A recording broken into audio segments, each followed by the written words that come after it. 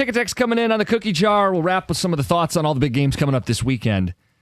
Heather is spot on. Twizzlers are edible rubber. Yeah. Yes, they are. Don't even taste fruity. Blah. Mike on the ticket text. I agree. But you could use them as a straw from an unnamed texter. That's true. Okay. But I still say go get red vines. If you like red licorice, it's much better, in my opinion. I agree. So funny, guys. I broke down and turned on the heat today for the first time this morning. I said to my wife, how much money are we really saving by not turning on the heat? Take the chill out of the air, couple dollars tops. Be comfortable. Yeah. Come on. But I don't need the heat right now. Because you're the tough guy, right? No, I just, whatever. As long as it's not, unbearable, why turn it on? Throw an extra blanket on. Wear a Yeah, hoodie. exactly. Yeah. Came home from work one day. Girlfriend was making steaks in the air fryer. Not the best method, but not bad. You can cook literally anything in those things. You know what? I've heard all about them. People rave about it. My thing with an air fryer is where do you store it? Because I don't want it to be a fixture on my countertop. Yeah, it's just stuck on the counter for And us. we don't have like a lot of storage in our kitchen. Like obviously we have some Pantries. not really a very small pantry, and then we have Drawers cabinets and and stuff. But we yes. already have like the mixer, the crock pot, all that stuff's already in there. Like where do I put it? I guess it has to go on the counter. It's a commitment. Yeah, I'm not ready for that. Y'all picking a meaningless early season, regular season NFL game over a championship postseason series? This isn't a baseball town.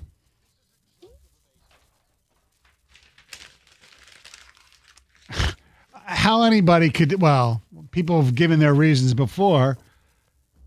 It's so obvious. It's the Tigers. There's no other answer. The stakes, what's on the line? Yeah. The Lions lose on Sunday, and Okay. not a good time. No. But the season goes on. Tigers lose today. Yeah. It's over. I mean, And even if we're doing the question where we said Sunday and you got to pick, Sunday matters a whole hell of a lot more. It's a best of 7 series. Your season's on the line. right. Anyway, you had the question for people today, and we've been taking responses on the Twitter poll. What was the question, Stoney? The question is, if you could only have one victory this weekend, which would it be? Tigers tonight. It would be the Lions on Sunday night, Michigan and Michigan State tomorrow. And for me, I voted for the Tigers. Yep, same. But you can't get 100% on anything anymore. No. I figured it'd be like 85, 90% would be Tigers because of the stakes. Yeah, now it just says poll loading here, so I don't know if it's got the final numbers, but here's what I'm staring at. 58% said Tigers, 29% said Lions, 12% said Michigan, and 1% wants a very happy homecoming for Michigan State. How many wins do we get total this weekend, Stoney? I said one. Boy, is that depressing. Yeah. Given what's at stake, you think we're going to have kind of a mini Philadelphia? Yes, exactly. Because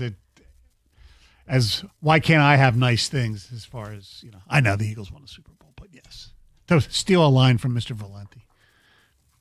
One. It'll be his Spartans, actually. The only win this weekend is Michigan State against UCLA. Mm-hmm. The one that people care the least about. Mm-hmm. The most meaningless win that we could get this weekend. Mm-hmm. Michigan State gets to have a fun, happy homecoming for Rico Beard. Yes. The only game that would be in the same ballpark as far as insignificant is the Leafs-Wings game. Yeah, that's pretty insignificant, too. Yeah. Actually, that's probably the most insignificant in an 82-game season. The Correct. second game of the year. Yeah. I said 4. That's good. I've got Michigan State winning. Okay, there's one. I think Michigan wins. Do you really? We haven't really talked much about this, No. Tony. Okay, so I understand traveling west, and it's a freshman quarterback, and USC's off the bye. I just don't trust Lincoln Riley defenses, and I think Michigan will be able to run the football, bully them, and win the game. I don't think they can really bully that many teams anymore because their offensive line isn't what it was. I know they bullied them last year when they had to with Mullings. Yeah, it's wet toilet paper. They can run right through it. I hope you're right. I hope Haynes will have another few 65-yard runs. Obviously, it would be He's good for one a week. It would be wonderful. I think USC's quarterback is a little underrated. He's good. Yeah, Michigan's able to heat up some teams they've played this season. I know. We'll see. Hopefully, I'll be wrong. Hopefully, I'll be wrong on all of them. Yeah. Hope we go 5-0. Right? Yeah, Five- yeah. Well, technically they could go 6-0 because the Tigers could play Ex- two games exactly, this weekend. Hey, 6-0 would be great. Exactly. But my 4, I've got Michigan State, Tigers tonight, but not Sunday, and the Lions Beautiful. at Arrowhead. And I know Kansas City, it's a desperate back against the wall spot. They're favored. Vegas likes them here. Yeah. Are they really going to start 2-4? Guys, we got to stop doing. Are they really going to? The mystique's gone. This defense isn't elite. Detroit can go in there and run the ball. Mm-hmm. They did what they did to Baltimore, and we watched what Philly did at Arrowhead. I think Detroit gets the job done. They obviously can. I'm not saying that Lions can't win. And as far as, they've lost what you consider their magic, their mystique, whatever. You're right now, but if they would win on Sunday, I'm talking about the Chiefs and get, Rice is coming back, they might be able to get something, at least make the playoffs. And then the Tigers tonight. I Look, just- you got to score early. Yeah, I just see another, almost like the game one that they lost. I mean I'll say the they game. won game I mean one. the game that they lost. I Game just 2, see one of those. You think it's like Scooble's last start? Yes. See, I think it's going to be a hybrid of game 1 and game 2. And I think the edge here is you get Scooble, but you also get Kirby Carpenter. So I'm thinking the best of both games, and it's going to be ugly. It's. I certainly don't feel chesty, to use Gator's word. Right. But I do think they win today. And it's going to be nervous and nail biting, and that's just kind of the baseball it's been. But Detroit's shown a bit of a backbone in some elimination spots. So I'll take him here. Tepidly, I'll take him here. They've been there before and it didn't work out so well. I know it's a full circle moment. Game it's 5 crazy. on the road, Scooble on the mound, chance to make amends for last year. know. And as these two seasons feel like polar opposites, maybe we get the different result. I hope so. Right? Last year they soared into the playoffs. This year they limped into the playoffs. Maybe it's a role reversal and they win the game 5. It would be one to look. It's baseball. Anything can happen. You could throw to the wrong base and get walked off. You could. Yeah, I mean, you this could. is an example. Yeah. Yeah, You this is could do an that. example. Hypothetically. That stuff happens. I mean, Yeah.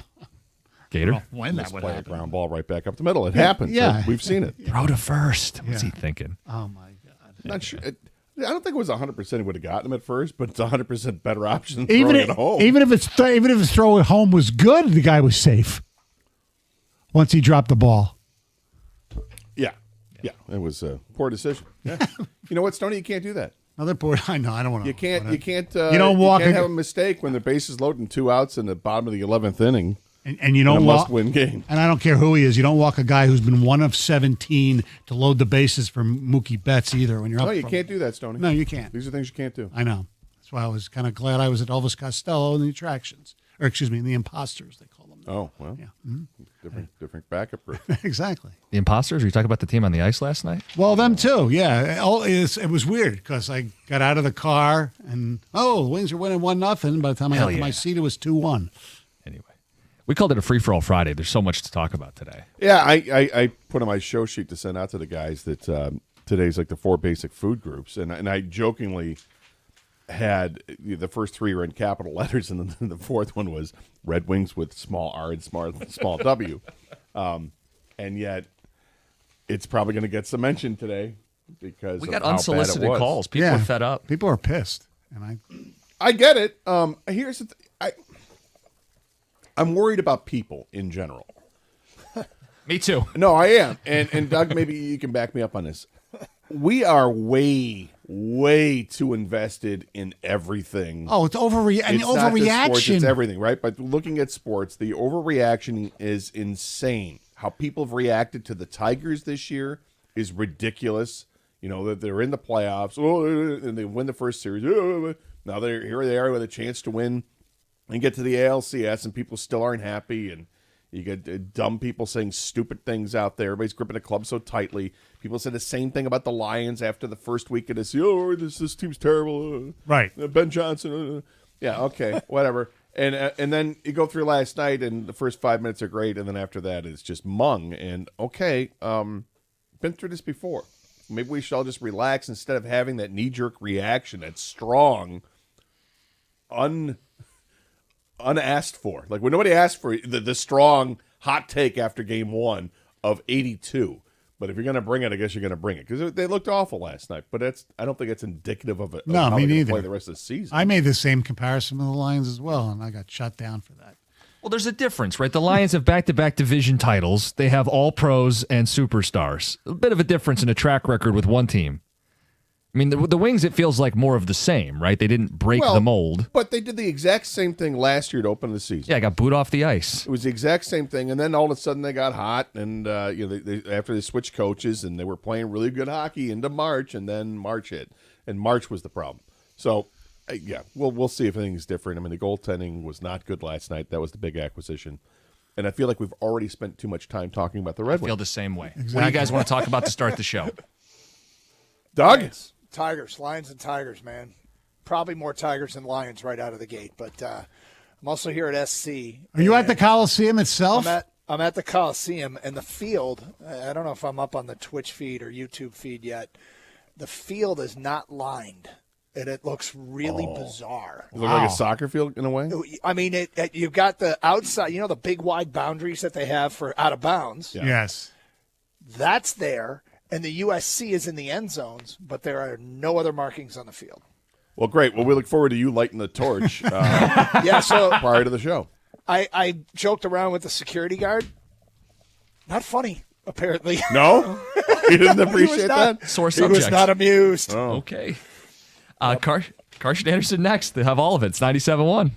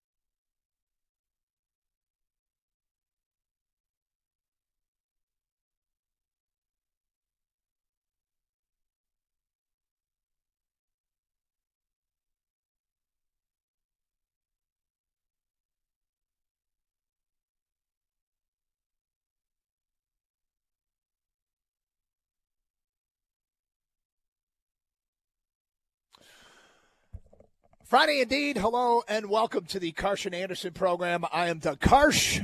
Scott Anderson is back in our studios. Hello, Scott. Hello, Doug. Welcome to the Los Angeles Memorial Coliseum. Yes, I'm just loading up the Twitch stream right now so I can see what the hell that looks like. And once they get through an ad, then I will be able to see. But You'll be all good to go? Yeah, I'm looking forward to seeing how you see things. Is it dark out right now? No, sun's up. Yeah, I mean, it's 7 o'clock. Well, so it probably just came up, huh? Yeah, when I got here, it was dark. But if you can, once you see it, and for those who want to see where I'm broadcasting from, this is the booth with which we will be doing play-by-play tomorrow from Michigan and USC tomorrow evening. And they were kind enough to let me in a day earlier. so I could do the show from here. But, yeah, there you go. You see the unlined field? Well, it's weird because the field looks black. I think because of the window. Oh, can you not see it? Yeah, if you were to lift up the window, maybe we could. I know that you're chilly. These things open up. I'm not sure these things open up. Really? I'll figure it out. Huh. Yeah, there's some press boxes like that. There's a toggle over there. Do you think it's electronic? Hold on. Should I hit the toggle? Yeah, you should definitely hit the toggle. Let's see what's going to happen here. Oh, there you go. That's indeed what I'm doing. Oh, see that? Oh, here we go. Yeah. Lifting the curtain, literally lifting the curtain. The toggle worked. And it still looks black. Does it really? Yeah. It's amazing. It's totally black. That's odd. That is the weirdest thing. Okay, your video looks like you're superimposed. Well, it happened at Oklahoma also. You look like you're in a green screen. That's so weird. What if I pull the Tell us what the weather's going to be. I mean, that's. Is it still black? It's still black. You can see USC in yellow and everything, and the field is black. The same thing happened. Why is that? The same thing happened at Oklahoma, where the field looked weird. I don't know. Maybe it's something with shorthand the whole time. Looked that way, and then actually they were shorthanded for several minutes. They couldn't get anything done. They couldn't connect passes. They gave up odd man rush after odd man rush. Gibson, the new goaltender, did not look good. He didn't have a whole lot of help in front of him, but he didn't look good. And it's just shaking your head because there's one goal after the next, after the next, after the next, after the next. It was 5-1 after 2, and that was about it. Well, look, we said that they might be no better than last year, but they could be more interesting. I don't know if it was interesting watching the young kids last night. Were you interested? Were you more interested, or did that wear off quickly when they started to when the floodgates opened up? It's just a brutal game. Somebody on Twitch suggested that there's a green screen setting on your computer that perhaps that's what's happened here. Well, I'm on a Zoom basically. Right, but on your computer, I guess. I don't know. I have no idea how to access that, but I'll mess around with it during a commercial. Doug, are you break. up north? Are you lying to us? Dude, that's did you order that USC from Fathead or whatever, the background, that empty stadium? Is this AI, Doug? Look, that's Los Angeles right there. You see that? I see what you want me to see. Yeah, right? And Doug, how much credit do you have at Fathead? I know you order a lot of stuff. That was a long time ago, Kang. Oh, there's the stands down below. Yeah, it's gone from black to dark gray. How's The it? field, yeah. I don't know what to do with that, but Well, maybe you can get Google, Robbie, Google get Robbie something. the engineer. Yeah. Google Hey, it Doug, and then Brady can figure it Stoney, out. he's sitting next to me. He wants to know, is OJ's number still down there? Can you see it? Or Yes, it was. is. Well, Okay, that is weird. it is, right? Yeah, if you look at the Yeah, he can wants you to see the it. retired numbers. Yes. Down was to the Juice right. 32 or 33 in college, Stoney? He was 32. 32? 33 was Marcus Allen. Can you see all the numbers? Yeah. So I think 20 is Mike Garrett. 32 is O.J. Simpson. 12 is Charles White. 33 is Marcus Allen. 3 is Keyshawn. 11 is that Leinart. Okay. 5 is Reggie Bush. And 13. Who's 13? It's Caleb Williams, maybe? Maybe, yeah. So All right. there are the retired numbers. You can always go to twitch.tv and look up 971 The Ticket. That's how we stream live. Or you can go to youtube.com and search 971 The Ticket. Then you can watch the live stream of the show and see Doug live from the L.A. Coliseum. And as he's got the camera trained on all the retired numbers out there. But Doug also looks like he's ready to give us a weather forecast with the green screen. Yeah, I don't know what that. I got to figure out what that is, why it does it. Because I can see my screen and it doesn't show that. But whatever. So, dude, look. Ready, set, puke tonight, huh? Yep. Yep. Yep. You ready for this? Not quite yet. Not quite yet. I mean, am I ready? Of course. I wish it were, the show was ending and we're getting ready to watch baseball. That'd be pretty great. But I'm actually glad it's an 8 o'clock first pitch instead of 5 or 4 or whatever they were going to do. the afternoon game just isn't the same as under the lights and having it at night and a different atmosphere. I don't know what I haven't looked at the weather in Seattle, see if they're going to have to close the dome or not, or the stadium, bring the roof over. But I am excited about tonight's game. As the day will go on, I will get more and more amped up and pent up. It's just how it's going to be. Well, look, there's no doubt that this is just as nerve-wracking as a sporting event can be. We did this a year ago, and it didn't work out well, and we had our guy going, right? So chance to do it all over again, a chance for him to, a sense of redemption. He has nothing to prove to the Detroit audience. I mean, everybody loves him, but at the end of the day, this is an opportunity for Tarek Skubal to cement a legacy. Justin Verlander did that. Remember, JV struggled in the postseason early in his career and then got it together later in his Detroit Tigers career and certainly with the Astros. So Skubal struggled. Remember, he gave up that grand slam to, was it Lane Thomas? Why do I think it was Lane Thomas? Maybe it was. In the fifth inning of that game a year ago. And now, it wasn't Rocchio, was it? Whatever. And now he's got a chance to make good. And boy, what a turnaround! If the bats come alive tonight, Detroit will feel really good going into the next round. Got to win the game.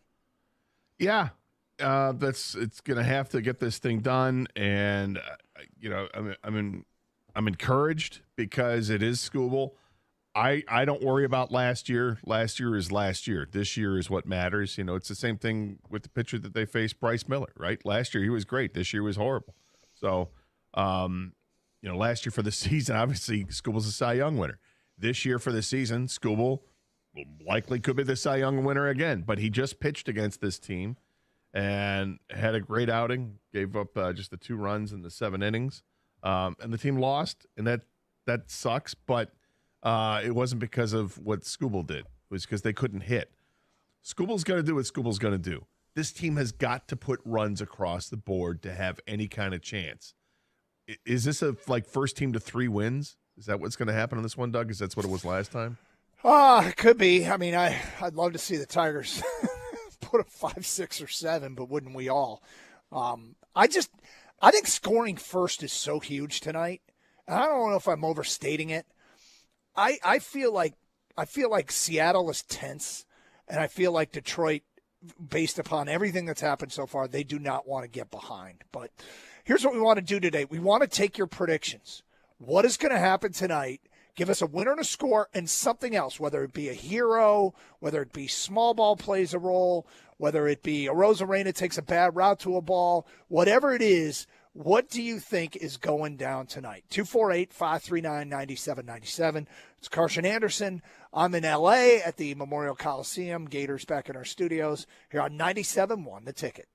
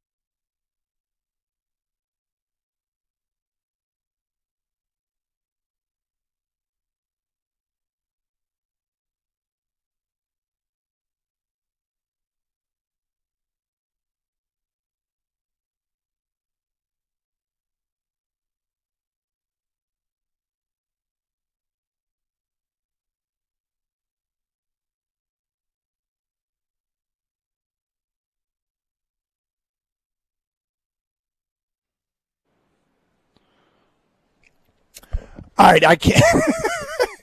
I can't figure this out. I'm messing with the settings on the video stream, Yeah. and I can't find anything that says green screen because apparently it's got a green screen setting on, so the field looks like a. Your field green is now screen. green. Oh, does it look right? It's now green. Yeah, completely. So now it works. Yeah, I mean, you still look okay. a little bit like you're on a green screen, but not as much as you did before. And the All right, field so is actually green and not charcoal gray Not black. or black anymore. Yeah. Well, can you see that there's no lines on it? Yes, I see some splotches like where the B1G is, and maybe Okay. at center field. It's center field. They've At been the working on 50-yard that. line. You're going to watch. There's a dude now. There is a dude. There's a dude right here. You can see him he's about to paint the field. So again, those you watch on Twitch and YouTube. If you're not, you can check it all out if you care. But let's move beyond that. But in the meantime, as I'm doing the show, they're going to be lining the field behind me. All right, so Tigers, Gator, what's your gut telling you tonight? You feeling good? You feeling bad? All right, so here's the thing. As you know, we make predictions on the show, and we stick by them. We plan it. We plan them and got to go with it, right? So here's what I will say. Before the series began, I thought the Tigers would lose in 5. Here they are in a Game 5 situation, and I couldn't feel worse because it was a prediction, and of course I don't want that. I love the Tigers. I want this team to win. My gut today is telling me something different, but I already made the prediction, so I'm not going to. I will take no credit if I'm right about what I'm about to say. Fair enough. Okay? Yep. I think that they win tonight. Yeah. I think we are going to see a first team to 3 wins, and I think the Tigers might get a couple runs early, and Skubal's just going to be energized, and I think he's going to pitch at least 7 innings, and hopefully beyond, just because he's in such a groove. Why would you take him out? I have that feeling. I think that what they did to Seattle the other day, I think it hurt Seattle a lot, and Stung. it did, and their answer coming back the next day isn't the same as what the Tigers' answer was when they got stung with the rain delay game. And the Tigers, they got it together because they had a better matchup against Seattle in Game 4. Game 5, Seattle can't say they have the better matchup because they're going against Tarek Skubal. So I think that there's a little bit of fear that's going to set in with the Mariners. And I think the Tigers are, right now they've got some confidence. They know they've got at least one guy in the lineup that just owns George Kirby, and that's Kerry Carpenter with his 5 career hits, and they've all been home runs and 12 at bats or something. So I think they can kind of build off of that. I think, I don't believe in momentum one game to the next, but I do think that maybe they may have unlocked something in the last game, and it deals with the bullpen because they've seen the bullpen plenty, and that's a mistake. That's a mistake by Dan Wilson, and it's something the Tigers can capitalize on. So, do you got a score, or at this point, no? I'll say 3-1 Tigers. 3-1 Tigers. All right, so a lot of what you had to say I agree with. I think what's interesting tonight is AJ loves the 19th hitter theory. Like, who's my leadoff guy that's going to be facing their starting pitcher his 3rd time through the order, and do I force them to make a move there? And he's been using Kerry Carpenter in that role. I don't think he bats Kerry Carpenter leadoff tonight, because he wants Kerry Carpenter to hit as many times as possible, hopefully with runners on base. Now, that might only affect him his first at bat, right? Because you lead off the game, there's going to be nobody on base. I think he's going to hit him 3rd. And I think the idea is let's try and get ducks on the pond in the 1st and have Kirby have to face Kerry Carpenter with runners on base. Now, the rest of the game, after that, there's, the guy, it's up to the bottom of the order to get on for the leadoff hitter, but your guys at the top of the order are more likely to get on base. So I wouldn't be surprised if they came back with Gleyber in the leadoff spot. But it might be Parker Meadows. As weird as that sounds, because he hasn't really done much at the plate. Then he can go lefty, righty, lefty with Parker, Gleyber, and Carpenter. But I agree with you. I think the Tigers win tonight, and I think it's something like 4-1. 4-1, 5-1. I'm feeling really, really good about the impact mentally of the last game on both teams. Yeah, there's a pucker factor with tonight's game. Yes. Obviously for the fans, but I think that the players, there's a pucker factor for the players involved. Look what happened last night with Philadelphia. Bottom of the 11th inning. They got bases. There's bases. Are you loaded talking with about 2 the outs. Eagles or the Phillies? Because they both crap the bed. I just want to make sure we're clear on which Philly team It's a great- with the epic crash out are we talking about That's here? an excellent point. I'm going to be talking about the Phillies and their baseball game. All right. Yeah, and you get a ground ball right back to the pitcher that should end the inning, and he chokes. He mishandles it and then rushes and decides to throw home, even though his catcher, who is looking right at him, is pointing to first base, and he inexplicably throws in the direction of where home plate is supposed to be, but he doesn't throw it there. It's a crazy, crazy finish. Look, pressure creates these situations and those results, I should say. The game creates pressure situations. It's how you handle it, and I think this is going to be one of these really tightly played games. Scott, I got one more prediction here before we get to the people. All right. The prediction is 115. That is you the think the pitch minimum total. number of pitches that Scooble's going tonight. Minimum. Minimum. I would take the under. I think they're going But would I want him to throw 115? Yes. Do I think it's going to get there? No. Because you know what's so funny? Remember the other night when Mize got pulled the other afternoon? Mize gets pulled early in the game, and everybody's like, why are they pulling him? That's not happening tonight. They're not taking Scooble out in the 4th inning. No. Probably not taking him out in the 4th inning at all. Not even close. All right, we want to hear from the people. Kang, I want your pick on what's going to happen tonight. It's Tigers and Mariners, a do-or-die game. 5-248-539-9797. Carson Anderson, Gators in studio. I'm at the Los Angeles Memorial Coliseum here on 97.1 The Ticket.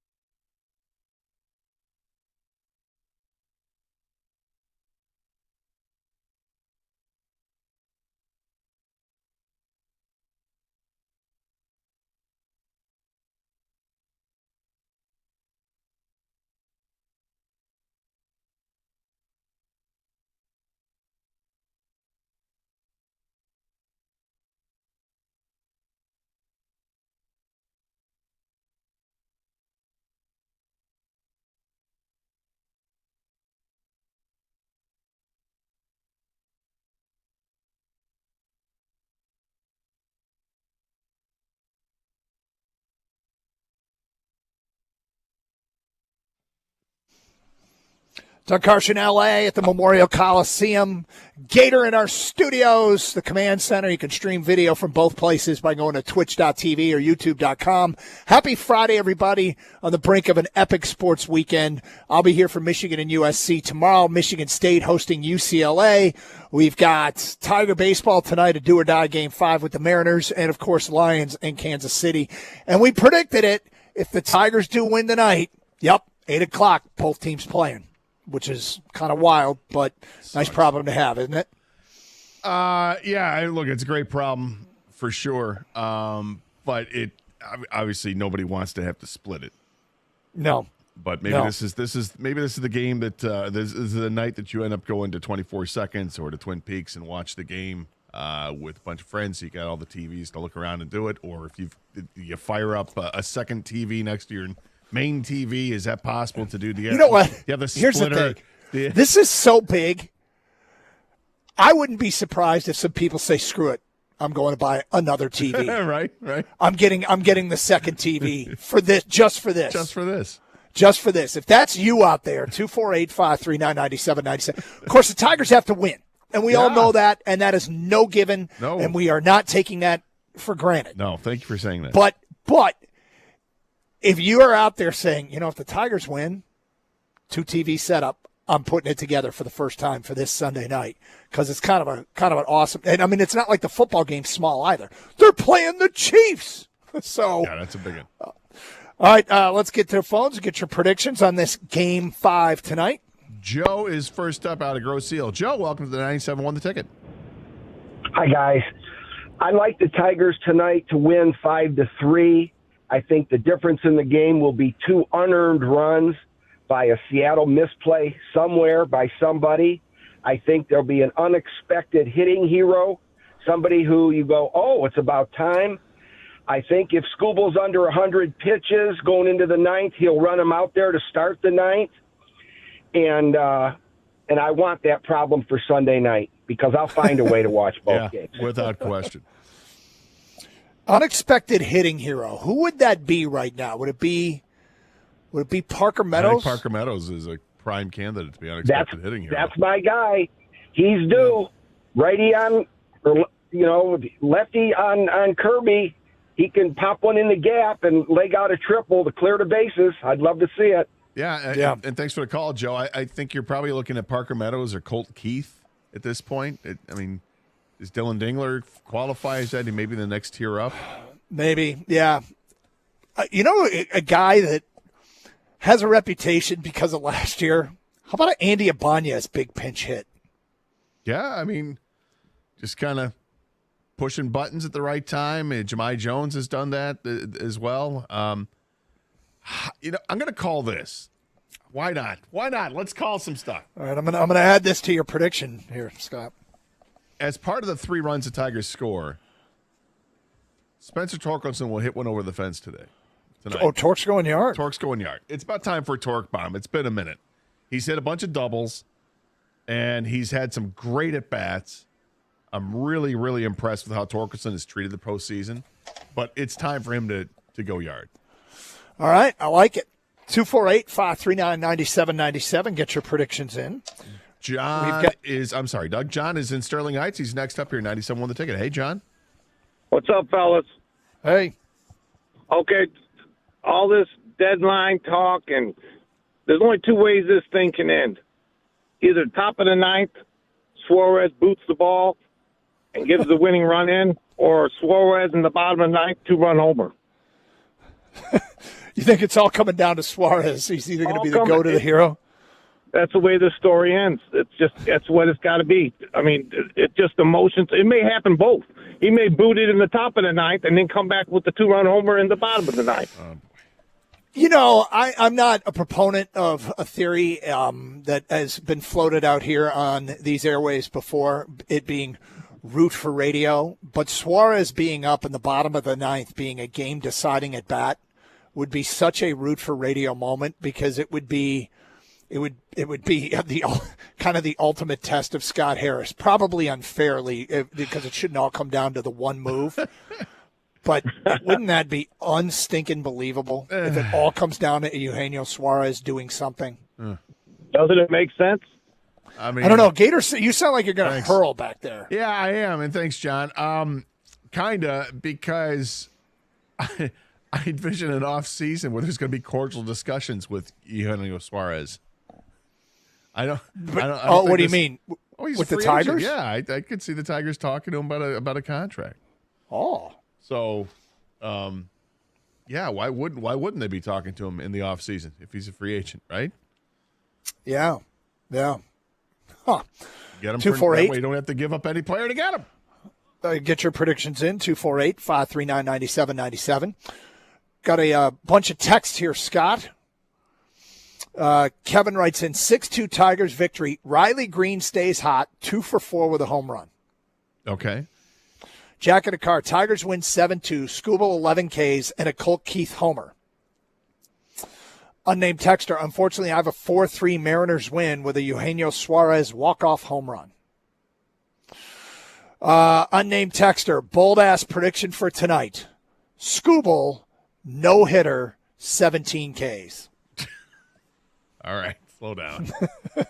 I mean, look, if that happens, then it ends up being one of the greatest legends of all time in all of sports. Sure. Not likely. Very unlikely. I like the bold ass prediction. It's kind of fun, but maybe reining in a little bit. Ben the mailman says 5-3 Tigers. Colt Keith steps up and has a huge hit to get us the lead. Unnamed texter. My prediction is the Tigers win 4-3 in a nail biter with a combination of Scooble, Finnegan, Melton, and Vest. Matt in St. Clair Shores, 2-1 Mariners. Scooble gives up a couple soft hits. Tigers bats remain silent. EJ in Plymouth, Tigers win 4-3. Riley Green, 4 RBIs and 1 home run. Wow. Unnamed texter. I think that you should sign your text so you can get credit. Yeah. So I encourage you all to do that. But this person writes, I think the Tigers are going to win 6-3. Zach McKinstry is going to be the player of the game. That is not a picture. He is going to have. That is not a pitcher. Sorry. He's going to have a fantastic performance running the bases, in my opinion. Oh, he owes us. I mean, he doesn't owe he had us 3 anything. hits. He had 3 hits the other day, and it was very good. But also got picked off at first base. He's made some outs on the base pass this postseason. Yeah, the oven mitt mistake, not using it to its advantage against Cleveland. That one was it Cleveland or was that Seattle? It was Cleveland. Okay, he was trying to go from first to third, and Dingler didn't and score. He should because, have. Right, that was it. Yeah, but you probably shouldn't even be going to third there with 2 outs because it doesn't really matter. It matters, but it matters very little. You're going to probably score on a single anyway from second or third, but that's a whole nother topic. Anyway, yeah, I mean, McKinstry's made a name for himself in this league and survived in this league by doing the little things well, right? He's not a guy that That's why he'll stay on a major league roster for a little bit here, yeah. Yep, and that's why, being able to do the first to third stuff, it's why he got a shot, right? Yeah, So, it's look, he's versatile as a fielder. I don't think he's a great fielder, but he's versatile enough to play anywhere in the infield, and you could probably put him in the outfield as well. And he shows the ability to put the bat on the ball, put it in play. And then his base running, I mean, he was very efficient as a base stealer. I think with 19 out of 23 in the regular season, something like that. Yep. And he goes first to third as well as anybody else in the league. Just happened to get caught in that game against Cleveland. But he got picked. He's gotten picked off a couple times. Don't like to see that. But this is why he's there, because it's the little things that you need when you don't play small ball. Like the Tigers don't play small ball, but it's because he can get first to third, so you don't have to go small ball and waste an out, because he's already getting to third base without you having to bunt him over there. Kang, I want to bring in our producer, Kang, who generally has very astute thoughts, and your thoughts on what's going to go down tonight. I'm going to stick with my original prediction, guys. Mariners in 4, if that's possible. No? No longer possible? No, it's not possible. Only L, my friend. Yeah. So, honestly, though, I just see this as a really good Scooble performance tonight, but the offense lets him and us down once again. I think, actually, the Mariners go into the 9th 4-0, but the Tigers rally with 2 runs, but come up short in the top of the 9th. And I think 4-2 Mariners move on to play Toronto. I just think that Skubal he'll go like 6 strong, give up 2 home runs, maybe 2 solos. Bullpen ends up giving up a couple more, and the bats just don't come alive once again. It's been up and down this playoff series and these playoffs, and I think this is the down game for them, unfortunately. But I've been wrong a lot all the time. I hope I am again, but I see a 4-2 Mariners, man. It's tough for me to say, but especially with Skubal on the mound, but we've all seen it before.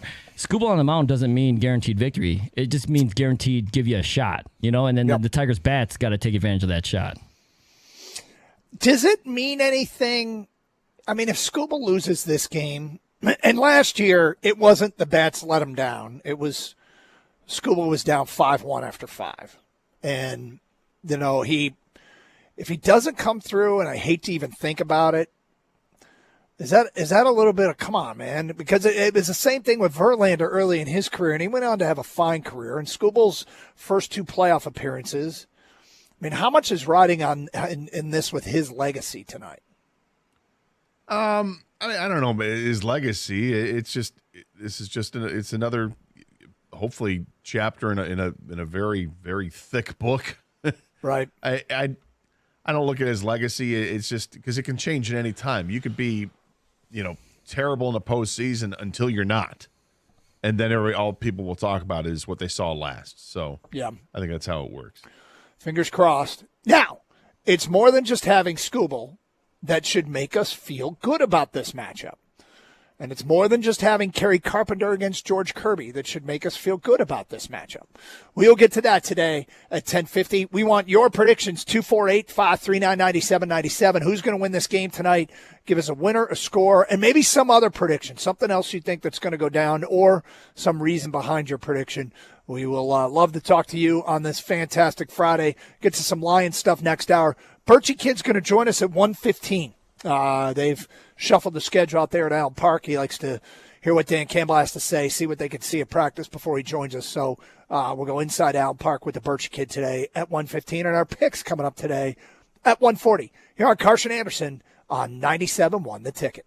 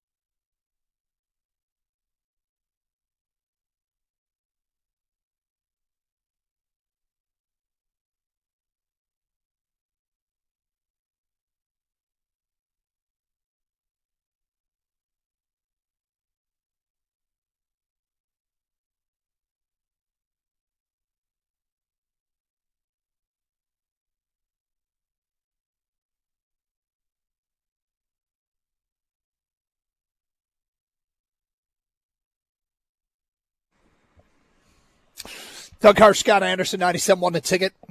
Co-locating on the show today, Gators in our studios. I'm in L.A. at the Memorial Coliseum. You can watch on twitch.tv and youtube.com. Go to both those websites or one or the other.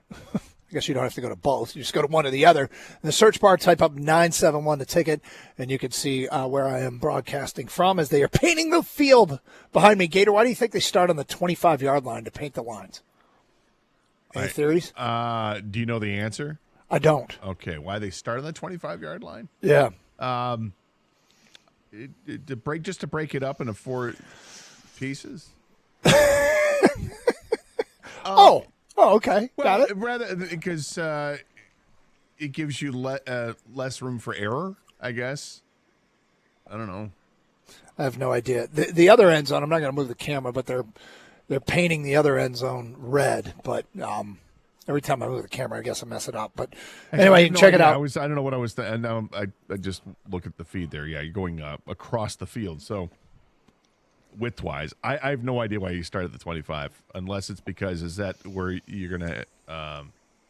No, because if I'm trying to figure this out. Ball kicked in the end zone and touchback, it comes out past the 25, right? Yeah, it goes to the 25, but maybe I have no idea either. That's just the way they do it here. Of course, they don't do this in Michigan. State still has natural grass, so they have to paint. But the natural grass looks so good. It looks so much better. I think the players prefer it. I would imagine. I kind of like to see the NFL go back to it, but it seems like more and more stadiums, dome stadiums, retractable roofs, we're probably not going to see that. Before the break, I mentioned there's another reason that we should feel good about this matchup. Mm-hmm. It's not just Kerry Carpenter. The Tigers, George Kirby against Detroit, the batting average is .293. Yep, I'm looking at the same thing you are. Like, a lot of these guys have gotten to him. You have the thing up in front of you? Yep. Okay, like who else? It's not just Kerry Carpenter, Well, so right? this is where I was going to say this is where it gives you pause here and maybe doing something different tonight, or do you not do something different tonight? And that is with the catcher position. Dylan Dingler has 2 at-bats in his career against George Kirby. He's 0 for 1, but he drew a walk. That's all he's got. Okay. Jake Rogers has 7 at-bats in his career against George Kirby, but he's 3 for 7 with a double and 2 home runs. I mean, so are we going to see Jake Rogers tonight instead of Dylan Dingler? I mean, we shouldn't be surprised, right? Maybe not. And the last time that we saw Jake Rogers, he ripped a base hit in that game where they lost 8-4 in the 9th inning. He came up in a pinch hit situation and delivered. So that's one guy who has done well. Gleyber Torres is 5 for 12 in his career against Kirby. Good for a .417 average. Colt Keith is 5 for 10 for 500. So there are some guys that have gotten to him. And the OPS against is 986. Now that's because Kerry Carpenter's got the 5 home runs, and then you add the 2 for Jake Rogers. But they've gotten to him. 10 home runs and 99 at-bats for the Tigers hitters against George Kirby. There's reason to be somewhat optimistic. I see what you're saying. Yeah, I mean, look, we've talked a lot about the Tigers now, the snapshot of time of who they are now, and who they were up until like July. And it feels as though what's happened since July, it's hard to say these track records matter, because it felt like all of that stuff went up in smoke. What everybody was doing, and it felt like virtually everybody, whatever they were doing, it didn't matter anymore. So these track records, I think, are important, but I also can't imagine that they went through a 2-month-long team slump. Now, they've had probably, if you start thinking about it in realistic terms, when you're in the postseason, runs are at a premium, everybody's pitching is good. What the Tigers have done in the last week actually might be indicative of a team that's out of it, right? They put up the crooked number in the 7th inning against Cleveland. They won a game 3-2. They had some struggles, but that's okay. That happens in the postseason to everybody. They put up 9 the other night. I don't think you have to put up 9 every night to say you're out of it when you're in the postseason. I think their bats might be coming around here, and it's not just the 9 the other night. It's the last week. So I'm feeling a little bit better here, Scott. Okay, well, I'm glad to hear you're feeling better. That Thursday game really did a lot. Yeah, it did a ton. Are you talking about You're talking about last Thursday? Or you're talking about Wednesday? I'm sorry, Wednesday. Yeah, because today's Okay. Friday would have been yesterday. No, Wednesday's game did an awful lot for the Tiger fan base, and you in particular right now talking about this. The 9 runs was massive. And then you add, that's the most runs they've scored in a postseason game since I believe it was game 1 of the World Series in 1968. Yep. Tigers played a lot of postseason games since then. You know, you had the ALCS and the World Series in '84, and they had the ALCS in '87, and then you had all the stuff in the 2000s with those great teams from 2006 all the way, through 2014 or whatever it was. And 9 is the most that they've scored since 1968. It's crazy. Okay, that is kind of crazy with this team. But do you understand what I'm saying? Like, you don't have to score 9. Like, this is typical postseason baseball, and they are doing what a typical team would do. And now they're showing they're capable of having a big inning, and they're capable of exploding offensively. Get your predictions in, 248-539-9797. We go to the phones, and Jeff is on his cell phone. He's next up here in 97 on the ticket. Hey, Jeff. Hey, good morning, guys. How you doing? All right. Good, Jeff. Good. I'm a real baseball fan. I watch every playoff game that I can, and I'm just looking at some things, and I think sometimes the Tigers get a little shortchanged on value, and with some of their players. I just looked everything up for some stats on the internet, and I found that I'm kind of comparing 2 players, Kiki Hernandez and Zach McKinstry, thinking both utility guys can play almost anywhere. And Kiki, his OPS this year was 621, making $6.5 million. And Zach McKinstry, his OPS was 771, making $1.65 million. And I started looking at these numbers, other than Ohtani and Betts, and obviously, guys like that, that are superstars, Raleigh and everything. But the other players that aren't the quote-unquote superstars, a lot of these Tigers really match up to a lot of the positional players of some of these other teams. Well, I think a big reason, and thanks for the call, Jeff, I think a big reason for that might be because they are a young team and they have yet to get to those contracts. The only guys who have big contracts are Javi Baez, Gleyber Torres, and Colt Keith, because they gave him a bigger contract, and it's not a massive contract. I think it pays him, $5 million a year or something like that. Those are the guys. This is a very young baseball team, and they got an awful lot of production from Zach McKinstry in the first half of the season when his OPS was, well above 800. And then, like everybody else, things plummeted in the second half of the season. Well, this is, though, why the term gets thrown around that they were either overachieving or playing above their heads. When you do look at things like what they are getting paid, it feels like they've gotten a lot of bang for their buck. It's interesting. There's a fine line. You don't want to overpay anyone. And when you overpay a player, the public perception of that player can go south quickly when he gets his big contract and then either doesn't, live up to it or doesn't get any better. Like you go through the years, Bobby Higginson or Brandon Inge or Javi Baez, these guys who got these contracts and in the moment deserve them, but then maybe either numbers declined or whatever the case may be. It could have created, we start taking calls, right? There's Baez. Is there anyone else on this contract or on this roster that we would say is overpaid? From a hitter standpoint, no, I don't think so. Yeah, we're in this weird place where, and then people go, well, they're cheap. Some people say they're cheap and accuse the organization of being cheap. They don't have a lot of cumbersome contracts, which provides a lot of flexibility. Now, if you're not going to use the flexibility ever, then yeah, I might argue you're cheap. And they tried. They tried with that Bregman contract, but whatever. It really would God, have it all comes down to this This is something tonight. If they win tonight, I feel like, you know how we talked about they built up so much goodwill and then quickly eroded it all? Yeah.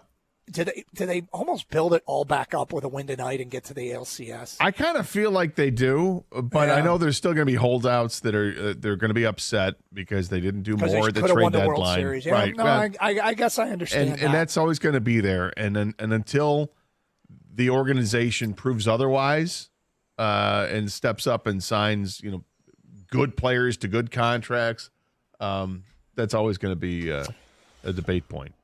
All right, Gator, we always talk about how does this impact us? Something happened last night. How does it impact us? We'll get to that today at 11:02. Love to get more of your predictions in on this Game 5.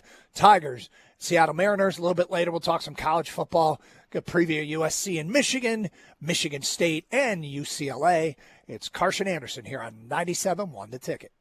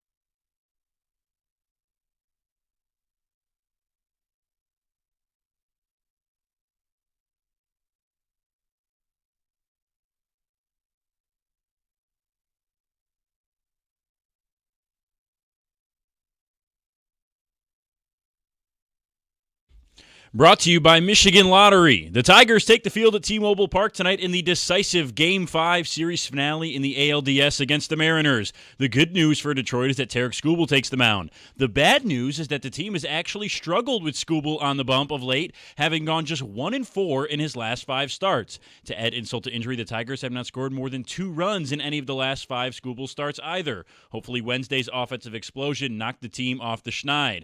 Detroit will face a familiar foe in George Kirby and the Seattle bullpen, having seen most of the key relief guys for the Mariners in all 4 games of the series. Despite the familiarity, A.J. Hinch is not sold that will exclusively lead to success.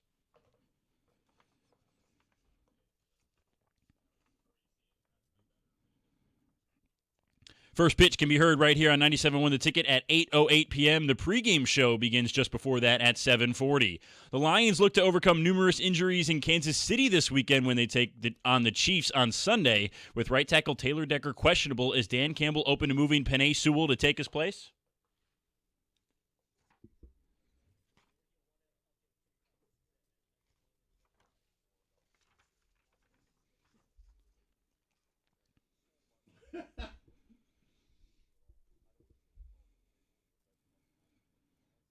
At the Corewell Health Sports Desk, I'm Brendan Shabath. For more, go to 97.1 The Ticket or Odyssey.com.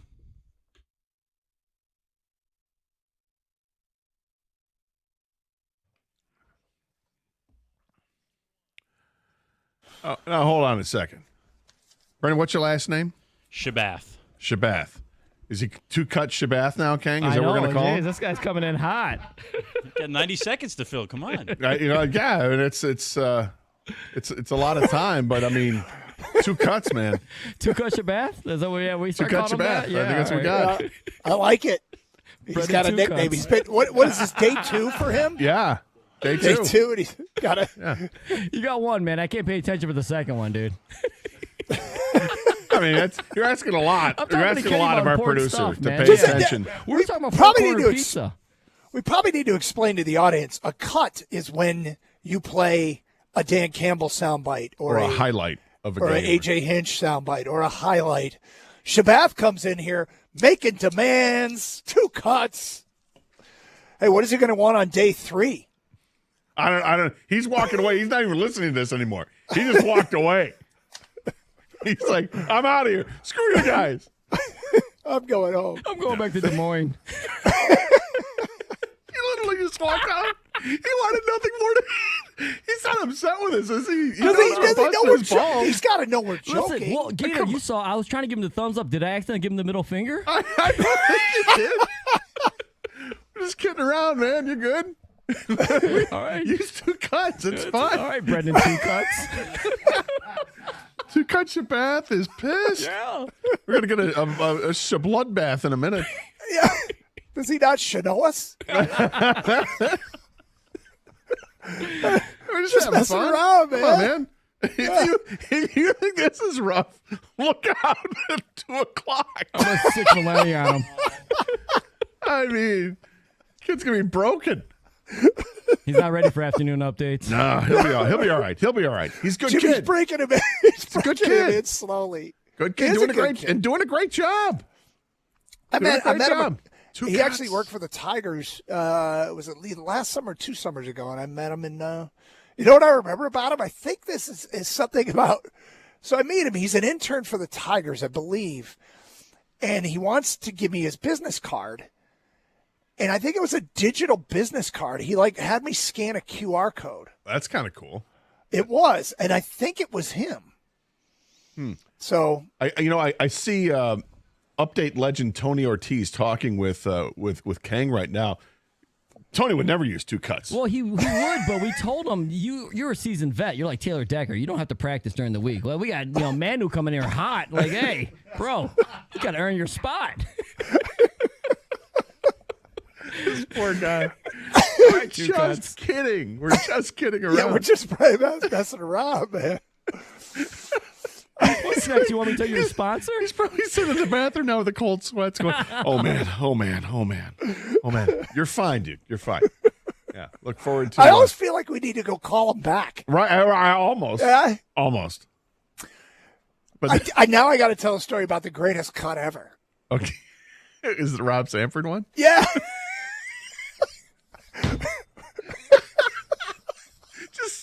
And I love Rob Sanford, but just saying Rob's name makes me laugh because I think of this story.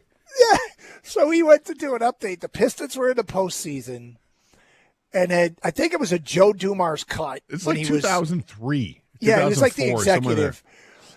And he comes out for an update. He opens it up and says, Pistons preparing for the postseason. And Joe Dumars met with the media to talk about, what they did during the regular season. And he hits this cut, and it hadn't been edited. For somehow, the cut that he gave the board op was the wrong cut. It was And like it a minute starts and to- 40 or something. It was long. like a minute and Yeah. 40 seconds long. Well, the board op hit the cut and then was talking to somebody behind the glass and not paying attention. And the cut kept playing and playing and playing. And we're in studio. And Rob's waiting Rob's for like the thing going, to end, and Rob's realizing this is not the right cut. yeah, and he's like screaming. His arms "Dump are out of waving it! like Dump out of he's ready to take off for flight. He's waving his arms so bad trying to get out of this cut, and the kid was not paying attention. So the cut goes and finishes, and Rob goes, "I'm Rob Sanford. If you want more, go to that." And it was the whole update was one Joe Dumars minute 40-second cut. A brilliant update. And we were just rolling. We were rolling, and Rob was losing his ever-loving mind. Oh, that was funny. Ah, Shabath. Yeah. I Two think, cut I hope Shabath. we didn't do any damage up in there. The poor kid. Kenny's dying over here.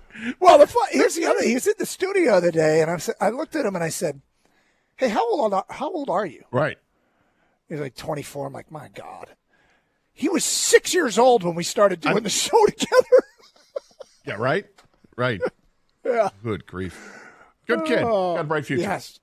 I think he's done fine with the updates, but now we've damaged him. Well, everybody's got to have that moment. This just happened on October 10th of 2025. Hey, let's go to the phones. Let's break things up a little bit. Mike is in Ann Arbor. Mike, welcome to 97.1 The Ticket. Hey, Mike. Oh, hey, guys. Hey. I was just calling to talk Tigers.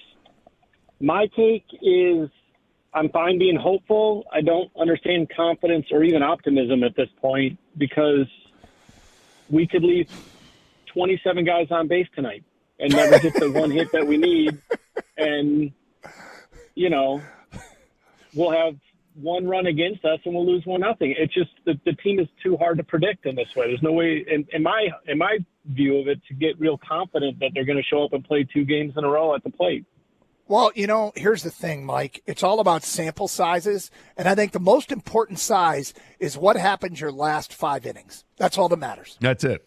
That's it. Oh, If good. it's Then been we're said going. once, it's Yeah. been said a million times, right? Yeah. What happened the last 5 innings of baseball play? I understand it. I actually think we've kind of lost perspective a little bit on what postseason baseball can be like and how hard it is to score and how all the pitching is good and how managers are going with righty-lefty matchups all throughout, which makes it even harder on your hitters.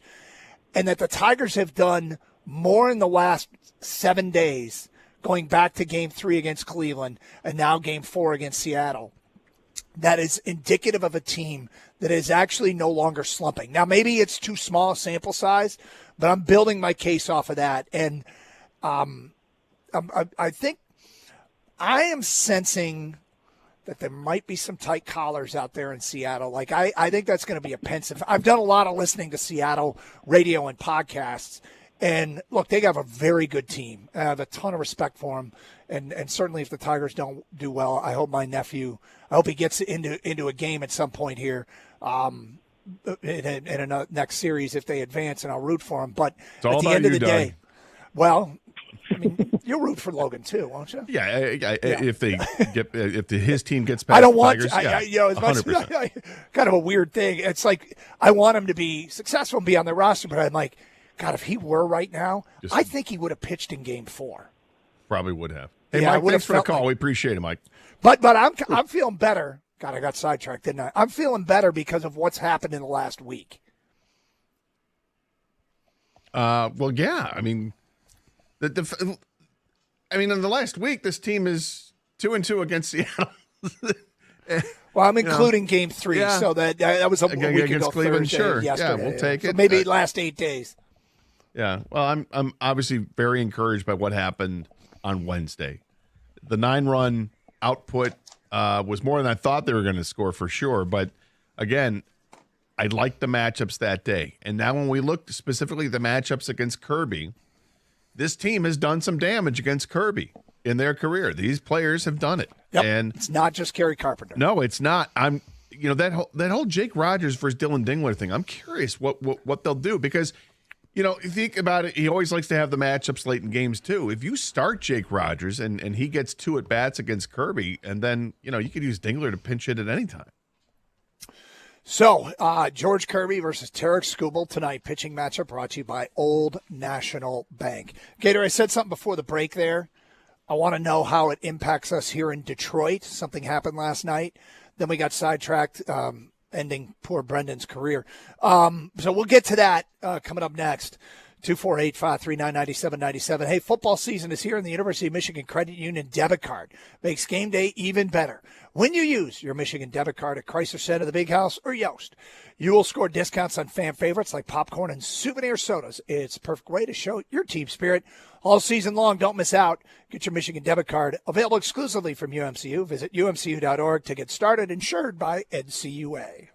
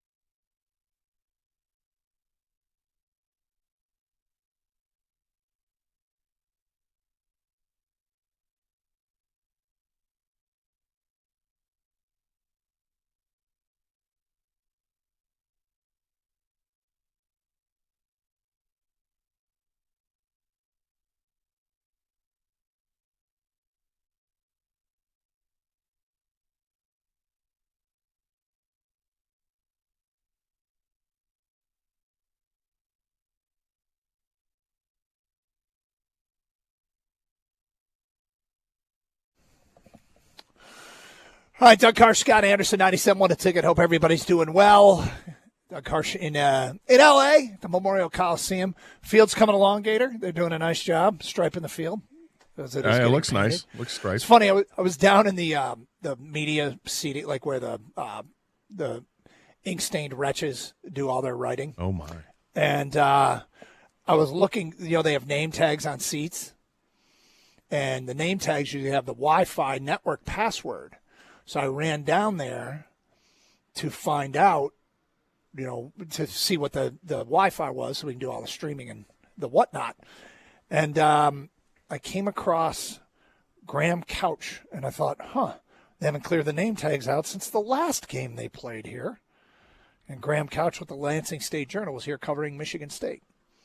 So I still had those. That was the last time they hosted. Did you steal Wojo's tag? I did not. Sure. Although, you know what John and I do on occasion? We will go down and mess with people's name tags, like write little notes on them. Oh. And make fun of them. Sure. Wojo, Nutter Butters and Sweet 412, or just little goofy stuff like that. We'll put on because we'll get here. Look, if I were on my name tag, I'd run a Sweet 412. Yeah, I bet. Where the Nutter Butters at? I got a friend who I write. You must be this tall to enter the press box because he's kind of a shorter guy. Making fun. Yeah. He always comes back with your bald jokes, but that's what guys do to each other. That's what happens. Anyway, all right, how's it impact us? What is up with the Eagles? I don't know what's up with the Eagles, man. I was at the Red Wing game last night, and when I came home, I started watching other baseball games, and I completely forgot about the NFL game. And at one point, I hit on my TV. I wanted to see the scores, so you have that, if you have Xfinity, you have the C button, and it has all the scores come up, but there's a sports page for it. And I'm going through that, and I'm like, oh, wait a minute, Eagles and Giants. It's what, 34 to what? Yeah. Giants? Yeah. Huh? Yep. So I immediately got my phone out, started looking through the box score and trying to figure out what the hell happened. And, Jalen Hurts had like 250 yards passing and a touchdown, only one interception, and they didn't run the ball all that well. And I'm like, well, was Jackson Dart having a day? And not necessarily. He was fine. And then I saw that Scatabo had run for a bunch of yards. And, okay, all right. It felt like 10 yards a rush, to be honest with you. Well, because that's the effort he puts into it. Yeah, I'm starting to wonder if Scatabo and Dart are like saving Brian Daboll's job a little bit here. Because if nothing, they're still a 2-4 football team, right? That was a 1-4 team that kicked the tail of a 4-1 team, a defending Super Bowl champion team. Now, the Lions will play both those teams in back-to-back weeks coming up here in like 3 and 4 weeks. So, we'll get to see them firsthand. But in the case of the Eagles, look, seasons are long, and just about everybody that's really good loses a game that they shouldn't. But they've got back-to-back losses here, losing to the Broncos and then coming back on the short week and losing to the Giants.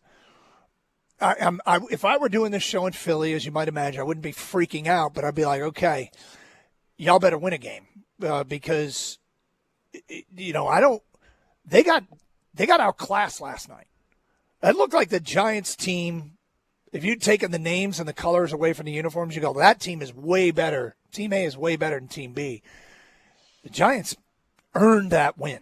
They were better than Philly, and it felt like a lot better than Philly last night. Yeah, it's just a shame to see Philadelphia get owned like that. But rough night for Philly. Rough Philly night. Well, it's 2 weeks in a row they've lost, so this is okay. I'm paying attention to see what's going on in Philly and wait for the meltdowns and 3-2-1 to come from the wide receivers again, because that's typically where it starts. And yet, look, it's a very talented roster up and down. I know they've got some guys out. Some guys are going to come back real soon and make them a better team. But it is what it is. Keep an eye on it, and they don't look infallible like they did before the season started. We're like, pencil Philadelphia to get back to the NFC Championship game. That I don't think you would pencil them in right now. No, they're again, long season. It's a long season, and you're right. They're very talented, but I was specific. It's funny you bring up the wide receivers. I was specifically watching for body language issues, for cutaways of guys complaining. In the meantime, Scatterbo, this guy is apparently the way his running style is reflective of his personality. Yeah. And he's just like an animal. He's just an animal in every way. And all these videos are surfing of him banging his head against brick walls. And apparently he blurts out, like, scream stuff in meetings when, like, the coaches say, you know, what we need on this play is we need you to be physical. And he'll just yell in the meeting room, physical! Right. It's like, what is wrong with this cat? Kang, what do you make of what's going on with the Eagles? First of all, last night was a tough game to watch because I don't like both teams very much. But I try to put that aside and said to myself, what would help the Lions the most, right? And it's the Eagles losing, because if you want the number one seed, you want the Eagles to lose. So I was able to do that. As far as watching what's going on with the Eagles, I think Lane Johnson said it last night that he admitted that they haven't really been really good this year at all. They just kind of been maybe just going through the motions, getting lucky or whatever it is, or letting their talent come through. But really, they've got to change something, and they become too predictable. And maybe they're getting bored, maybe all they do is tush push. I don't know. And they're like, we want to do something else. And I think there's always that worry that once you win it, do you have the same drive next year? I do think they have the drive, but the Chuck Daly theory? Yeah, exactly. But the issue is, man, it's the NFL. It's really hard to win games. Every other team brings it every week, and the second you don't, you could get caught. And they got caught last night pretty good. And they are the Super Bowl champions, the defending champions. They got a target on their back. Every team that steps in against Philadelphia is going to give them their best shot. And Jackson Dart and Scatterbo, they were like a shot of adrenaline for that team. I mean, they bring life to the stadium, to the veterans on that team. I think Dart got concussed and still headbutted. Date gets knocked back. Might be. Like 600 carries. Yeah. Right. Because it's just maximum effort all the time, and he's not a fullback. He's a running back. Mike Allstott was a little bit different. Allstott didn't need to be the focal point. But I feel like Scatterbo maybe needs to be the focal point of this Giants offense, because what do they have right now? And they're just riding it early here. Hey, we got 2 wins now with our young rookie quarterback and our rookie running back who's running real hard. I don't know how much longer this guy's going to be able to go with that style. I want to circle back to something you said to just explain it to the audience. You said the Chuck Daly no more big games theory. When we had Chuck Daly on during all the runs for the Pistons, when he was our analyst throughout the going to work Piston era, he offered up this theory that what can happen to a team, he saw it happen with the Bad Boys, and he thought it happened at the end with the going to work Pistons, is you scale the mountaintop and you fight your way to the top, and every series you can't get past, like that's the biggest game ever, is can we get to the NBA Finals? And you get to the NBA Finals, and can we win a Game 7? And we can't. And then you run out of things that you haven't accomplished. And Chuck called it no more big games. And, I think it depends how motivated a team is to go back-to-back. Look, I'm not burying the Eagles yet in the NFC for sure. No. But it's a reminder that ebbs and flows that a team can have a season. If you've gone back, it's crazy. Week 1 to now, and the Lions look like they're sort of in the driver's seat in the NFC. They're not. I mean, Tampa's 4-1. I think San Francisco's also 4-1, but they're banged up. But the Lions are so well positioned. They are so well positioned. And yeah, Philly, if they are actually taking on water, it's awesome. So now, okay, go ahead. Well, I just want to bring up, they did something last night that was as detestable, and it just has to get addressed. They had a 2nd and 3. I was watching on the plane. I want to make sure I got this right. It was like a 2nd and 3 on the 5, wasn't it? Yeah, something like that. They're very close to the goal line. They went tush push, didn't get the first down. Went tush push, got the first down, didn't score. Went tush push, didn't score, but got closer, and went tush push. They ran it 4 straight times. And I'm like, this is an abomination. This is terrible. This is not football. Al Michaels on the call, I don't know if anybody else heard it. I thought he sounded disgusted. I think Al Michaels is disgusted. Yeah, and what did Micah Parsons tweet out, Kang?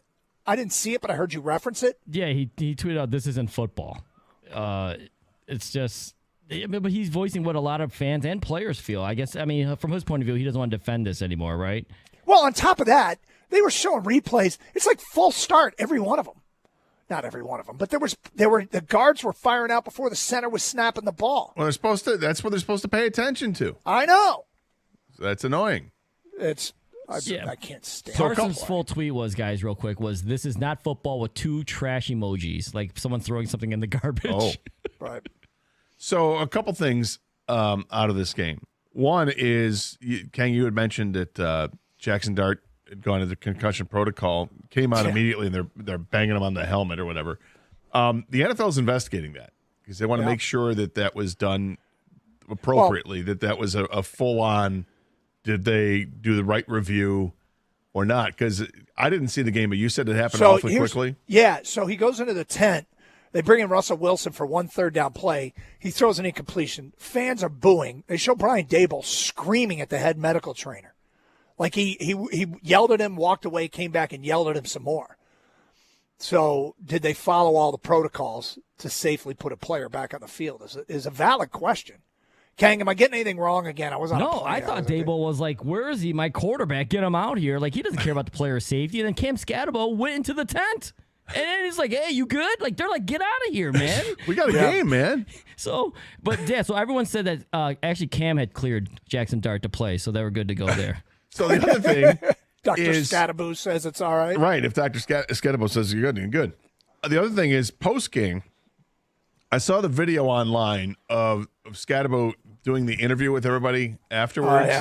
Yeah. And he gets all riled up and rips his shirt, and he's all bare-chested, and he's broing it out with Ryan Fitzpatrick on the panel, who's doing the same thing. Yeah. I think that the happiest person alive watching that unfold was Ryan Fitzpatrick, because he was waiting for an opportunity to rip his shirt off, because the guy's ripped for being a Harvard grad and a quarterback. Here's my chance. Yeah, he's like, I can do this. I can, and he looks like, geez, he still works out. Yeah, he's even workout pro. Yeah, but it's like, come on, man, what are you doing? Yeah, Scatabo's an absolute animal. 248-539-9797. It's Carson Anderson. We got a Game 5 tonight. We'll get back to that in the noon hour. You want to talk a little college football next, Scott? Sure. All right, let's do it. I'm here at USC. We'll preview Michigan and USC. We'll get into Michigan State and UCLA. It is Carson Anderson here on 97.1 The Ticket.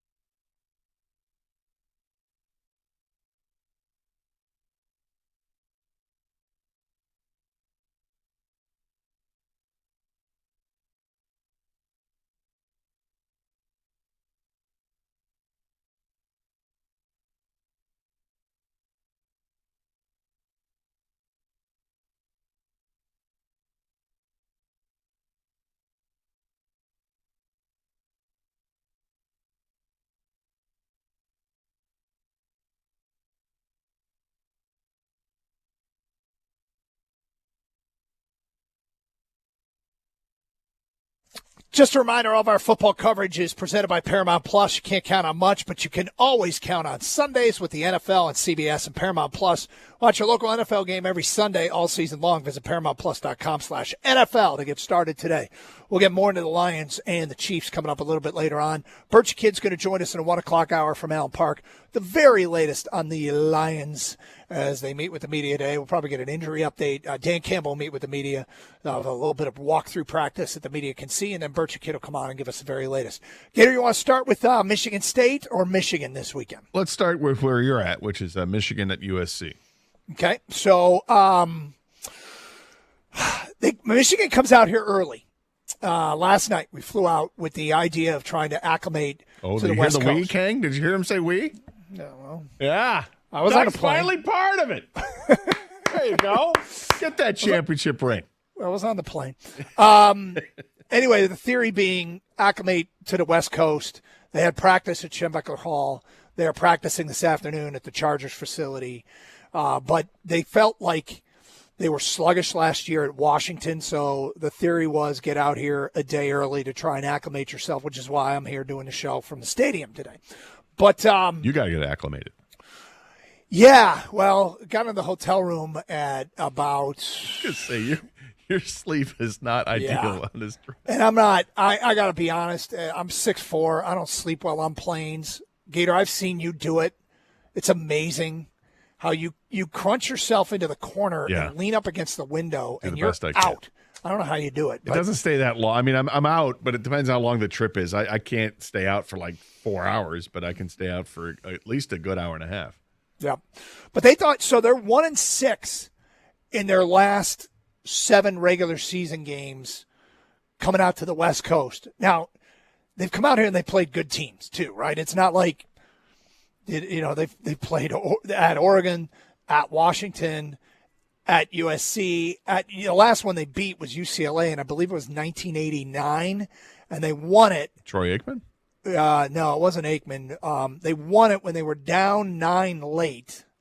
Oh, you're after They scored a touchdown to cut it to 2, and then they ran a successful onside kick to get the football back, driving a field goal range, and J.D. Carlson hit a short field goal to win it for Michigan. That was the last time they won a regular season West Coast game. And now, last time they were in L.A., they beat Alabama in the Rose Bowl. And I'm kind of wondering if they're trying to create the bowl feel. This game is sold out, and there's going to be a lot of Michigan fans here. So maybe it will have a bit of a bowl feel to it. But it's going to take their best effort of the season to win this game. They could be getting some offensive linemen back, which would help. Last week against Wisconsin, Wisconsin allowed 50 yards a game on the ground rushing. Michigan went for 175, by far the most they've given up in a game. But they struggled a little bit in pass protection, and they didn't kill it up front. They missed some blocks. There was more meat on the bone there to be had in the run game. This USC pass defense is interesting. So I break out my charts here. Charts for the game. Charts. I got my charts. USC's pass defense. Tell me if these things align. They are 17th in the Big Ten in pass defense, allowing 251 yards a game through the air. That's 109th in the country. And we're getting to the point in the year where these kinds of stats matter a little bit more, like you can draw more conclusions. Yet they have 17 quarterback sacks, which is second in the Big Ten and 7th in the country. Mm-hmm. They pressure quarterbacks, but they've given up big totals through the air. What do you make of that? I make of that teams might be playing from behind, so they're having to throw the football, and you're going to have some success in throwing the ball when you throw it that many times, but you're also leaving yourself susceptible to getting drilled. But the reality is they've given up 65 points in the last 2 games to Michigan State, and then last week to Illinois, or a couple weeks ago to Illinois, coming off that loss. Now they had the bye week, so they've had some time to kind of heal up and go over some stuff, and maybe that's going to bode well for them. But I don't think this is any secret that it's been an issue at USC for a long time. The defense has been, why can't they figure out defenses? Lincoln Riley, it's been a knock on him, right? A great offensive mind, but hey, dude, you got to play defense too.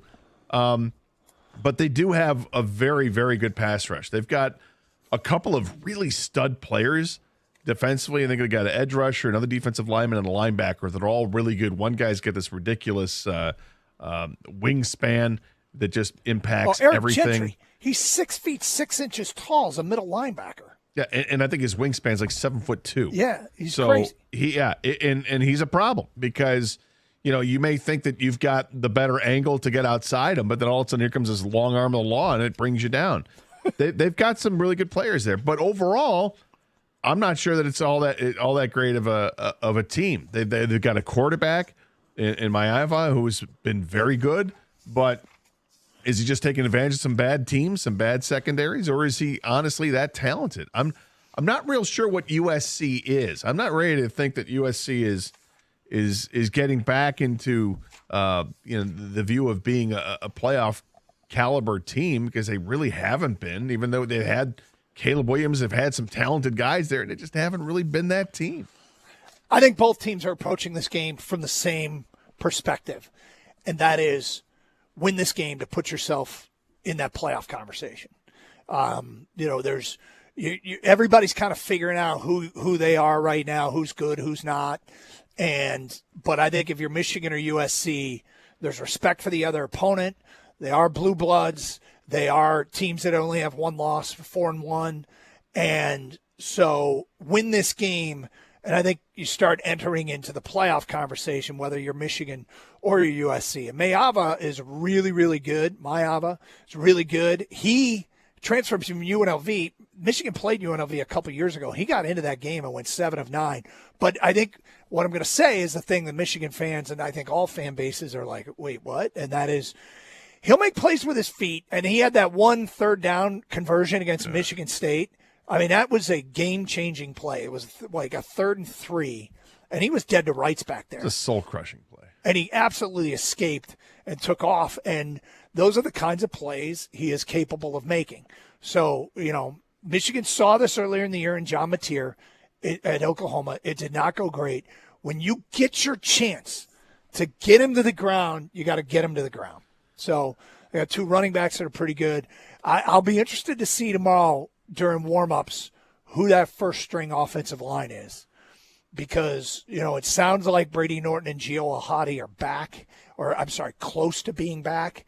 And if they are, then I think it could be a big difference for Michigan. Well, 248. I was just going to say, I think from Michigan's perspective, I think what they have going for them is that they do have a good duo of running backs, and then it's a trio when you throw Bryce Underwood in the mix as well as guys that can make plays with their feet. I envision this as being a game where Bryce Underwood's going to have to make some plays with his feet. I actually think Michigan's the better team, and I think Michigan has the better runway coming down towards the end of the season, because these are young guys that are coming together, and I think that bodes well for a team. Not that USC isn't young, but I just think it's a different scenario with what Michigan's got. They just seem to be building, and getting better, and then they get that matchup at the end of November that is always the most important game. And if Michigan gets past USC, that path could be really, really strong to finishing in the top 10 and obviously being a playoff team. One other thing about Michigan is last week, the development of the passing game. It was Bryce Underwood's best game through the air. Andrew Marsh and Donovan McCulley, they have been seeking that position to make some plays. And Marsh, the true freshman, getting fast-tracked here a little bit. He stepped up big time. Another challenge here tomorrow. And McCulley, he has high goals for himself. He wants the ball in the air to go get it. Like, he doesn't need to be open to think he's open. And maybe they're going to start. Remember that Oklahoma game? Remember how out of sync McCulley and Underwood were? Yeah. Each week, more and more reps, and you see it less and less. And if Bryce learns to throw more touch on the ball and stop throwing the fastball all the time, and that will happen. And it just question is, how soon will that kind of click in his head that he doesn't have to throw it through a brick wall every time? And it may happen this weekend.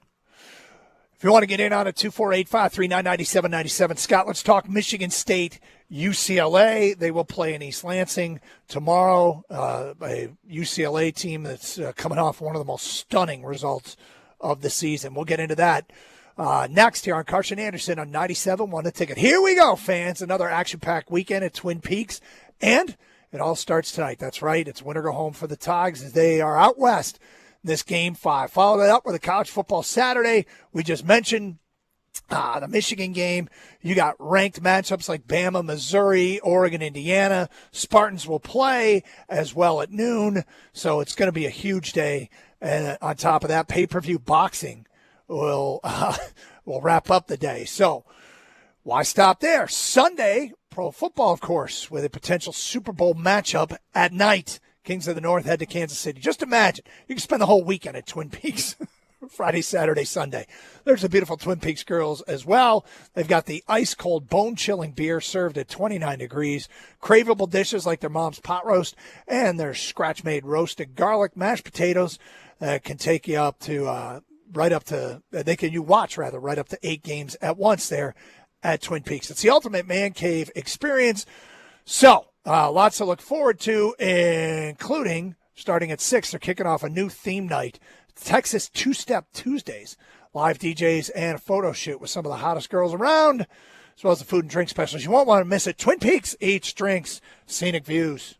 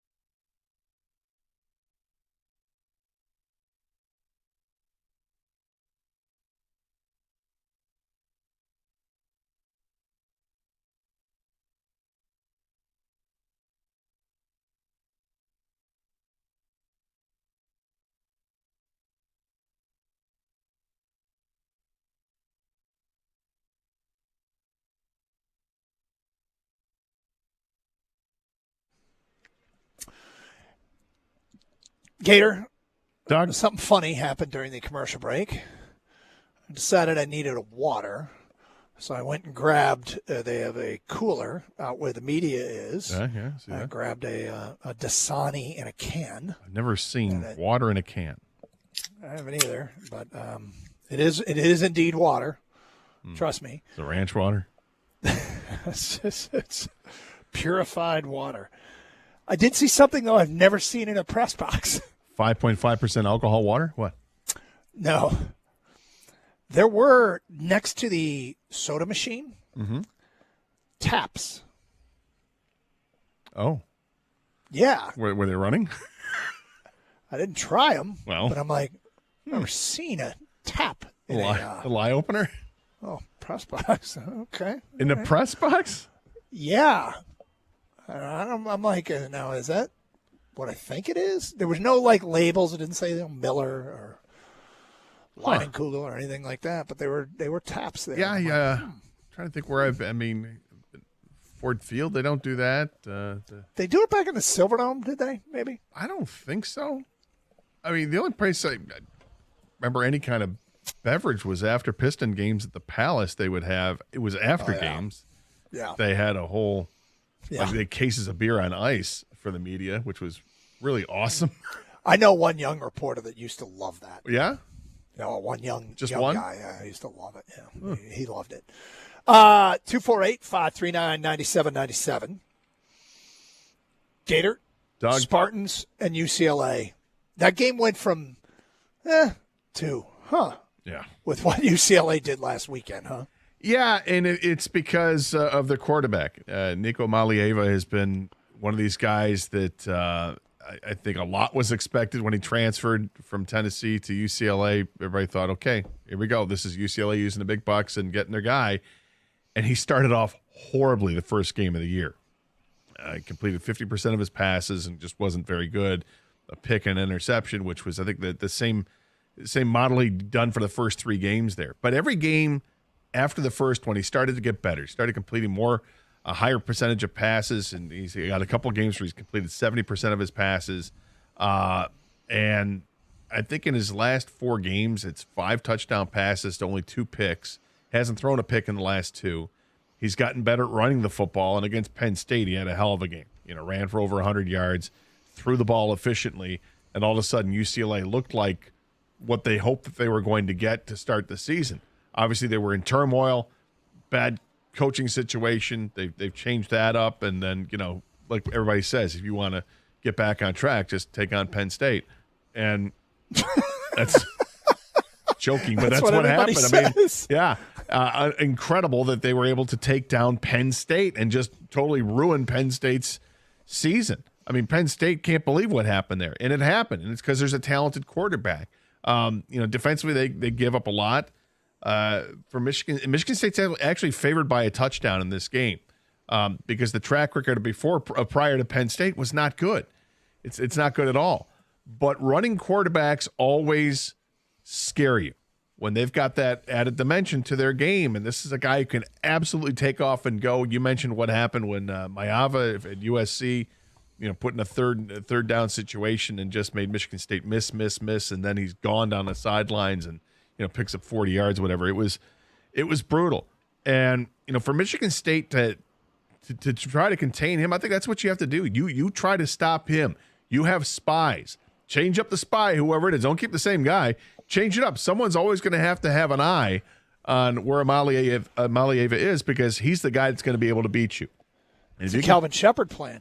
Yeah. That's what he did to Lamar. 100%. Do that. And I think all 3 linebackers are going to have a huge role in this for Michigan State. If these guys are able to step up, if Jordan Hall and Wayne Matthews and Darius Snow, if these guys are able to locate him and not let him beat you with his feet, the Michigan State's going to be not only in this game, but they should be ahead in this game. Now, offensively, State's got to do their own job, and they got to get back on track and be on the same page. And that's something that was not did not happen last week or the last game in the second half in particular. Nick Marsh and Aiden Childs, they weren't on the same page. They had a powwow on the sidelines. It was very well publicized. A lot of yelling, a lot of finger pointing, and but they worked things out.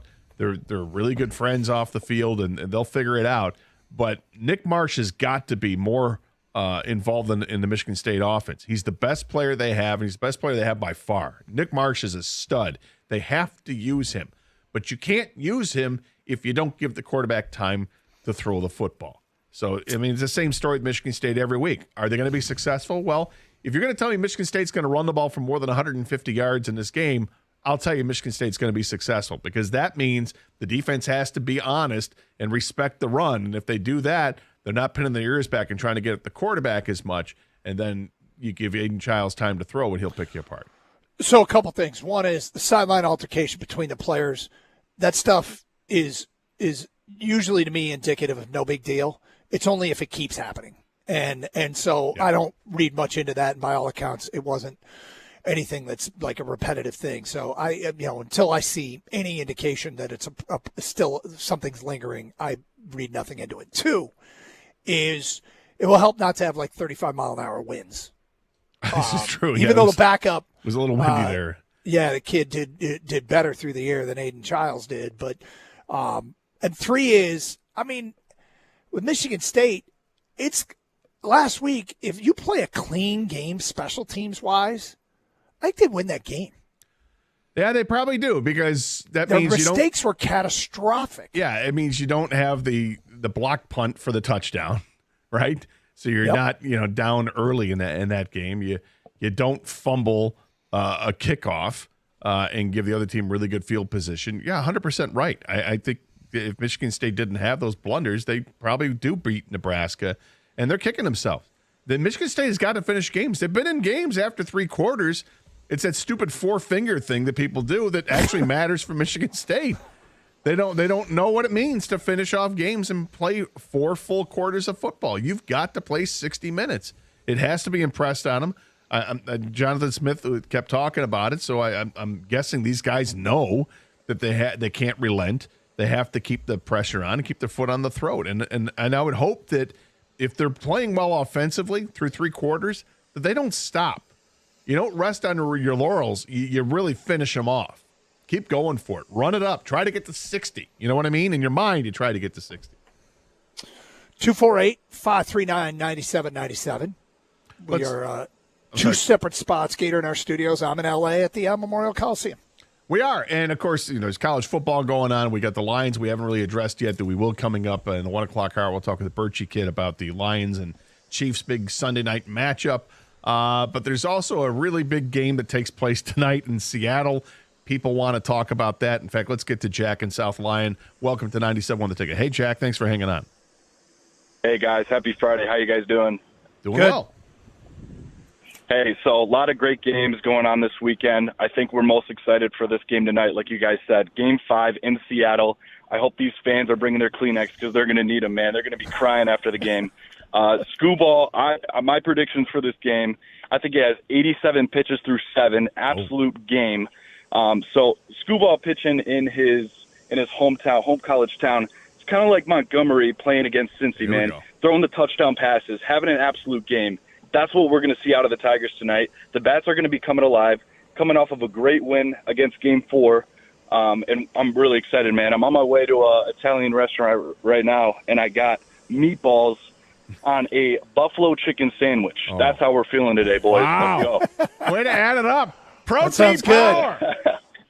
We love it, man. We're getting some protein for tonight's game. We're going to need it. Do what you There got you to go. do, Jack. Love it. Lean into it, my man. Yeah, it had a little pasta, too. Nothing wrong with carving up, too. We got to stay awake. On that sandwich?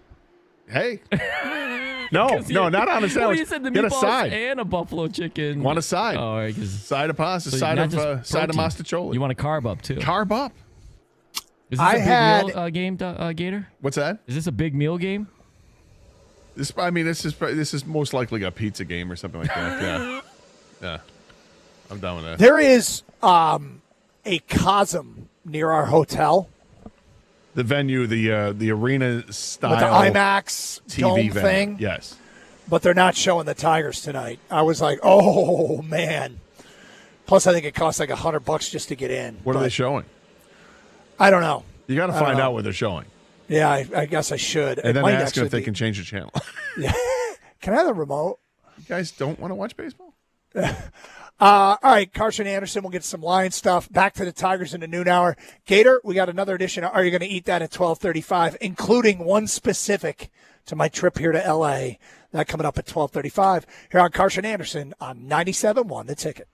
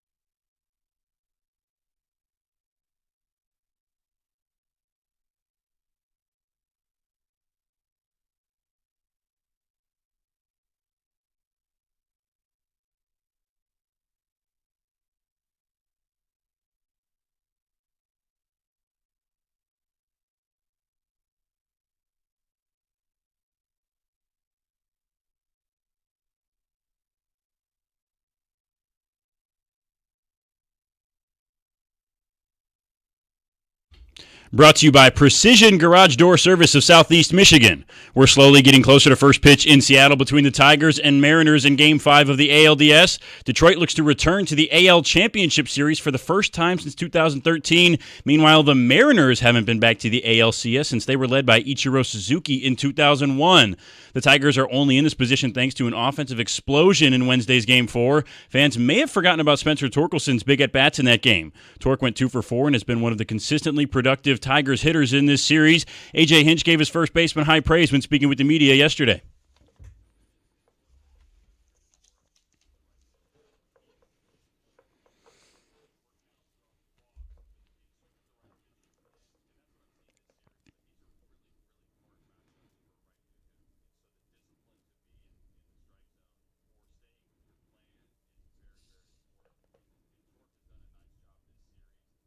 First pitch in that one, 8:08 p.m. Pregame show starts at 7:40 right here on 97.1 The Ticket. Lions currently sit at 4-1 this season, tied atop the NFC, and have a chance to improve that record this weekend when they take on the Chiefs in Arrowhead on Sunday Night Football. Kickoff in Kansas City set for 8:20 p.m.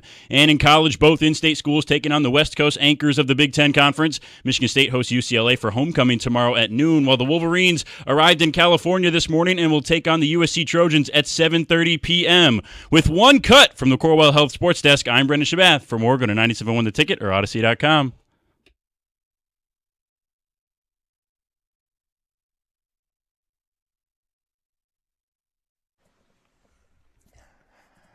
So you didn't quit.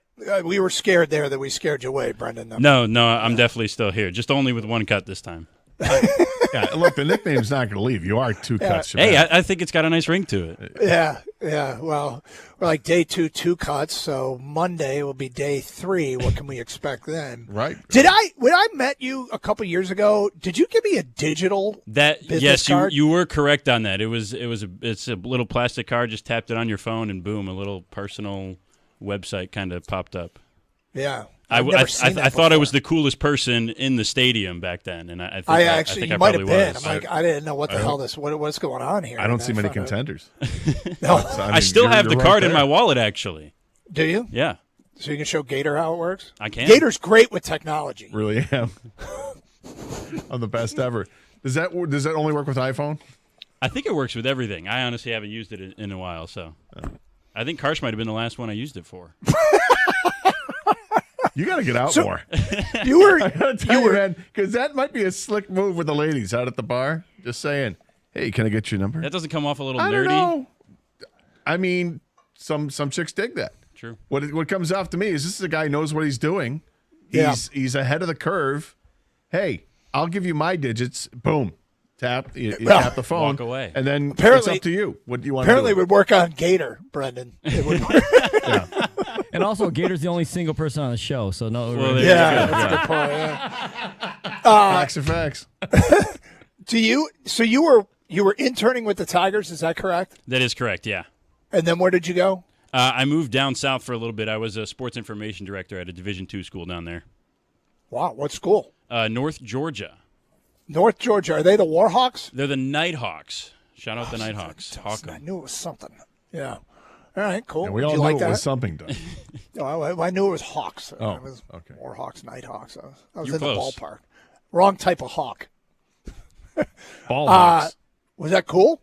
Yeah, absolutely. It was a great time, but this was just an awesome opportunity to get to come back home and talk about the Tigers and throw too many audio cuts in my second day. So. that was before we started to beat you up. Yeah. Now I'm thinking about going back. We're going back to that. Yeah, get that digital card ready. Well, welcome aboard. Thank you so much. Yep. It's good to have him doing updates. So 2 cuts. 2 cuts. 2 cuts, Shabath. All right, so Tigers, huh? Whew. Inching closer, Scott. Inching closer. Yeah. Look, 8:08 first pitch. We're 8 hours away from the first pitch. I'm excited. I'm nervous. It's like you just want to get that first inning out of the way for Skubal. Like, I'm excited to see the Tiger hitters, see what kind of the bats they can put. Hopefully, put up. Hopefully, they're a better approach. and continue what they did last game when they only struck out 3 times in the last game, which is kind of crazy when you look at it. But I mean, Kirby, even though he's been hit by the Tigers in his career, these current Tigers hit 293 against him as a whole and have a really high OPS in the 900s. They've struck out a ton. I think it's like a 35% strikeout rate. So there's that. Let's hope they can lower that down there. Maybe even get a run in the first inning. That'd be awesome. And see how Skubal responds. Because I think Skubal, he likes to work quickly. He wants to strike you out. But at the same time, he's also been kind of efficient while he does it. And sometimes it's just, okay, bat on ball, put it in play, but it's going to be weak contact. Let's get it on. So I'm feeling better about the Tigers' offense, and it's not just the last 5 innings in that game on Wednesday. If you look at the postseason, the Yankees-Blue Jays series, there was a lot of runs scored. But if you look at the other series, like last night, Phillies and Dodgers, 2-1 game in the 11th inning. These are what playoff games can be like. And Detroit has played now, in the last 8 days, they've played 5 playoff games. And in 2 of those 5, they've exploded offensively. I'm starting to feel a little bit better. And, Seattle's going to have good pitching. They have had a very effective bullpen, and the Tigers tagged it last time out. I think there might be some signs here that the Tigers are coming out of their offensive slump. And, hey, it's not easy to do it on this stage against the best pitching there is. Nobody's left sucks. Everybody's good. So I'm feeling pretty good about it. You mentioned the Tigers' averages across the board. It's not just Kerry Carpenter, who's famously, 5 for 9? I think he's 5 for 12. 5 for 12 with 5 home runs against George Kirby. That's insane. That's batting practice. But the Jake Rogers one is really interesting. He might start his first postseason game tonight. Did you say he was 3 for 7 against Kirby? He's 3 of 7 with a double and 2 home runs. Those are his 3 hits. He's also driven in 7 runs in those 7 at bats. It's interesting. I mean, we haven't seen Jake. I mean, we saw him, but it was briefly. What do you think? Does he get the start tonight? I could see it. Just because AJ likes the matchups and everything else, right? I mean, you can make the argument both ways and say, well, why not just use him later in the game as a pinch hitter? But later in the game, Kirby might not be in there. So if you want to take advantage of the matchup, take advantage of the matchup. Go ahead and start him. I'm not the biggest Jake Rogers fan, but I mean these are stats I can get behind. And when we last saw Jake Rogers hit, he was ripping a base hit up the middle. So, okay, give him a chance. So you picked earlier. We did our predictions, and you made the point that look, there's you got our prediction at the beginning of the series. Yeah, we planted flags. Conflict. Yeah, we planted the flag. Stand by the flag. And as you said, I'm going to make this prediction. I'll take no credit, no matter what happens either way. But you got the Tigers winning tonight, 3-1, and you think that they're going to score early. You think Skubal gives them 7 innings. You think the Tigers stung them last time out? The Carpenter factor. You also did you think Torque's going yard tonight. I got the Tigers winning 4-1 for the reasons I just said about the bats. I think there are telltale signs that they at least aren't the worst version of themselves at the plate anymore, and I guess we'll find out tonight. The other thing is I wouldn't be surprised if Skubal goes 115 plus tonight in terms of pitch count. Everything's on the line. He was really good last time out. It's going to be the exact inverse of what it was with Casey Mize when they pulled him after 3 innings. Yep. I expect Skubal to go deep. Well, and he's got a bigger track record against the Seattle players. He's faced the Seattle players more than the Detroit players have faced George Kirby. He's got 138 total at bats against the Seattle hitters. Seattle is hitting 217 against Skubal with a 654 OPS. It's not surprising. This is a Cy Young winner. They've got 6 home runs and 138 at bats. You look at Jorge Polanco leads the way with 3 of them because he hit 2 off him last time, right? Yep. So, but nobody is. J.P. Crawford is 5 for 8 in his career at 625, and then Polanco has 9 hits and 29 at bats for a 310 average. Otherwise, nobody else is above 300. Rosie Arena is 286 against him. Nobody else is above 200 after that group. So he's handled them very well. Cal Raleigh is 2 for 12 in his career against Scoobel with a home run, but 2 for 12. So this is, Scoobel pitches well against everybody, and he's pitched well against Seattle, even though Seattle has 3 wins over Scoobel started games. That's the crazy. Year. That's the other stat. That might be the anomalation that ends tonight. Well, hopefully it does, because like you said, Scoobel's pitched against him 3 times, lost all 3 times, and the Tigers have scored a total of 7 runs in those games. So it's not about Scoobel handling the Mariners. It's can the Tigers handle, the Mariners pitching? And I expect them to pitch around Kerry Carpenter all day. They shouldn't really give him, Kirby should not give him anything to hit because Carpenter owns him. And Scoobel just got to keep the ball in the ballpark if he does make a mistake. Hopefully there's singles or maybe a double, but nothing like a deep ball, because I think the Tigers, if they win this, they're going to have to win a low-scoring game. All right, so we want to hear from you. What are your predictions on this game? What goes down? 248-539-9797. I got the clipboard out. I'm recording everybody's predictions today. Yeah, there's a clipboard even. That's how fancy we are here at the Carson Anderson program. So get your picks in. Give us a winner score, maybe a reason why, or a hero, or what do you think is going to happen tonight? What is your gut telling you for this Game 5? Do or die. 248-539-9797. Let's go Detroit. Biggest game of the season coming up tonight, and you'll hear it here on 97.1 The Ticket. Hey, Michigan Auto Law. Let me tell you about Michigan Auto. They specialize only in auto and truck accidents. You wouldn't go to a doctor who specializes in all sorts of medicine, so why would you do that with your lawyer? The specialization matters. Educated consumers will choose Michigan Auto Law. Do your research and learn more at autolaw.com. And once they take your case, they will communicate with you. They are the best with customer service and satisfaction. Hey, they got more million-dollar auto accident results than any lawyer or law firm in Michigan. So you should give them a call. Michigan Auto Law, autolaw.com. They are the law firm that puts people over everything. Visit autolaw.com.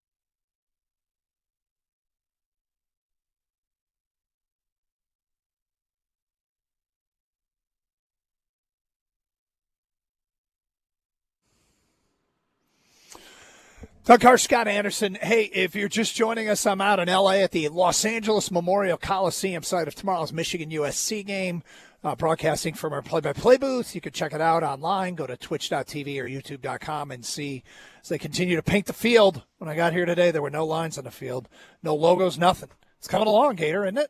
Yeah, it's definitely coming along. Yep. You can see. I like to see it go from completely black to gray. Yeah. Now it's green, and now they're starting to line the field and painting the end zone to see them paint it.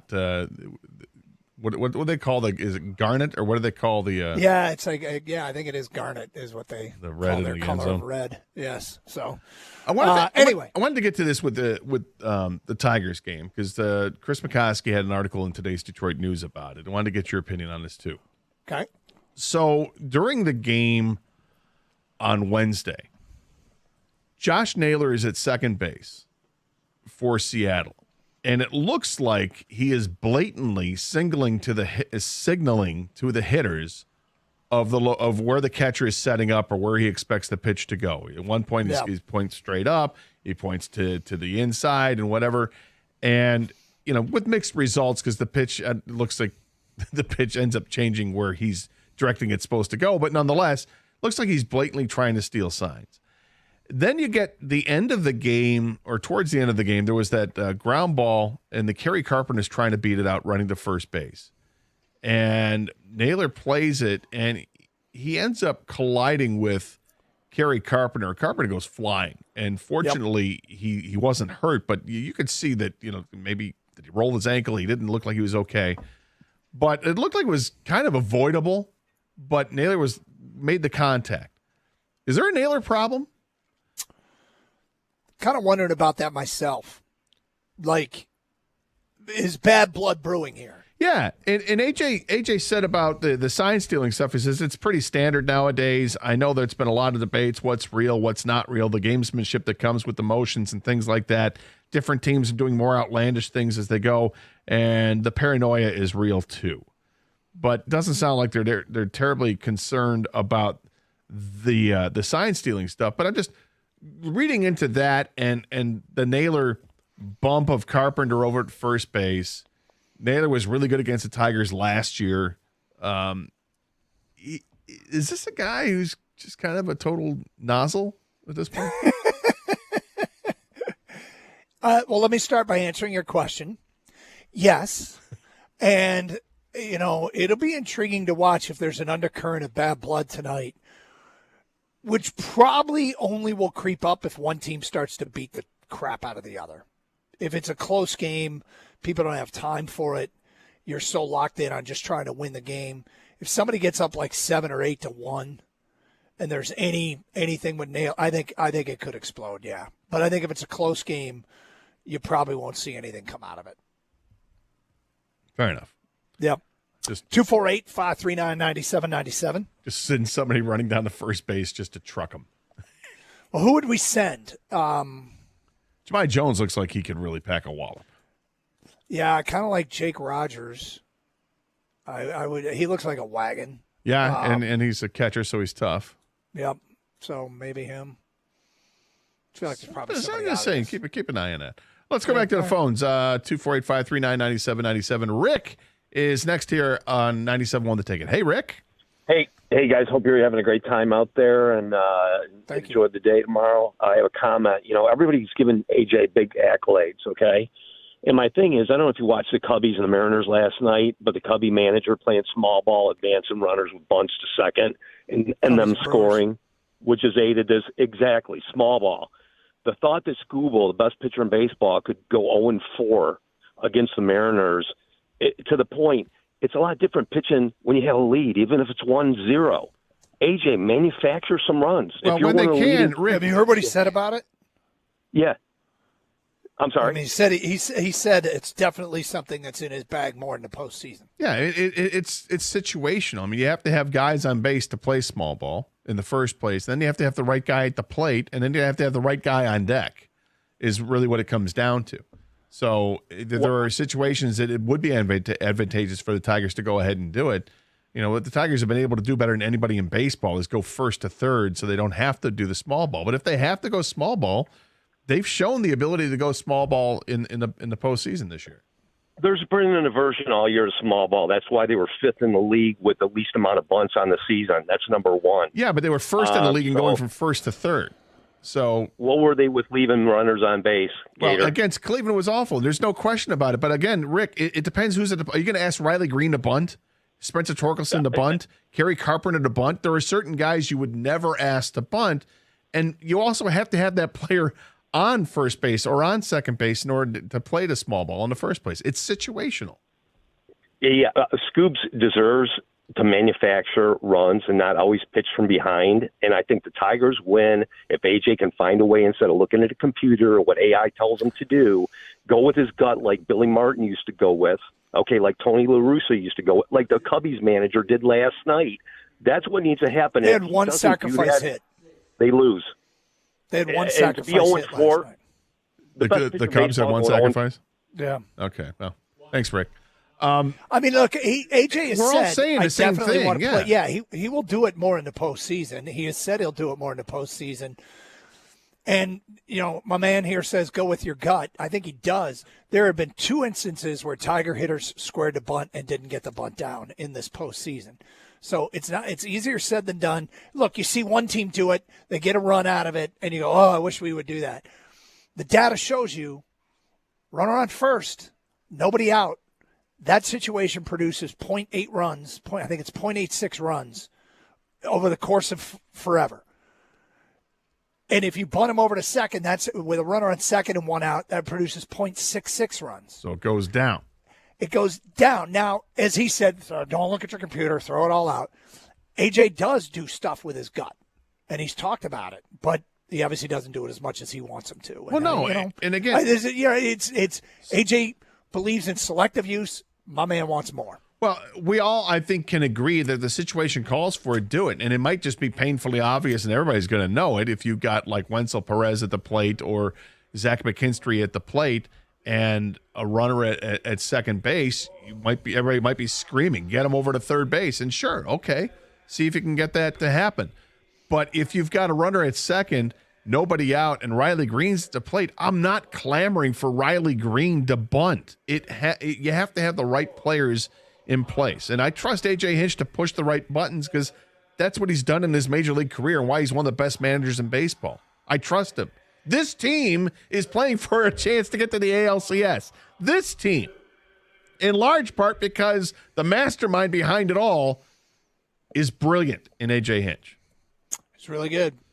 He's really good. Let's pick up Jay in Farmington Hills. Jay, welcome 97 on the ticket. Hey, Jay. How's it going, fellas? All right. Your analysis is less than impressive. These guys are going down in flames. Sweet. You got home field advantage. These guys are maybe one of the most cerebral teams I have ever seen. They get lucky in one game because the wind was blowing out in Detroit. Seattle is not a hitter's ballpark, and I don't see all these home runs happening. I don't either. Game, these guys are toast. Yeah. Oh, okay. Thanks. What are home teams in this series? Not sure. What is it? Are they two? Is it 2-2? Yeah. It's been huge. Yeah. Our analysis isn't impressive. I think they win. We'll do better. Yeah. We'll do better, Jay. I think they win 3-1 tonight, and I did say the Torque would have a torque. They're on the bomb. road. Yeah. They're on the road, Scott. And being on the road has produced only a 50% winning percentage, which is interesting because being at home has also only produced a 50% winning percentage. Yeah. Thought they had a chance. And the home team has won the second game at home, not the first game, right? Yeah. And now here it is getting back. So the road teams won the first game. Yeah. I don't know if we can do anything with we can. Keep going. It keeps going back and forth, back and forth. All right, so Carson Anderson, we got another edition of Are You Going to Eat That coming up today at 12:35 here on 97.1 The Ticket. Hey, I know that you see them. The red, white, blue trucks, they are everywhere. So do you know if your furnace or boiler are ready to fight against the crisp fall air? Well, the team at Birmingham Plumbing, Heating, and Cooling, they're going to help you stay warm this fall with the most up-to-date and efficient equipment on the market. I know this firsthand. I literally just turned my heat on a couple days ago. House was 61 degrees, and I walked in. I'm like, yeah, it's kind of chilly. Oh, that's why. I flipped the switch, and boom, heat came right on. Why? Because Birmingham Plumbing, Heating, and Cooling came out to my house a few months ago to check on the AC, and they also made a check on the furnace. I was good to go. This is who you should call and make sure that everything's going to work for you. But don't just take my word for it, right? Go ahead and check out the A+ rating they have from the Better Business Bureau or some of the 5-star reviews they have on Google. So whether it's your furnace, your water heater, boiler, or water filtration, schedule an appointment online at birminghamplumbingco.com. Birmingham Plumbing, Heating, and Cooling, your Metro Detroit boiler experts.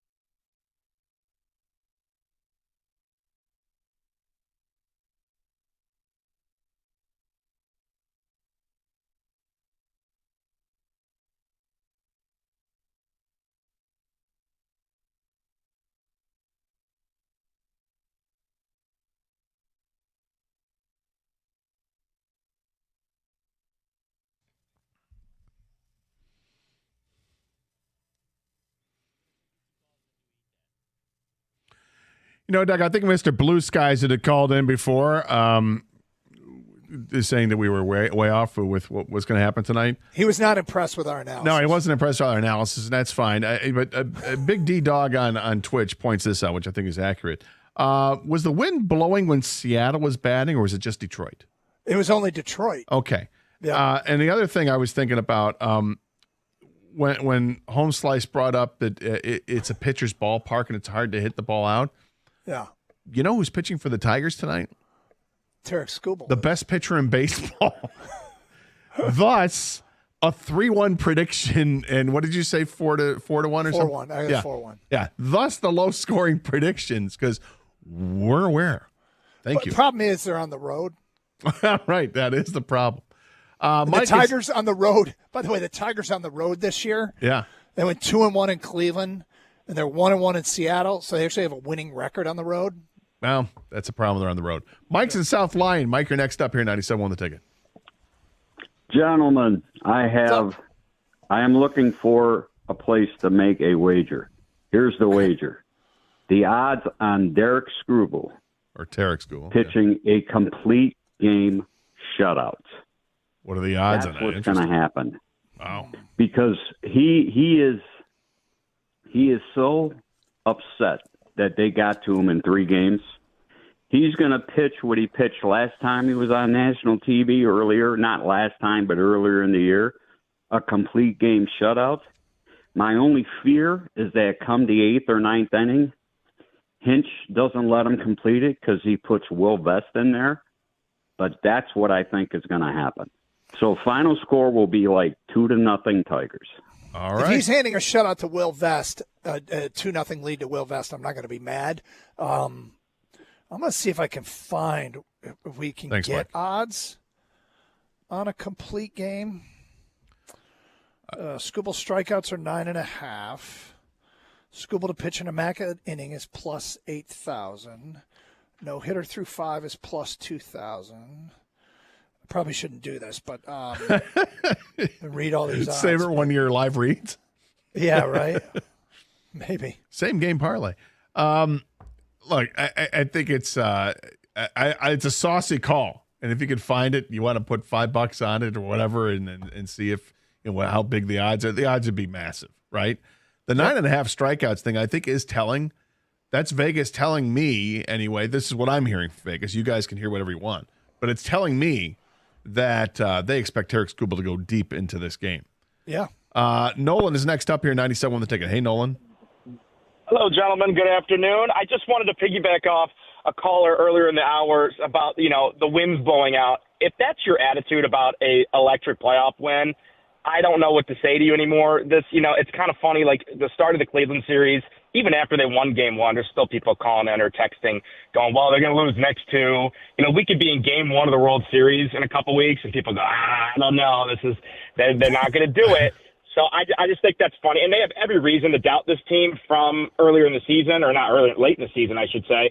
But I really am confident in tonight in Game 5. This sequence of the Game 4 to Game 5 reminds me of a lot of the 2013 ALDS, if you're familiar, when we were down 2-1, won a big game at home, and turned the ball over to the best pitcher in the game at the time, and we all know what he did, and that's Game 5. Well, let's hope they have a great result tonight. And thanks for the call, Nolan. Skubal on the hill is your best foot forward. Gator, you ready for another dish? And are you going to eat that? Well, Doug, yeah.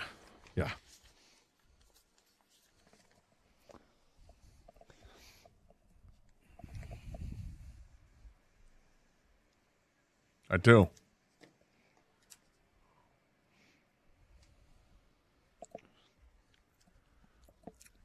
Come on. Old school.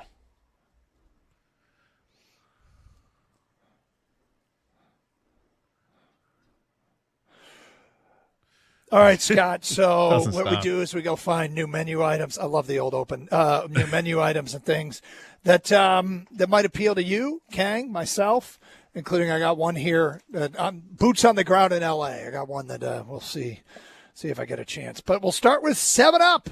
7-Up has come out with a new. Well, they're actually returning their Shirley Temple flavor to shelves. Combines ginger ale and a lemon lime soda with grenadine and maraschino cherries. Here's the thing. Shirley Temple's a cherry-forward drink, most people think. It turns out grenadine is not made with cherries, but with pomegranate juice. Did you know that? I didn't know it was made with pomegranate juice. Yep. But I didn't think it was cherries either. The 7-Up Shirley Temple. Gator, are you going to eat that? The Uncola that is 7-Up. Yeah, I would try this. I mean, as a kid, if you were I don't know if they make Shirley Temples anymore, but when we were kids, Doug, Shirley Temples were available, and every time that we went out as a family to eat, I would get a Shirley Temple. Really? I love the Shirley Temple. I loved it. And now as an adult, you throw some rum in there. Well, I think that defeats the purpose bourbon. of the Shirley Temple. No, it doesn't. See, Gator, this is how I knew you were going to go there as a mixer. Yeah. You throw some Captain and Shirley Temple. That'd be a nice combo, or just some bourbon. Yeah, I'll do that. Well, are you going to try it without that stuff? Yes, because okay. yeah. Hey, it's great. If I can add whatever I want to anything. Well, the other side of it is I love ginger ale, so yeah. I've never had a Shirley Temple, but I would try it. I'm a pop guy. I enjoy pop. So I would give it a shot. It sounds like it would be okay. Sounds fine. I agree with Gator. I think it sounds great as a mixer, but I don't see myself ever buying this. But it's still, as a mixer, I like that. I like the theory. Next up, Ortega has a collab with Cheez-Its. Ortega, like the taco people? Yep, the new crunchy Cheez-It taco shells. They come in boxes of 10 Cheez-It flavored taco shells to add a unique twist to your tacos. Ortega's new cheesy taco shells are available nationwide now at Target. The Cheez-It Ortega taco shell. Gator, are you going to eat that? I think it's brilliant. Yeah. Hell yes. This is like when the Doritos Los Tacos, when they first came out with that, whatever it is, 8-10 years ago, and it was all the rage, and it was a little disappointing to me. They were fine, but I didn't have that real Dorito flavor that I thought it was going to. I've been waiting for somebody else to come up with this. Yes. This is absolutely what we need. A Cheez-It taco shell? Come on. I love Cheez-Its. Love tacos. Let's put them together. King? I feel like Cheez-Its really been whoring themselves out a lot lately. Like, right, they've been everywhere. But yeah, I'm all for it though. Let yourself go. Yeah. I would try this for sure. I can't imagine I would like it more than the Doritos one. So I don't envision myself ever buying this because I think the Doritos one is great, and I think Doritos are better than Cheez-Its. I think they are too, but I don't think the Doritos taco shell tastes like a Dorito though. That's the thing. No, it doesn't. But I think it tastes. I think it tastes great. So wouldn't even try it. You're not even going to try it. Probably not. Krispy Kreme has come out with a new Trick or Treat collection. I'm just going to give you one of them. Yeah. The Spooky Sprinkle Donut, Krispy Kreme's iconic original glazed donut, dipped with a vibrant green icing and topped with Halloween sprinkles. I don't care how it looks coming out. Going in, it's going to be delicious. Let's go. It's a Krispy Kreme glazed donut. Enough said. Let's go back here. You don't care what it looks like coming out? No, don't. I mean, what you said, it's a vibrant green, ghoulish green, whatever. Okay.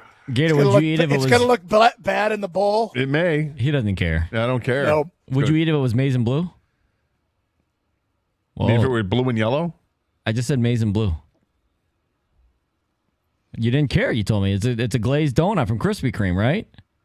Yeah, you said yes before I even described it. I would take it down. I'd throw it down. Yeah, I would. Okay. Yeah, I'm in for one. I'm not too huge on the sweets and donuts, but for one, Krispy Kreme's got a great glazed donut, no doubt about that. Best in the business. I'm a no. I can't remember the last time I had a donut. Next, Salt and What Straw. maize and blue? Yeah, it doesn't matter. Salt and Straw and Taco Bell are teaming up to launch the Tacolit. It's called a Tacolit, like taco and chocolate together.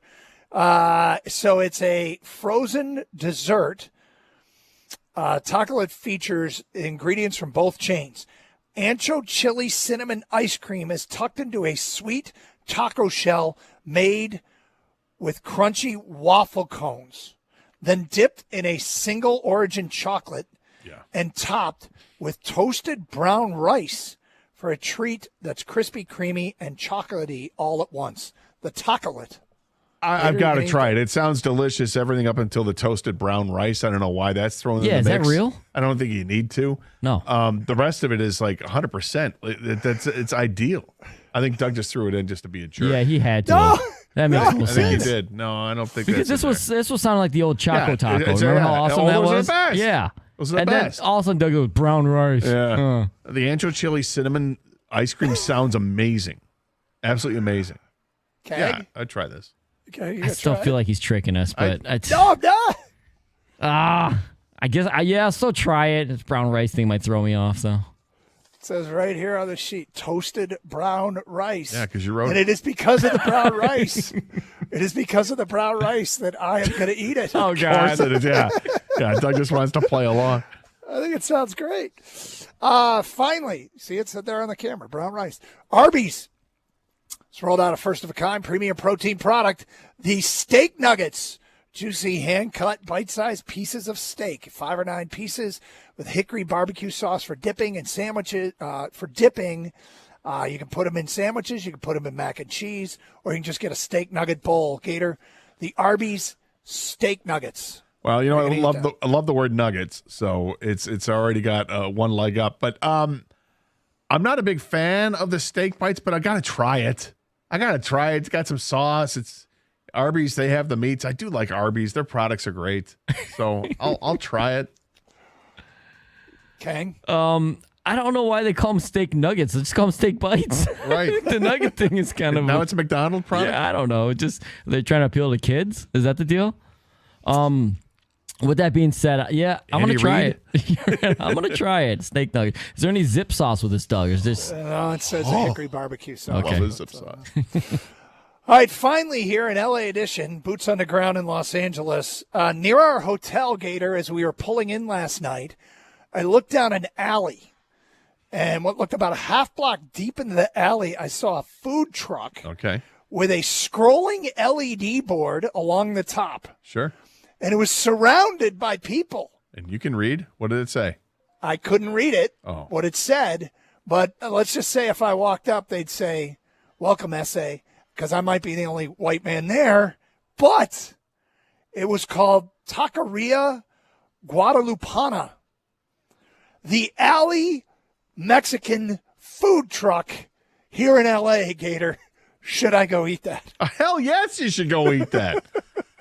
I mean, yeah, I want to fly out right now just to get down there. Are you kidding me? Real authentic Mexican street food in Los Angeles, and you're asking me? Seriously?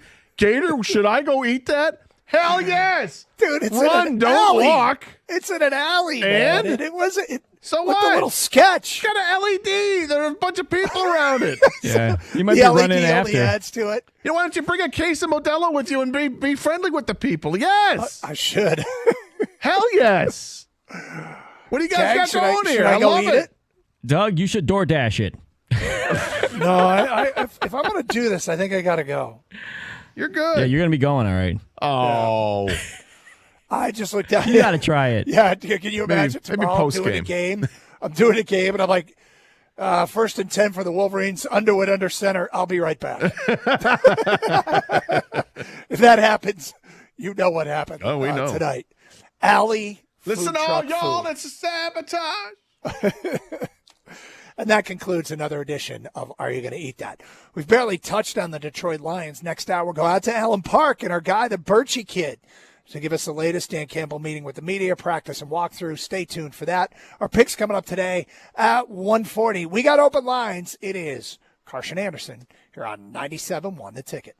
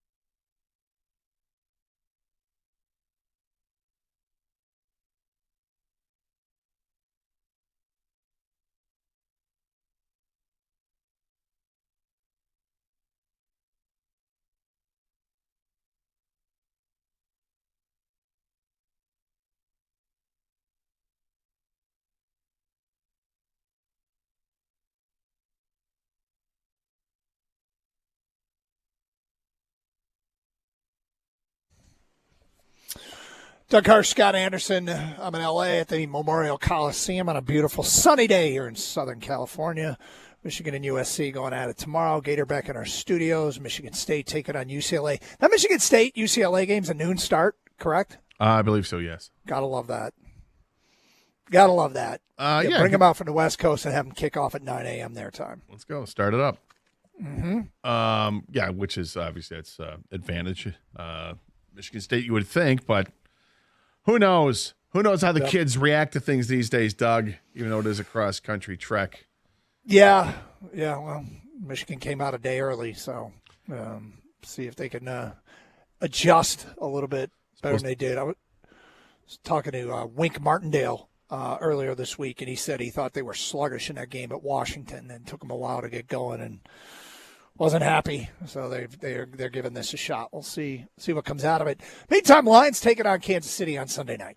Sunday night could be wild. I do want to hear, is there anyone out there, if the Tigers beat the Mariners tonight, Game 1 of the ALCS is Sunday night at 8:03 first pitch. Lions-Chiefs kickoff at 8:20. Is anyone considering going to buy a second TV? Would you do it just for this? Is this a possible something that you would consider you would actually do because of the situation Sunday night? Has anybody said, I'm doing it? Have you had to convince the wife, the girlfriend, or maybe you had to convince the husband? Whatever the case might be. Saturday is usually a big shopping day for couples, right? Go out to Costco, Best Buy, wherever you got to, you need to get something. Mm-hmm. Hey, honey, got a thought. We're just thinking. Hook that TV up, the man cave, and you don't think 90 inches is too big, do you? Not big enough, you say? You don't. Would you consider this? No. I have my TV situation's fine, but I will have to make some sort of adjustment for Sunday if this is the case. If the Tigers win tonight, then I will likely have to stream on a laptop, one of them or something. Yeah, and because that NBC, it's Peacock, right? You can stream on Peacock. There's that. But I'd probably see. Here's the thing that. I'd probably have the Lions on the big TV, and I would have the Tigers on the computer screen. Is that right? Yeah, that's how. Ken, what about you? Can you convince the wife? You got 2 young kids. You got college to save for. Can you convince her that you need another TV? I actually could, because one of the TVs that we have is pretty old. So that's the route I would take. That this one just needs to be upgraded. But no, I'm just gonna stick with like Gator's kind of doing, just streaming on a device. And for me too, Gator, I got the Lions on the big screen, and I got the Tigers on the smaller one. I mean, maybe that's the question, Doug. Who gets the primetime TV? Who gets the bigger screen? The big screen, yeah. But I actually don't like this. I mean, I want the Tigers to win, so I want this problem. I definitely want this problem. But I would, if I had it in my perfect world, I'd want the 2 games separately. Like if the Tigers are on at 4:00 and then the Lions at 8, or the Tigers on Monday instead of Sunday. But because I like to be locked into one. Like really locked in. So here's the thing. We went earlier this week and we saw ALCS game. And look, they got to win the game first. And clearly that is no given. It's not a punch button. They got a lot of work to do tonight in Seattle. But Fox 2, if Fox is carrying the baseball playoffs, that at 4:00 they got NHRA drag racing. And I'm like, couldn't we put an ALCS game there? I guess they've been doing this in the playoffs. So, and I don't know if the Lions game on Peacock, if that's in 4K or not, but the baseball will be. Baseball will be, and so that might take the precedence. Because I got to tell you, when they switched the other day because of the rain delay, when they switched the feeds, that made a difference. I was pissed. Because it went from watching high def to low. So that was the rain delay game, right? Yeah, from 4K to watching high def, it made a difference to me. I was not happy about it. Yeah, no, I think 4K football is the best version of 4K that I've seen so far. It's pretty great, but 4K and baseball that Michigan is great State, too. Michigan State USC out here was in 4K. Yeah, 4K. That 11 o'clock. Everything 11 4K o'clock is kick. better. 4K golf is amazing. Tammy is next up here. 97 on the ticket. Hey, Tammy. Hey, how you doing? Good. How are you? Pretty good. We got an Amazon Prime 4K TV deal earlier this week, and it's sitting in the garage. And so the debate was, when were we going to install it? And now we're waiting. We're going to set it up on the floor in the living room under the current television, given that the Tigers win tonight, and we're going to watch both of them. I got to tell you, I really hope we have this problem. They've got work to do. But we were at the game on Wednesday, and it was a funeral at the beginning, and then they came back. So crazy. I don't think it's us, but it might be my husband and I had something to do with it, so we're going to keep that hope tonight. Luckily, the Yankees are out of it because our daughter's got a cross-country meet today that we would have had to skip to watch the game out in Seattle if it was 4:30, but it's all going to work out. Right. Yeah. Well, let's hope we have this problem. Hope you have the two TVs set up, and good for you being there. That was literally the most fun I've had at a baseball game in a long time, and the crowd was electric. You know the difference between a baseball crowd and a football crowd? That was a football crowd at a baseball game when the Tigers exploded and came back. It was awesome. Yeah, well, I think you hit a nerve here. People want to talk about what the situation is going to be and which TV gets priority. Is that right? Yeah. All right, well, we'll get to more of those calls, and we'll go out to Allen Park and talk to the Birchie kid. This is all if-then proposition. Let's be clear. If the Tigers win, how are you going to handle Sunday night? And that's a huge if, and we're fully aware of it. It is Carson Anderson on 97.1 The Ticket.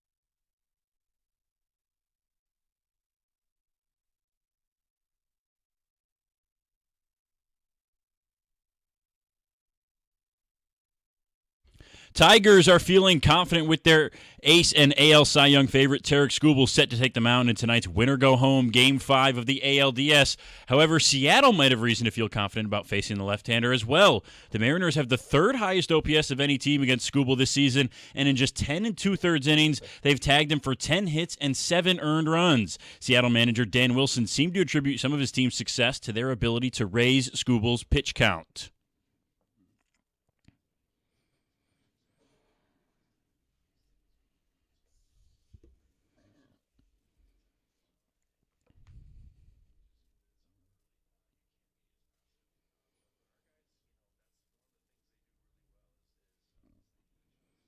The pregame show on 97.1 The Ticket starts tonight at 7:40, followed by first pitch at 8:08 p.m.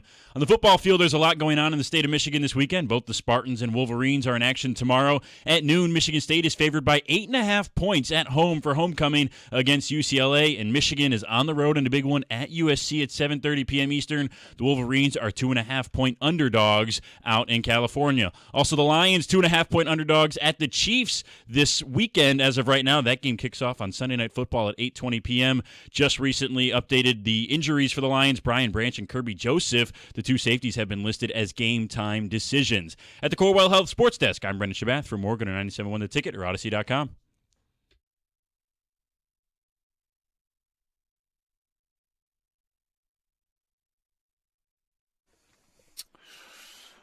Final hour of the show. It's our car shout here in L.A. at the Los Angeles Memorial Coliseum. Gator, it's funny because I'm like, the Olympics are going to be here. And this is where, history took place in 84 with Carl Lewis and that crew. Didn't they? There was also there's been Super Bowls here, although it's been a long time since they held a Super Bowl here. Yeah. Well, Rams played here. Raiders played here. Mixed martial arts events there. Is that you were here for that, right? That's where I saw. This is where it was. That's where Brock Lesnar made his debut, and where Johnny Morton got knocked the F out. Wow, and you were here for that. I was there. Not the Lions offensive coordinator. No, the old receiver. The old receiver who was in phenomenal shape. He looked. Johnny Morton, the former wide receiver who was fighting that day. Yeah. Looked like he was in sick condition. Yeah, he was amazing physique in that. It was the steroids. Yes. And then, what? What are you saying? Because they withheld his purse after the fight, after they did the all the blood work after he got knocked out. Did they? Oh, that's right. He was on the roids. Correct me if I'm wrong. Well, before I get there, how packed was this place? That one I would think that there were probably 50,000 people. Wow. It wasn't half capacity, I guess. But it was a lot of people to watch a fight, no question. Yeah. And it was a great evening. It was the same week that the Pistons were playing the Cavs in the playoffs, and LeBron went off for the 25 points in the fourth quarter or whatever. Yeah. That was the night before. That was that Thursday night game, and I was flying into L.A. with my buddy when that was going on, and then had to do the show that Friday from a radio station in Los Angeles with you. We did 4 hours talking about nothing other than the Pistons game, and I never saw it play. all I did was, I certainly watched the highlights on ESPN and read about it, but I didn't get a chance to watch it and get the feel for it while the game was going on because I was happens mid-flight. every once in a while in our industry. And we didn't have I don't have a TVs whole on lot the to flight. offer regarding the Red Wings today, Scott. That's all right. Neither do the Red Wings. Yeah. Although I did see today that in practice they've changed up one of the lines already. Soderblom out, James Van Riemsdyk in on that line, and then they took out one of the defensemen and put in Bernard Docker. So already a couple of tweaks. We'll see if they respond. So they played tomorrow night. Is it tomorrow night, Kenny, against Toronto? I think it's tomorrow night against Toronto, and then they play again Monday in Toronto, if I'm not mistaken. I certainly hope it goes better. Yeah, we all do. Yeah, Yep. that was gross last night. Okay, so Lions and Chiefs coming up. Huge game Sunday night.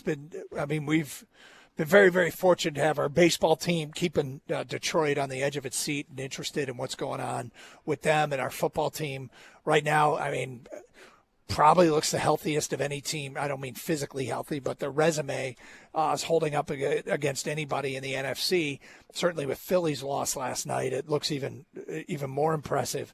Scott, this is a big game though Sunday, Kansas City Chiefs, and the fact that Detroit went there and won the last time they were there, making it 2 in a row, and I know different seasons, does it really matter? I don't know, but I'm pretty stoked, and I think it'll be a pretty loud and clear message if the Lions go to Kansas City and win. Yeah, I think it would be a very loud and clear message. I'm just curious to see who's going to suit up for the Lions. They've got a bunch of guys that are on the injury report. And Dan Campbell was speaking with the media today. Both safeties, Kirby Joseph and Brian Branch, are iffy for the game on Sunday. They had an MRI done yesterday on Brian Branch's foot. You got Kirby Joseph's knee as an issue. Although Campbell kind of leaned towards he thinks that Branch is going to play.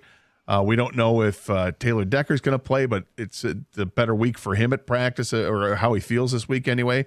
That sounds good. But Avonte Maddox, I think he's also on the injury report. They could be without 4 starting players in the secondary on Sunday night. It's possible. I don't think it'll be that. I think one of these safeties, or maybe even both of them, will play, but they're going to have to really get some other people up to speed very, very quickly. And, guys playing chipped up, how long is it before they're going to have to go out of the game because re-aggravating it or whatever the case is? They're going to give what they can give, but I just hope they can get through this unscathed. But it does not look like this is a healthy bunch going into the game. And not having a healthy secondary against Patrick Mahomes is not ideal. Now, I don't think Mahomes is what he used to be, but he's still dangerous, man. He's still dangerous. Okay, so I look at this game, Scott, and you tell me I'm wrong, Kang, you tell me I'm wrong. We're going into game 6 here with the new defensive coordinator. It's game 6 or game 5? They're 4-1, right? So it's game 6 here with the new defensive coordinator. He already put together a game plan that slowed down Derrick Henry and Lamar Jackson. I kind of feel like if they go out and slow down Patrick Mahomes and this Chiefs offense, I've kind of seen enough to relax about Kelvin Shepard as a defensive coordinator. I feel like just about everything we've seen outside of week 1 has been very reassuring, but this is a different test this week. This is you can do it against Lamar, you can do it once, but these would be 2 of the best quarterbacks in the NFL. And given all the injuries, I think it'll just be affirmation of what we're all hoping. I kind of look at this as a Kelvin Shepard game, that if we're sitting here Monday talking about a Lions win where Mahomes didn't go crazy on him, I think that bodes very, very well from who is running this defense in a big picture sense. Agree or disagree? Yeah, I think this would speak volumes if they're able to do it with the injuries. I think that for sure is something that, hey, this is a defense to be reckoned with. And I'll add another one to the mix. We talk about the health of guys that might be out. What about a guy who might come back? Dan Campbell said it's up to 51% to 49% chance. So his 51 leans that Aleem McNeil is going to play this week. And he said, quote, "Our offensive line hates him right now." So Aleem's been doing back-to-back practices and apparently looks like a beast. So that would be great news and a great addition to help that defensive line out. Obviously, helps in the run game, but he's a guy that gets penetration when the passing game gets going too. Yeah, I mean, that's a great point of what a huge asset he can be. And I mean, dare I say this about the defense? They haven't put together a complete game, but there have been stretches where I'm like, that unit's pretty good. I think this Lions defense is coming along, and yeah, getting Aleem back now, all the injuries in the secondary could just be too much to overcome. But I don't know, man. I think this defense might be pretty damn good. Well, if they they're top 15 in points allowed, and they're top 10 in yards allowed. If they can stay healthy, I think they can be pretty good. I think the front seven is awfully good. I mean, you got one of the best in the business in Aiden Hutchinson. If Aleem McNeil is healthy and looks like he might have a chance to play on Sunday night, that's a bonus. Add that Tyleik Williams he's doing his job. He's blocking passes every week. It seems like he's knocking something down. And DJ Reader looks good up there. And they're solid in the middle. El-Qadim Muhammad is doing a great job at the other end, rushing the quarterback, and the 3 linebackers are flying all over the place. So that's great.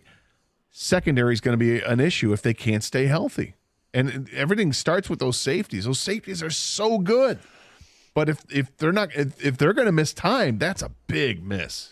Kang, you got thoughts on Calvin Shepard and this defense in this matchup with Kansas City? Well, yeah, I think, your original question, if they do well against Mahomes and the Chiefs, are you kind of done worrying about Shepard and replacing Aaron Glenn? Yeah, I would definitely be done, especially with all the injuries you guys just mentioned. I think I've always had high hopes for this defense going into this season. I think they have playmakers everywhere and every level. It's the injuries. As long as they have enough and don't have too much attrition, that they'll be able to, survive the season and hopefully carry it on to the playoffs. They're already down their 2 starting cornerbacks, and now they may be down 1 or 2 safeties. That's huge, especially Brian Branch, because he would be a guy that could play the nickel when they need to. And if they move, Robertson to one of the outside corners, so I'm really concerned about Mahomes in the passing game. I know they haven't hit on all cylinders this year, but going against an injured secondary, that's good medicine for, a good remedy for their issues throwing the ball over in Kansas City. I think if they get enough pressure and don't put too much pressure, they get enough pressure from the front 4 and don't put pressure on their secondary, that's huge for the Lions. So, but maybe that's something Calvin Shepard needs to scheme up. I don't know if they try to play a little bit more zone because they're strict. They play a lot of man.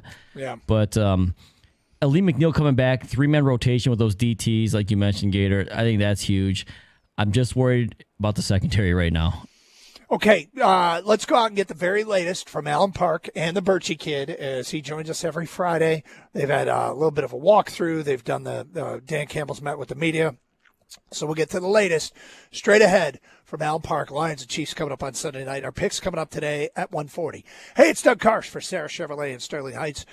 Rake in the savings with low payments on the remaining 2025s. Lease a new 25 Trax LS for just $299 per month for 36 months with zero money down. $299. Go now to 17.5 in Van Dyke and Sterling Heights. 87-SAY-SARAH or saysarah.com. Together, let's drive with GM employee discount and Costco membership. 10,000 miles per year plus taxes and fees with approved credit. Offer ends November 3rd.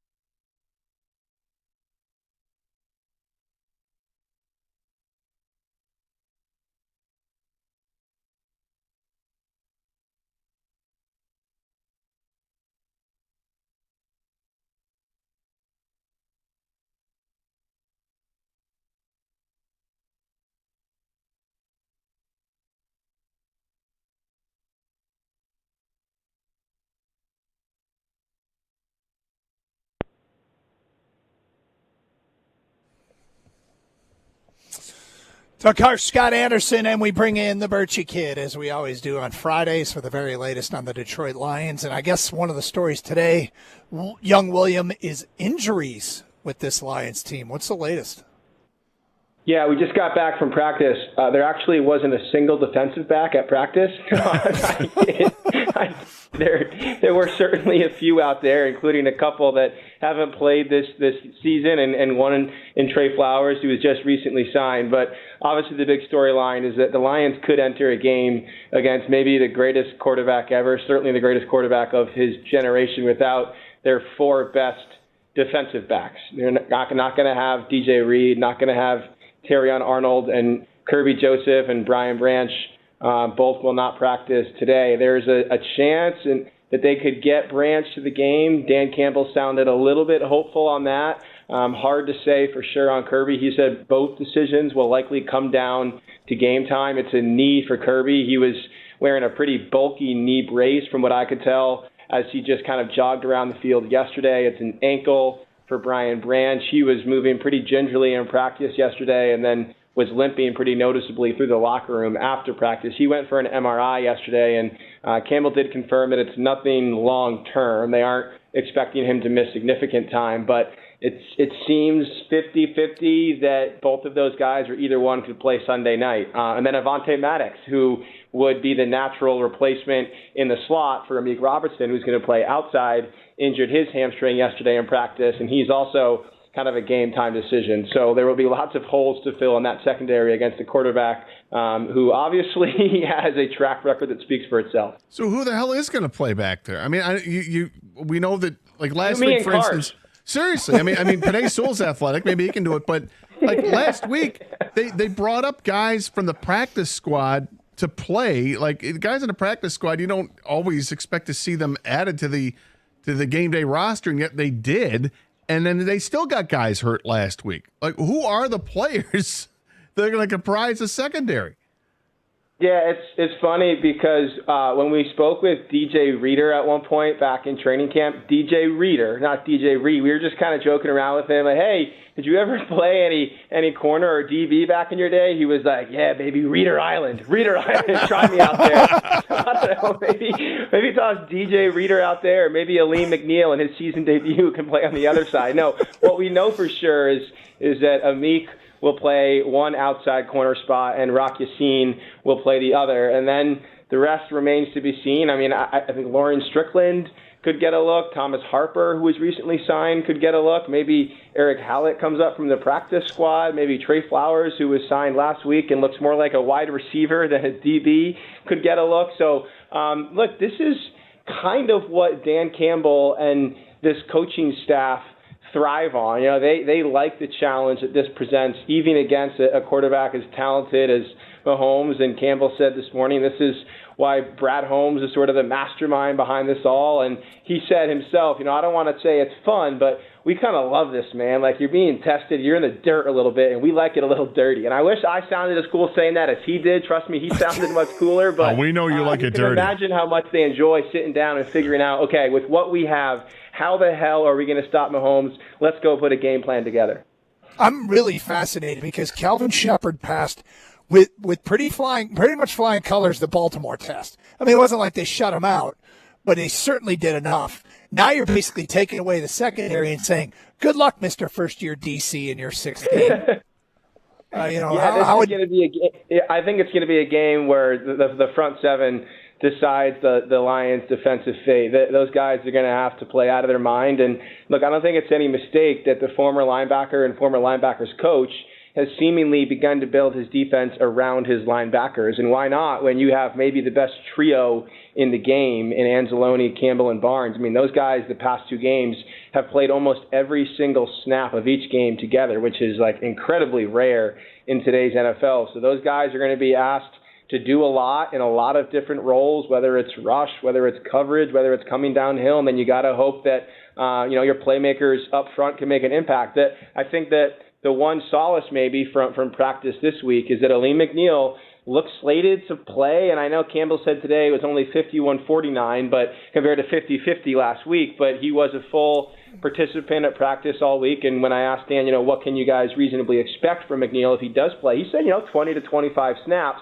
they feel like he can take on right now. So despite all of the losses in the back end right now, maybe the addition, the return of McNeil to the front helps them do just enough to keep Mahomes off balance. Well, he said that the offensive line hates him right now in practice, which I can understand. Yeah. But speaking of the offensive line, it looks like Taylor Decker is training to get back, but I saw that Giovanni Manu is another one who's on the injury list, and maybe this explains the promotion of Dan Skipper.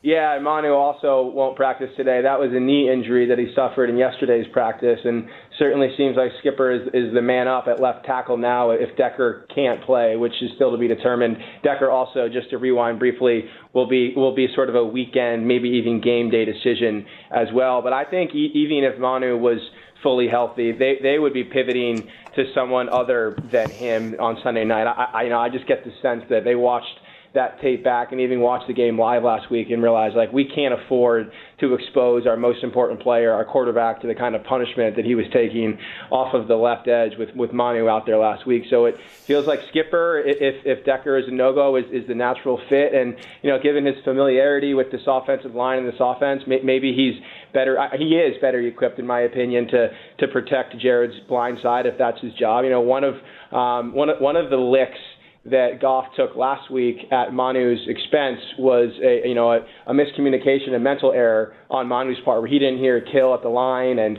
he went to run block when he was supposed to pass block, and that was when Hendrickson came around the edge for the strip sack on Goff, and that's just not a mistake that a veteran like Skipper would make. So if nothing else, getting him back in there will help stabilize the communication in what's obviously going to be a raucous environment Sunday night. When Goff was with the Rams, he played one of those 54-51 games against Kansas City and Patrick Mahomes. Is this going to be another one of those then, if the Lions secondary is that decimated? Yeah, I like how you say one of those, like we see them all the time. Just one of those. One of those games.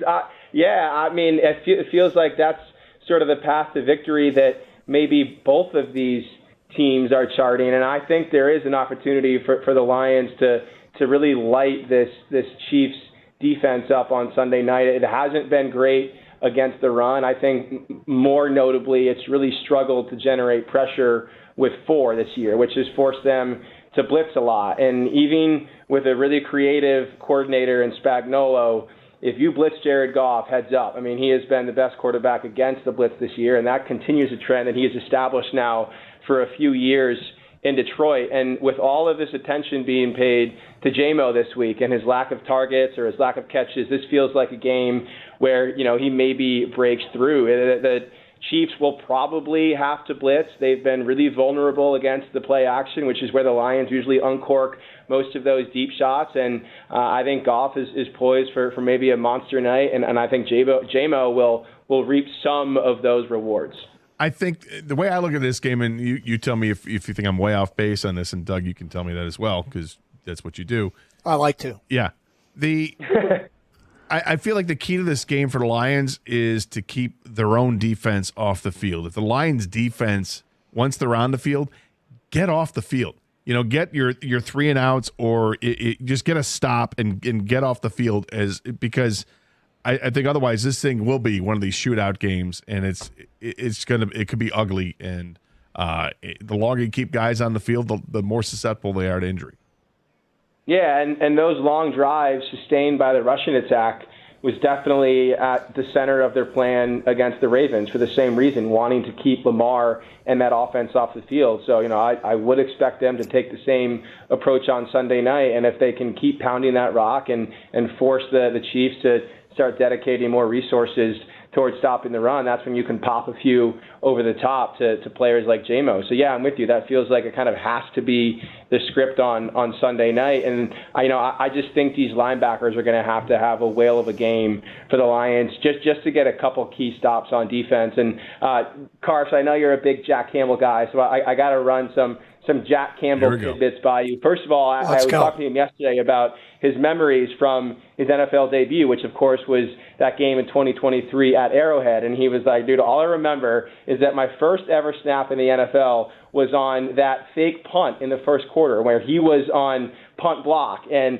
I was like, dude, were you nervous? He was like, yeah, I was nervous. They were running that play right behind me. I cannot mess this up. And when I asked him if he was surprised when that call came in, he was like, yeah, I came from Iowa. We don't do nothing like that. But he did make the block that he needed to make. And he had a pretty great game that day. You might remember at one point, I think in the second half, he dropped back into coverage and had a great pass breakup on Mahomes, and he was like, yeah, I remember that play, but hopefully I can get a pick this week. And I feel like this defense and those linebackers will have to contribute a takeaway or two to swing this game in the Lions' favor. And lastly, on Campbell, guys, when I asked him, what were the linebackers that he grew up watching, idolizing, obviously Luke Kuechly was the first one that he said, and then he listed a long line of linebackers from Iowa, from like the mid-2000s to mid-2010s, and you guys are both Big Ten football buffs. He named 4. I want to see if you guys can name any or all of them, Iowa linebackers from like the mid-2000s to mid-2010s who went on to have good to very good NFL careers, who were kind of like the models for Jack Campbell, a young Jack Campbell. Oh, this is all Doug. An Ostrenga? No, there was a Pat Angerer. Pat Angerer was one. Do you remember him? Okay. Abdul was another. Oh, yeah. Damn it. A longtime Minnesota Viking. Here's your clue. Minnesota Viking. Chad Greenwell. Greenway. Greenway. And then Josie Jewell was his fourth. So Josie Jewell was you can very just good. imagine a young Jack Campbell sitting down watching those guys. He said sophomore year of high school, he knew he was destined to be a linebacker. Most guys want to play offense, running back, receiver, quarterback. He said it just felt natural, flowing to the ball and laying people out. So he's going to have to do more of that on Sunday night for sure. It's funny because Doug wants to be a young Jack Campbell. I do. Don't we all? One thing before we let you go, you've been covering the Tigers all season long. Did they get it done tonight? Yeah, I'm not one to bet against Tarek Skubal. I don't really envision, I can't imagine how they would lose a game that he starts twice in the span of like a week. So, yeah, I think they get it done. And I was just thinking, like, who's going to be the X factor in this game? And something tells me that Colt Keith is going to deliver a big hit for this team tonight. I do think they get it done. And, hey, guys, if you have a minute later on or after your show, I highly recommend going back and watching Lions running backs coach Tashard Choice press conference from today. He was electric. He came to the podium panting. He had just run his daily mile, which he hates, but he does it for self-discipline, to, quote, understand that pain is good on the other side of it, and, quote, just to make myself mad before practice. So if the running backs do something to piss me off, I can really jump them. He was fantastic. Treat yourself to 12 minutes of Tashard Choice if you can later. It's like me trying to do long division before every show. Yeah, it doesn't surprise me. Every coach Dan Campbell hires is like this. Like they eat lightning and they fart thunder. So yeah. Thanks, man. All right, guys. Talk next week. Have a good Thanks, one. Will. Birch Kid from out at Allen Park. We got our picks coming up today at 1:40. It is Carson Anderson here on 97.1 The Ticket.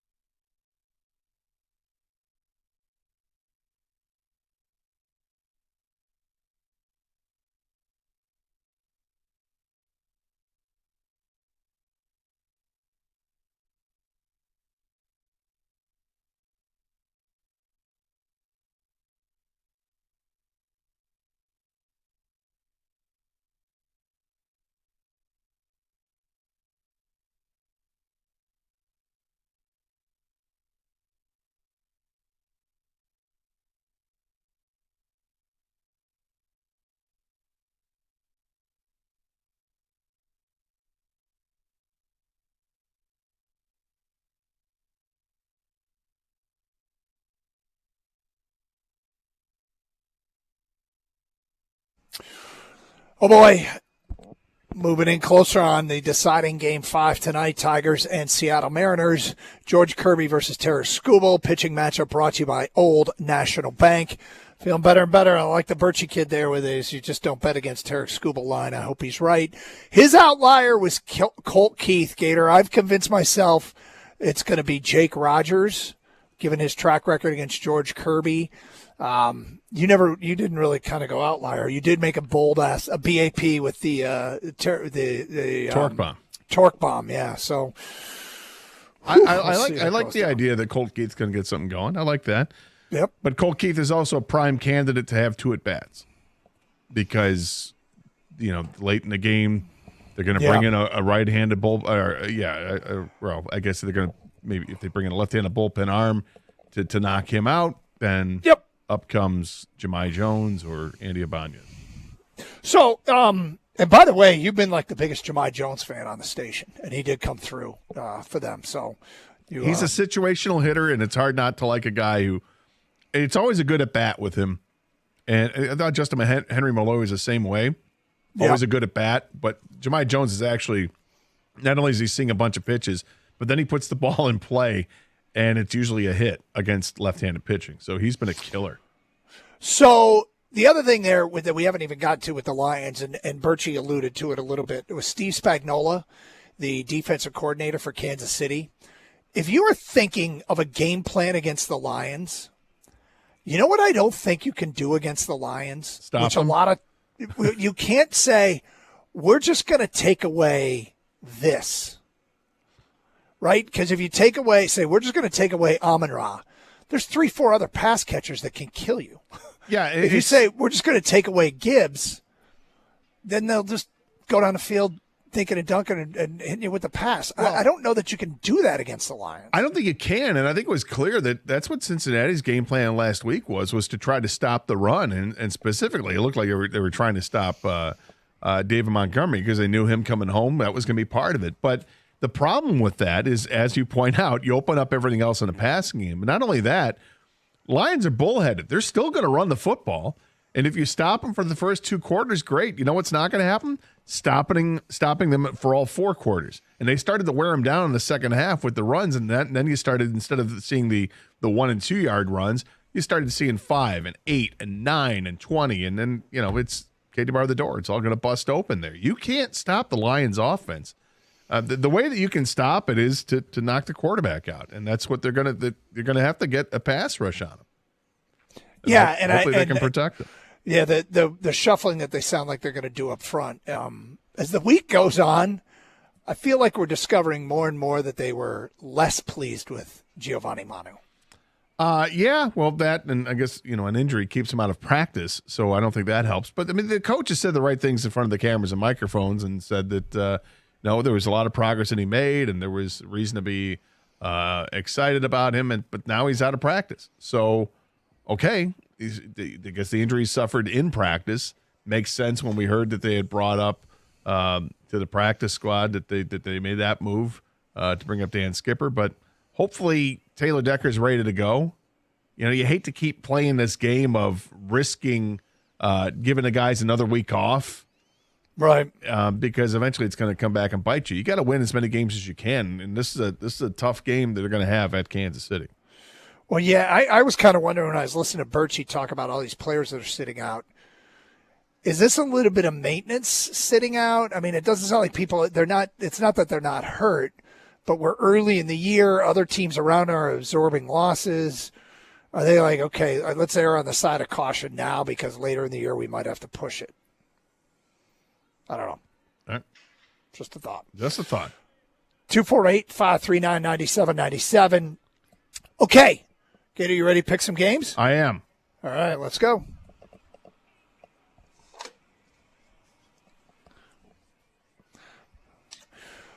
Okay, I don't have the numbers in front of me here on the remote because they're in the computer, and the computer's being used to feed the stream. So, Gator, I can tell you what I did. You went 4-2, right? Yes, 4-2 for the week. I needed it because I'm still only 14-19 on the year, 3-3 shooting the boot. So it was a good week for me. Okay, I think I might be 19-14. I did hit my lock, went 3-3, so I'm 4-2 in locks. But I'll start it off with my Car House log of the week. Wow. I really like Missouri plus the 3.5. I think Bama might win the game, and I like Bama.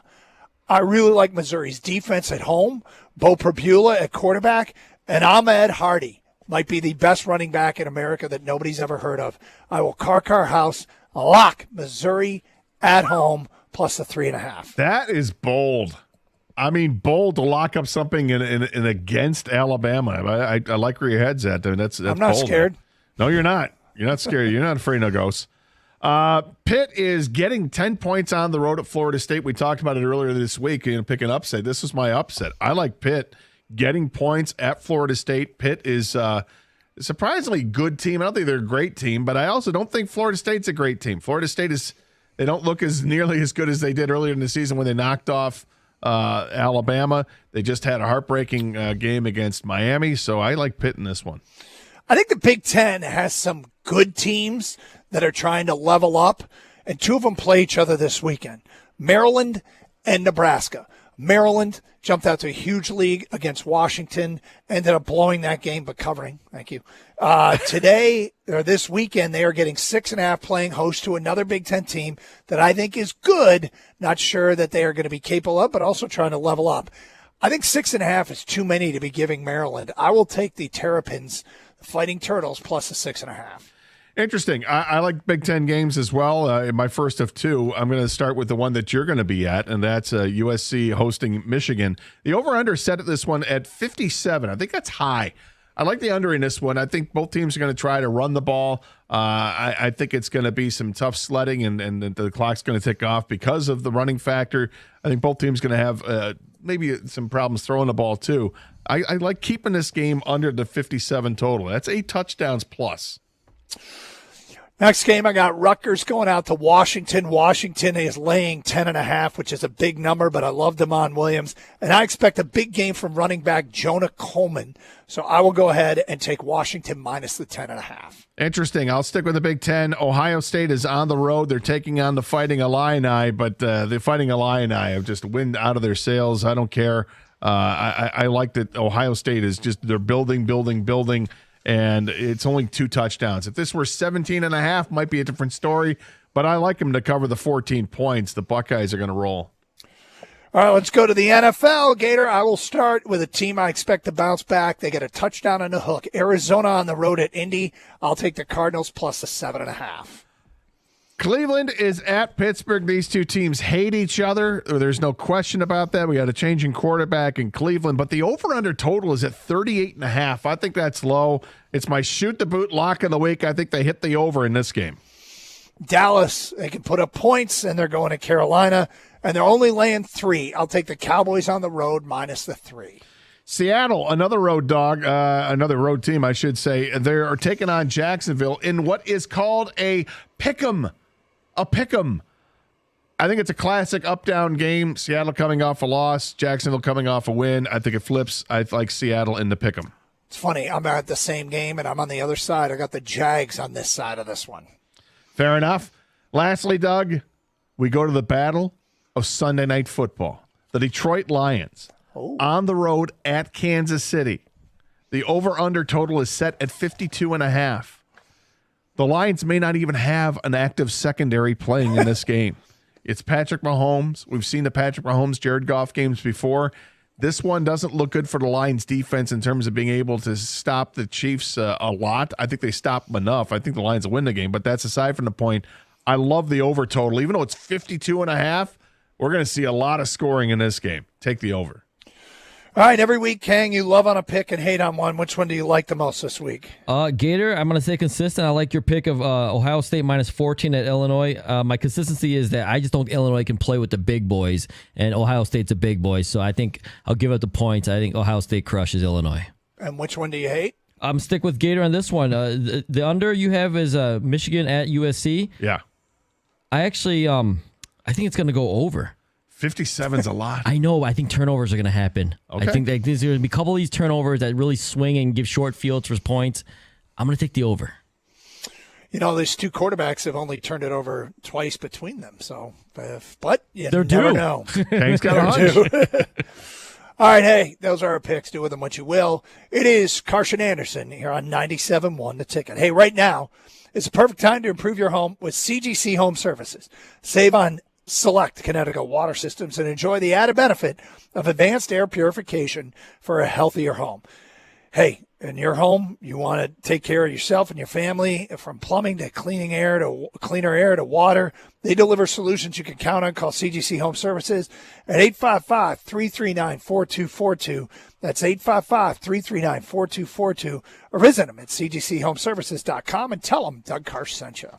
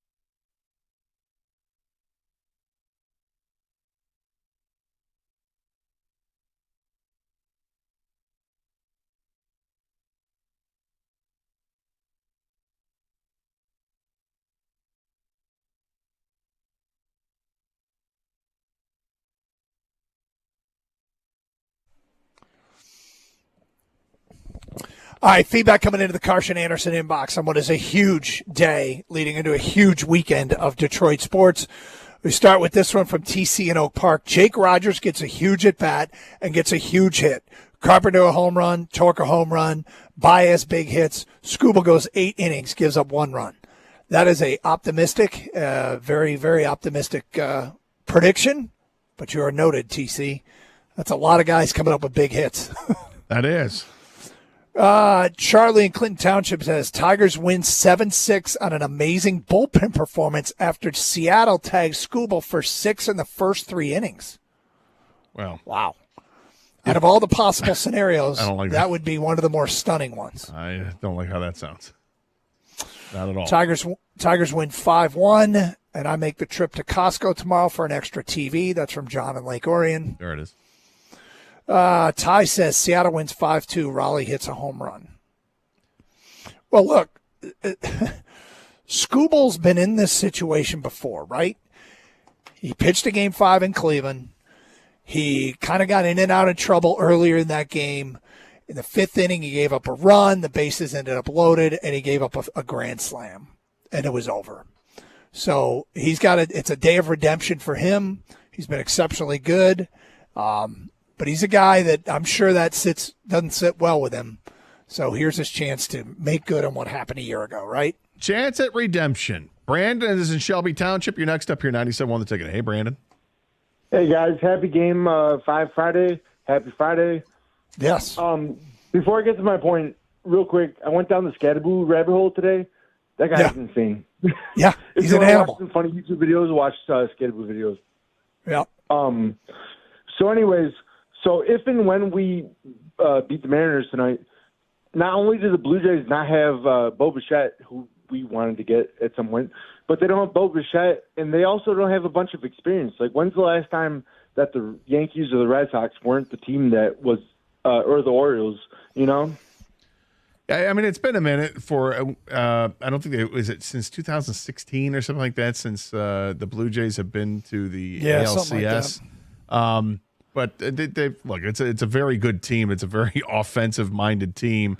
Vlad Jr. is one of the best in the game, and he can put a team on his shoulders if he has to.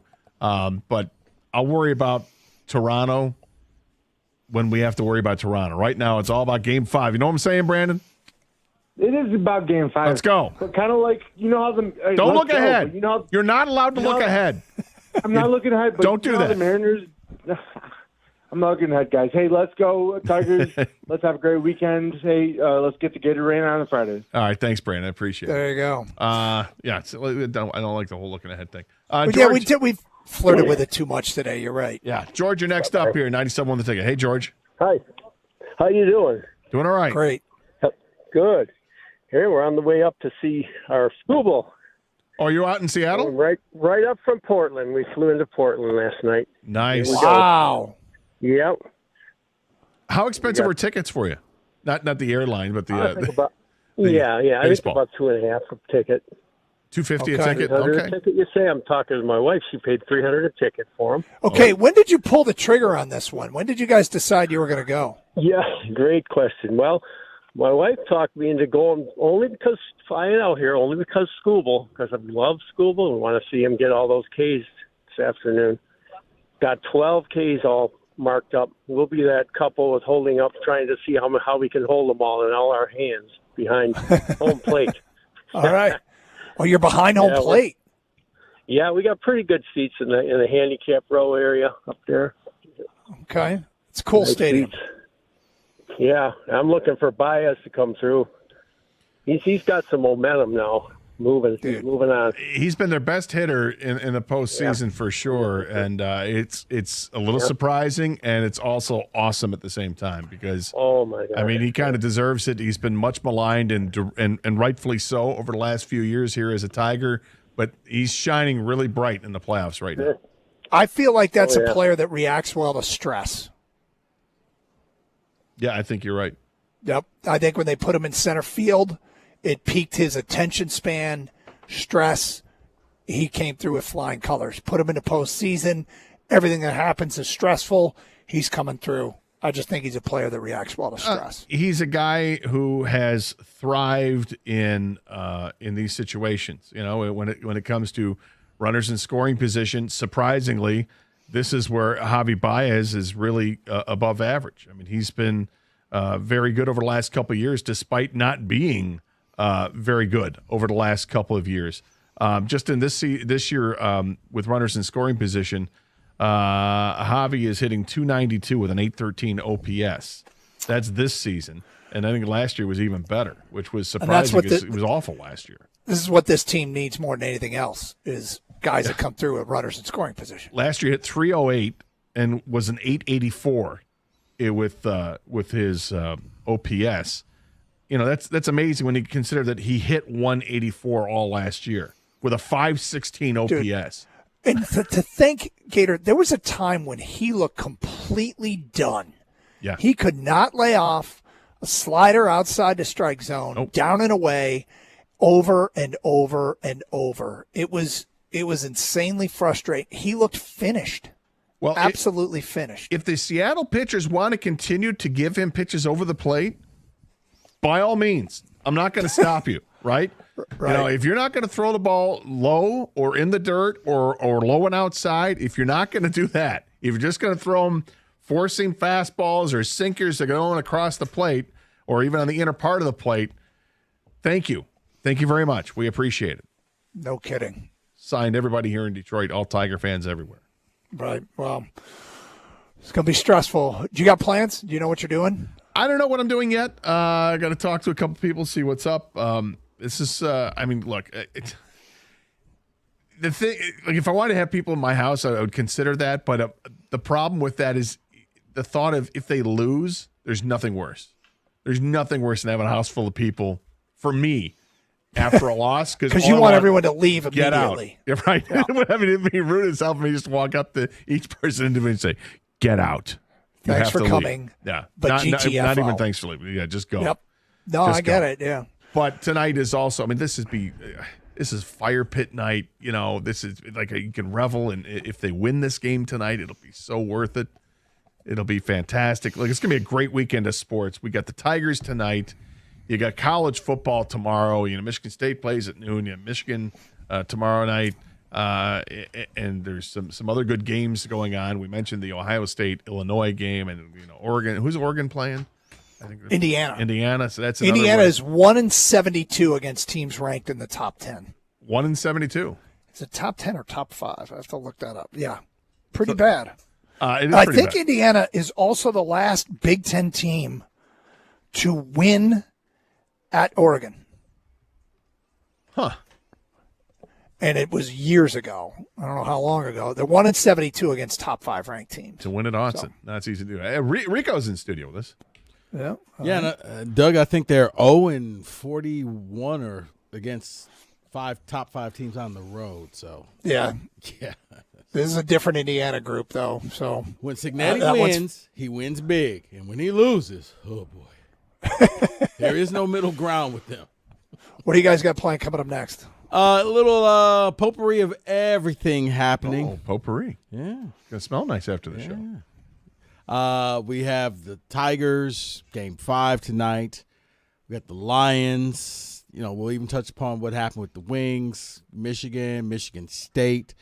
We got it all. Plus, we got TJ coming in around 3 o'clock. So, yeah, we should have some fun today. Thanks for being with us, everybody. Joining us from back in the studio and here in LA. They finally finished painting the field, Gator. I don't know if you noticed, but they literally just finished. They got all the numbers down and everything. So, Doug, did you say they had beer in the press box? they had taps. There's like back there. There's taps. I'm like, what is that all about? I've never seen that, but I'll find out tomorrow and report back. I also go to the wait food. to hear the broadcast. I also go to the food truck in the alley. Please. So if I'm Oh, not- yes, yeah. Doug. Please do. Doug, you're in L.A. Are you serious? Go to the food Do it. truck. It's going to be amazing. It'll be What's the up, most SA? amazing yeah, food I'll be you've right ever there. had. Yeah, it probably will be. We leave every Friday with the Gator Rank. Thanks for being with us. We'll talk to you tomorrow and see you Monday here on Carson Anderson.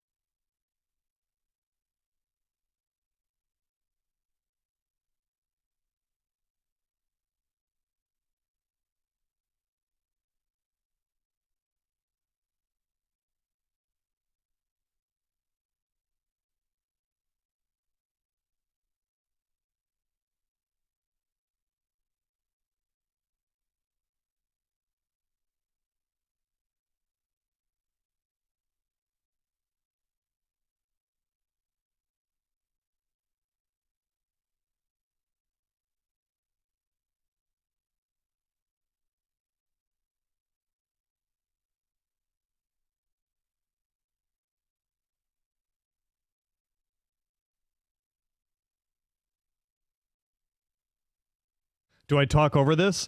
Brought to you by Paulson's Audio and Video. The Tigers and Mariners will battle tonight for a spot in the ALCS. Patrick Kirby will battle against Tiger ace Tarik Skubal. AJ Hinch doesn't mind that people haven't been positive about Detroit's chances this playoffs.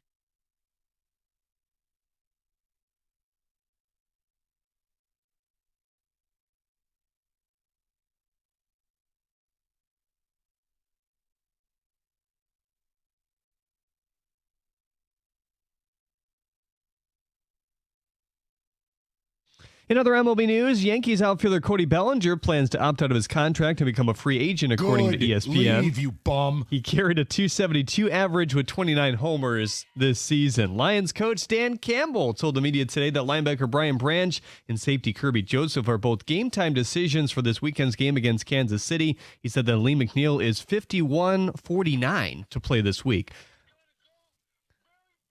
The Red Wings were back in the practice ice today as well. James Van Riemsdyk was on the fourth line. Tom McClellan says he's close to being ready and will play either tomorrow or Monday. And the team will also start Cam Talbot in goal tomorrow.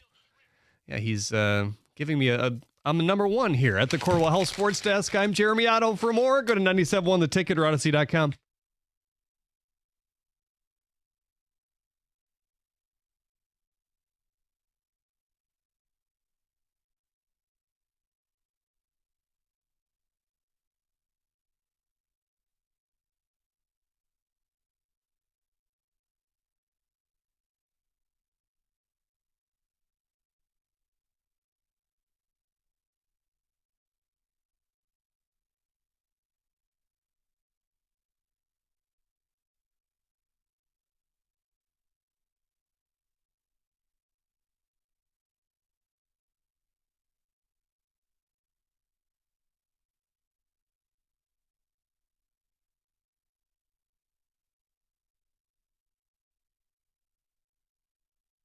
Oh boy, happy centennial.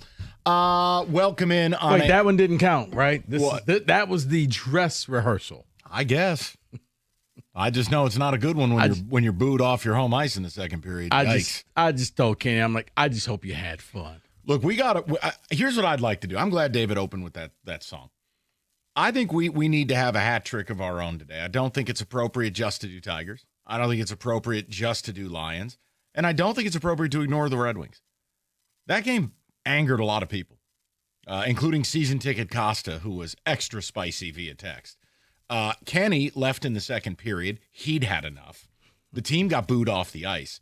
So here's how I want to play this. Okay. I'd like to take a page from Douglas Charles Karsh. Open lines. Oh. Except you can leave the respectful crap. You can just do what you want to do. Look, if you want to rap about Game 5 tonight, obviously, it's going to be at the forefront of everything. Do I have reasons beyond there's no way you're losing Bolt Skubal starts in a 5-game set that you're going to win? No, I don't have any reasons. I just know that Skubal's going to take the mound to the theme of this is a man's world, and he is going to dominate the Mariners. Lions in Kansas City? No, I don't feel as good about it. This is just a maturity test for some of you. Can you talk honestly about your team? Now, we just saw the Philadelphia Eagles get dump trucked by the Giants. Why? Hashtag reasons. We saw the Bills lose to the Pats. And although the Lions win damn near every game, they're not going 16-1. This is a curated spot for the Chiefs. And I don't think the script writers are going to let the Chiefs go to 2-4. Oh, I think Taylor Swift called Raj. Raj is calling the crew. It's going to be you versus the Chiefs plus the refs. Are we really doing this? Oh, we're doing it. Plus, you're down both your starting corners. And Mahomes. Okay, now that's tangible. My point is, I'm very nervous about that game. It won't change how I feel about the Lions. I think the Lions are the best team in football right now. I think the Lions absolutely have answered every question I had in the offseason. Won't change my opinion about the deadline. I still want to add stuff. Why? Reasons. But you're going to lose games. And I do. I think Sunday night is a really rough spot for you. But then there's the Wings. And I don't want to deny people because guess what? The morning show wasn't even asking for Wings calls, and they were getting them. The middays started their show. They didn't ask for Wings calls. They got them. I think Red Wing fans have a right to be angry because it was opening night. And it just is a moment in time you want to feel good about yourself. The Wings didn't compete. They just didn't compete. And what I'm not going to accept is this. Well, you wanted the kids. Here they are. No. Not in year 7. Not in year 7. You can bring the kids up, but Pelika can't lead the team in ice time. That's a bad look. That means you got a bad team. You got Freddie Finney on the first line. That's a bad look. And the goalie you acquired, everyone said, hey, he's an upgrade. Well, how much? Plus, we're all awaiting John Gibson getting hurt. That's all he does. Gives up 5 goals on 13 shots? What, are you kidding me? People booed that team off the ice, and that I think that's totally appropriate. Mm-hmm. Yeah, and here's the other thing, Rico. I just, hockey is so different is that it's such an expensive sport to watch. The people that go to these games are hand over fist spending money. This is not some podunk hockey city where you can get in the lower bowl for 60 beans. Right. You know what I mean? It's expensive. These people have a right to be pissed. No, you got a coach starting off the year, and look, it didn't look like they did anything in training camp. It looked like they did nothing in training camp. Like, well, this was the best that you had to offer? So I want to offer all of it to everyone. I'll throw the number out. This will probably be the only time today you'll have open phone lines with no wait. Take it. Game 5 tonight. The only reason I have that you're winning, well, there's twofold. A, I don't know, it's what you do. B, are you really going to lose 2 Scooble starts in a 5-game series? Just think that over for a second. That you will be in the ALDS and you will have had Scooble twice in the 5-game set and lose them both. I just can't. I can't wrap my arms around that. See, and for me, it's not necessarily Scooble because I think Mike Scooble will do what Scooble does.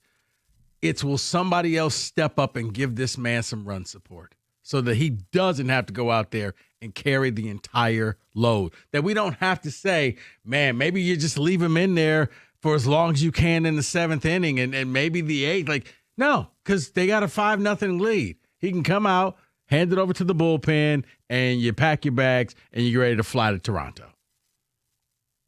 248-539-9797. You want to wrap Tigers? Let's do it. Lions and the Wings too. I think we keep everything in play. And it's a shame. Look, everything as busy as it is this weekend, there's really no air for 2 very important college football games for very different reasons. For Michigan, it's about keeping your playoff hopes alive. You can't drop another game, and I don't think anyone with a brain thinks you're going to beat Ohio State. Oh, but we keep beating them. You're not beating them this year. What? Sorry. You've picked the winner for the last 4 years. So guess what? Nona is telling you what's happening. Okay? Lasagna's in the oven. Mike's giving up that Sister Jean special. I'm going to move on from that. The point I'm making is, and for Michigan State, I mean, look, every game's a referendum when your program is in the shape it's in. If you lose to UCLA, you are staring 3-9 or 4-8 down the barrel. Period. Amen. Hallelujah. Hey, I'm not mad if you call about either game. For Michigan, the win keeps the playoff hopes alive. You could get dusted by OSU. 10-2, the brand. They're putting you in. Mm-hmm. So we know what our primary focus is, but I'm happy to talk all of it. David, Kenny, you were there. Kenny left. Kenny treats these games like Christmas. Kenny left in the second period, basically saying, F this team. Honey, we're leaving. Because he didn't even wait for his wife. He walked out without her. Wow. I think the anticipation. Hang on. Hey, I can't let that pass. That is not how that went down. Yes, I did leave in the middle of the second period, but no, she was with me. Promise. Yeah, no, that game bugged me. From beginning to end, it looked like the defense wasn't giving John Gibson any support. Gibson had a poor start, but the amount of odd man rushes they were allowing, their offense actually didn't look terrible, but man, this defense is still very, very far away. Fans were booing them in the second period of your home opener of your Centennials. Talk about a bad look. It doesn't get much worse than that. What was your breaking point, Kenny? When did you just throw your hands and say, you know what, F this? It was the late 4th goal. I was like, you know what, I'm done. We're leaving. It's over. I mean, it's not even worth sticking around because their offense wasn't getting home. They were, hitting posts and missing the net, and it was like they were applying pressure, but you could just tell they were flat. I didn't want to stick around. I want to beat the traffic. There was a lot of people there. I was out. I was done. And I think a lot of other people were leaving at the same time I was too. Here's the other angle. If you want to knock my rationale for tonight, are you nervous tonight? Are you confident? I guess I'm confident just because are the Mariners really going to go 4-0 in Skubal starts this year, 2-0 in the series? I'm not telling you it's the greatest reason in the world, but I don't have great reasons. A lot of what the Tigers do doesn't make sense. We've talked about this. It's arduous. They test you. There are times they look like the worst team in the league, and then other times they're the 1927 Yankees. I don't have great reasons, but here we are. And I'll give AJ credit in this regard. As laughable as it is to have your feathers ruffled that, people doubted us like we were fading away. You were fading away. Yeah, in fact, there's no like. You faded 15 and a half games. Yeah. But it is powerful for a team to take the us against the world mentality. And if weaponize whatever you want if it helps you win. Exactly. So I mean, heck, Georgia did it. I mean, that was the most ridiculous Nobody thing. believed in us. Really? You were the preseason number one. The Warriors did that in 22 against my Celtics. Yeah. Nobody believed. I'm like, wait, Steph, what? We'll get to the people. We have got a lot to do today. TJ will join us. We're going to do the prop bet casino. I've even got a special sacrifice bunt edition prop for Rico. Oh, bet your ass you're going to see Buntapalooza tonight. Runs will be at an absolute premium. We got the picks and a whole lot more. 97.1.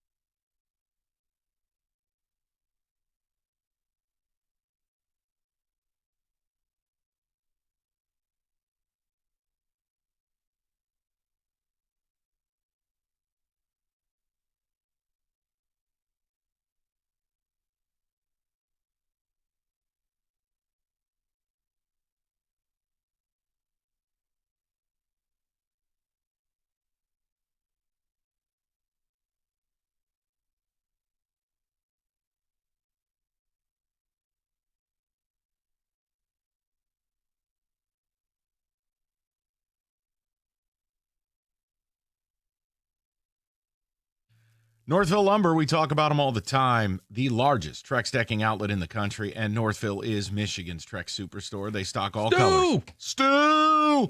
Bobby! All colors of Trex decking, railing, lighting. Guys, they have it all, and always at the lowest prices. Northville Lumber, stop by today. Take home some samples. Call Northville Lumber, or just go to the website, northvillelumber.com. That's northvillelumber.com.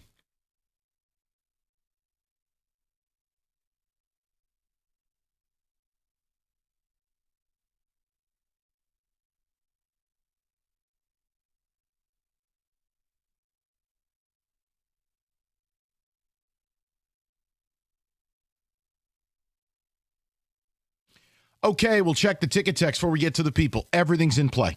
A little bit of a looser format today. There's too much good stuff going on for us not to talk about it. That means the Wings, that means the Lions, and it sure as hell means Game 5. I have no problem. You want to rap about Michigan or Michigan State because I think both games are very important for very different reasons. David, ticket text, though, early check-in. What do you got? It's the one thing fans were yelling about in the offseason that Iserman ignored. We said he's got to upgrade the defense. Cutscene, here's the kids. Mike in Colorado. I'm nervous because the Tigers offense has not given me a ton of reason to be confident. 5 out of the 7 games played so far, they have been very weak efforts, so I don't know how to feel for tonight. The rumor is Kenny's wife is still sitting there waiting for him to return. That is Brandon in a car. Got to stop with this.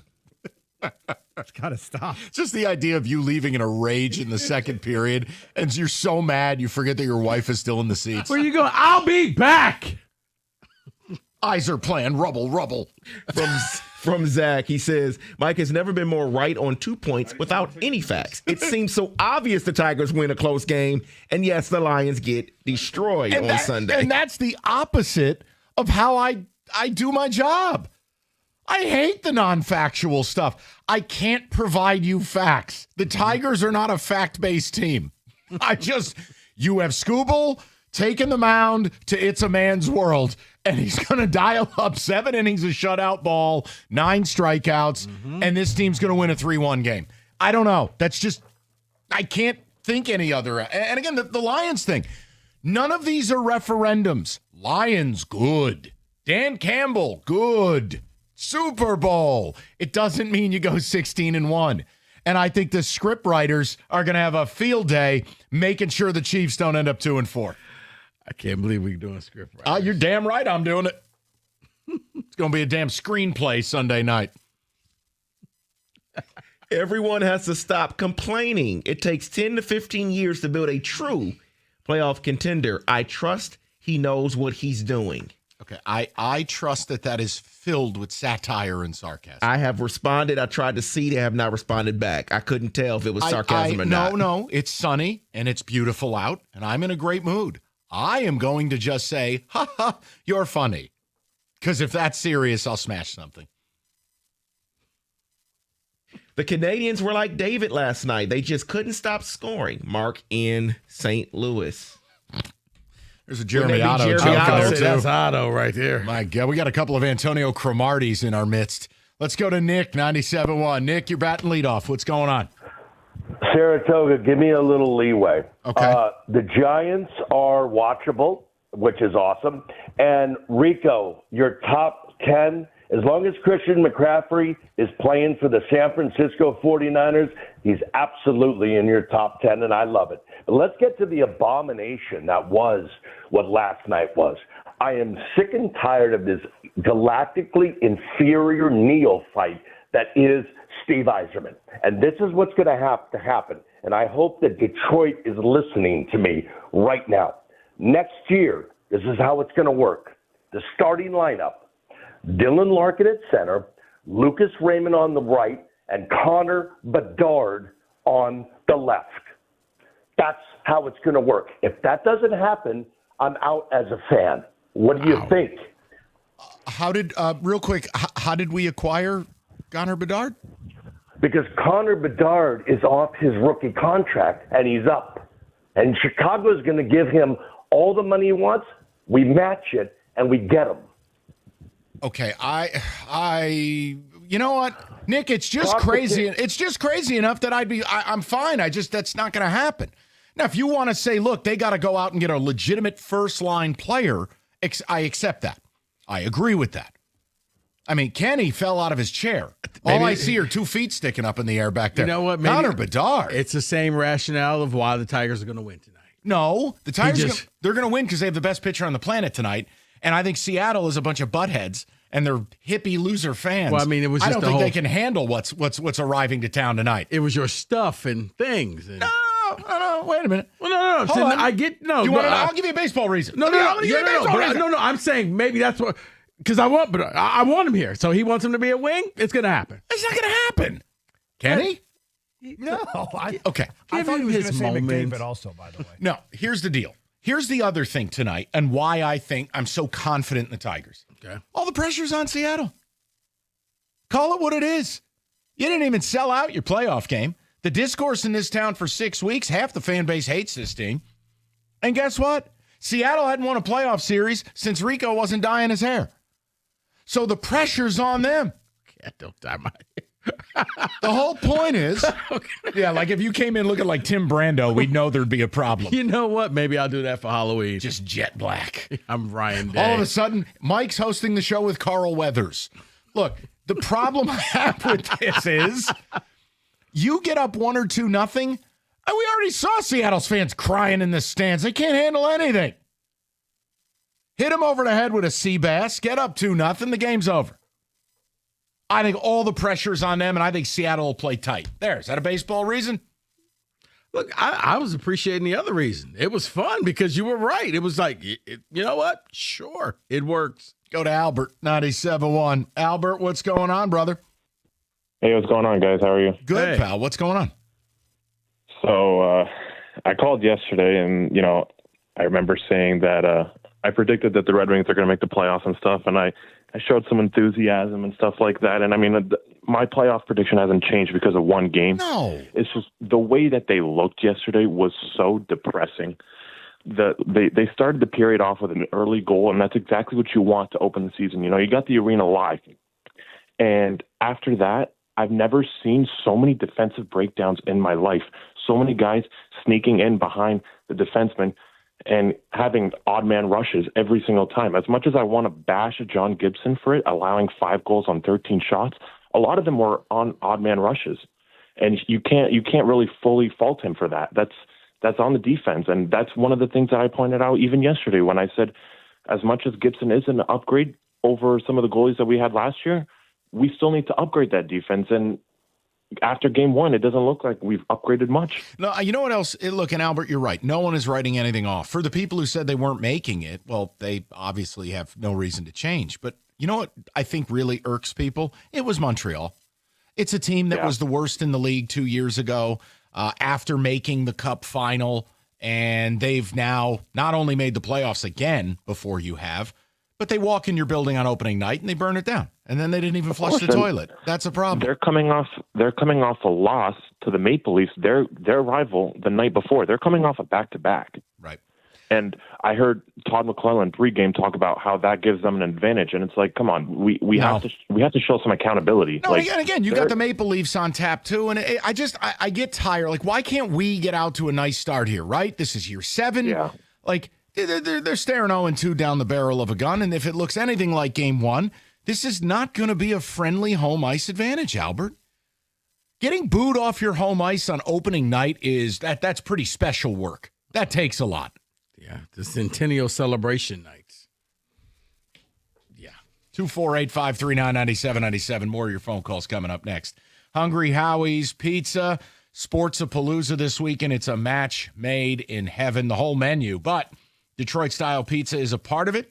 If that's something you want, Hungry Howie's got you covered. In-house made dough, real cheese, and the most premium toppings of any pizza shop around. So, $12.99 on that Detroit style, competitively priced for all your Game 5 Scooble start needs.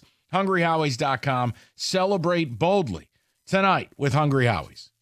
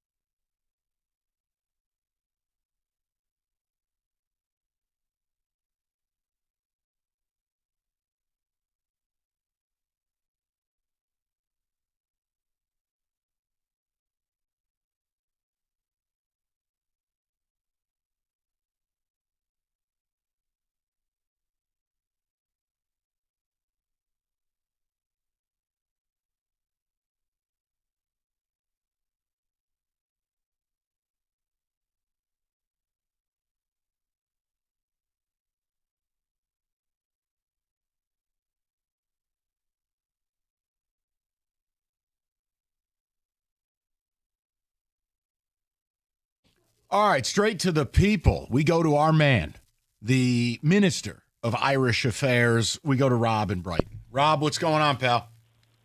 Gentlemen, how we doing? Good, buddy. What's on your mind? What's happening, man? Hey, I just wanted to, hey, Rico. Hey, I just wanted to comment on the Tigers game this evening. I like we've been talking all year, and he's had a great couple years, Skubal. And the run support obviously hasn't been there all year. Was at the beginning. It hasn't been now. We all know the woes, right? He's going to get a huge payday coming up, like next year, the year after. Let's hold him, like his shoes to the fire of, hey, go out there, throw 7 innings. You know, he hasn't beaten Seattle all year, 7, 8 innings, no runs, 10, 12 strikeouts. Like, hopefully he has that, and I'm sure he does. I mean, he's fantastic, but we're talking about the bats and, can we get him? We have the best starting pitcher in the league. Like go out there and own it. Go out there and own that mound. Go out there and just do it yourself. I think he has that capability, and I hope that's what we see tonight, because that would just spur the Tigers to just go into the CS with that momentum, right? But there's hope and expectation. So you've given us the hope. What is your expectation? He hasn't beaten them all year. Yeah. And he can't lose to them, like you said in the previous segment. You can't expect to beat a team in a series when your number one ace loses both starts in a 5-game series. It's just, you can't expect to win that way. It's just hard to imagine. It would be not Right. stunning. It like last night, what the Giants did to the Eagles was stunning. Like him losing tonight wouldn't be stunning. It would be surprising. There's a difference.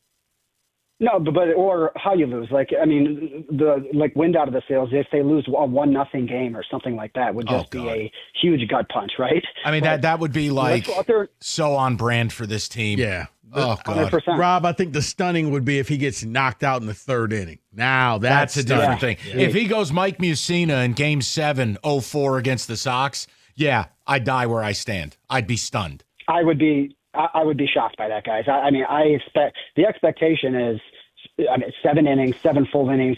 Anything past that is great, and just own the game, right? Like we saw DeGrom do it. We saw, going back to those Clemens Schilling days of go out there and own the mound, own Seattle, put this team on your shoulders. He has the capability and the mindset to do it. Go out there and win a baseball game yourself. That would be awesome to see. Yep. I think that's part of, you want to be paid the way you want to be paid. That's part of what you got to do. I still don't think it'll be the Tigers doing it, but he's going to get paid. But these are resume games. The Cy Young Awards are nice, but what you do in the playoffs, that's what gets you to these lofty figures. You have to be the one to step up. And again, you can be a Hall of Famer and not be great in the playoffs. Hello, Clayton Kershaw. Yeah. The point is, this guy is going to get one contract. Right. But these are the games that turn you into legendary status, that people look at you and say, yeah, but remember this game when he went out there in Game 5 and did this. Correct. Go to Joe, 97.1. Joseph, what's up? Mike, very glad for you to have me on. The only thing I disagree with caller Rob on, and not that it's relevant for tonight, is I think Skeens is better than Skubal. Okay. But that's neither here nor there. Yeah, and I don't think anybody could get mad at that opinion, right? No issue. Right. So a question for Kenny on the Red Wings. I think Yzerman's done. It's over. Ooh. What would you think of moving Yzerman upstairs and having Brendan Shanahan come back and be the GM? It would certainly be an upgrade. You saw what he did with the Leafs, but that's the problem is I don't want to turn into the Leafs either. But beggars can't be choosers at this point. I wouldn't hate it. Would he accept a role upstairs like that, though? A lot of times GMs don't like to do that. Don't you think Yzerman deep down knows he's failed, and it has to eat at him every night that he could not get this done? Maybe, possibly, but at the same time, where's the expectations? Who's putting his feet to the fire? I'm not sure that's the case either. But, yeah, I think the Tigers win, Mike. No way we lose 2 Skubal starts in a row in the playoffs. I can't see it. No way he would also go 0-4 against Seattle. But I think the Tigers win for sure. I shouldn't say for sure. I think we win. I feel good. Don't know why. Can't really give you a baseball reason. But as far as the Lions, I don't expect to win. I can't imagine Mahomes being 2-4. No, I don't think the script writers will allow it. Lions are still going to be great. The Lions are still. I'll say it. We're going to win the NFC North this year. I don't agree. trust the Packers. Look, here's the other thing. If they lose. Joe, this is the other thing. This is where people kind of get lost in it. This is where I get annoyed with some, not all, some Lions fans. They only blame the injuries when it's convenient. But if you talk about the injuries before a game, you're a hater. So if I talk about the fact you're going to face Mahomes, who threw for 300 yards last week, without both your starting corners, and I say that's a concern, you're a hater. But if you wait, you don't say it, and they go out and they give 300 yards up and they lose the game, then those same people blame the injuries. We have to stop playing this game of convenience and just talk about the Lions as a real team. They're awesome whether they win by 50 or lose by 50 Sunday. It is immaterial. I didn't change after the Green Bay game. I don't change now. But this is a curated spot where the NFL scriptwriters, I have a real hard time believing they're going to let the Chiefs go to 2-4. Taylor Swift is making that call. She's angry. Come on, Her man. new album stinks, apparently. People Brother. are upset, and she wants blood. She needs a Chiefs win. Well, I think people realize she's 35 and you're still trying to sing teenage girl songs. I wouldn't know. I didn't listen to it. I've just read some reports where people are not happy with the album. But come on, man. Are we now get Script granted, writing. The Tigers, the Lions secondary, it's a mass unit. I'll give you the script writers. I thought we moved past that. I'll never move past it because in the seminal moment of Chiefs games, so they always get the call. Okay, always. So where are the calls this year? Well, you couldn't overcome Fishing Vest. I mean, Duval. he fell down twice. Well, Chris Jones decided he didn't want to earn his paycheck. I don't know. This is a back against the wall, home game, Arrowhead, prime time, national TV, and if the Chiefs lose, their season's over. The script writers are going to be overtime. Okay. They're penning a sequel tonight. Oh, man, I love this, man. I love you for this. I hope I'm wrong. This is good. Let me ask you a question. Who hates the Chiefs more than me? Name a single human who hates the Chiefs more than me. You think it brings me pleasure to tell you I think the Lions are going to lose? No. No, it doesn't bring me any pleasure. I hate that team. Mahomes' face angers me. Don't you understand? But the script writers, they're like the Founders Club you're a part of. It's a secret NFL society. You swear up and down. You'll never convince me there's not a Goodell phone. I'll tell them you said hey this weekend. What, the Founders? Yeah. It's homecoming, David. Where? Oh. Whatever. Go to Tim, 97.1. Tim, what's going on, buddy? Hey, guys. Happy Friday. Happy Friday, Tim. Call in for Lions, but while we're on it, what would you say? It's got to be like Hutch, right? That's got to be the X factor. Should the Lions win, we got to get Mahomes before the secondaries are always. I actually think it's your offensive line. I think it's controlling time of possession. I think playing a little bit of keep away will help. The running game. Yeah. You know, make the Chiefs stand up to you, which they have not done a great job this year. And see, I would say, Mike, you kind of touched upon it, a motivated Chris Jones, because he's been panned throughout the country of everybody saw him give up on that play. Now he wants to show, no, I'm still him, and I'm going to go out there and show you what I'm going to do to Jared Goff.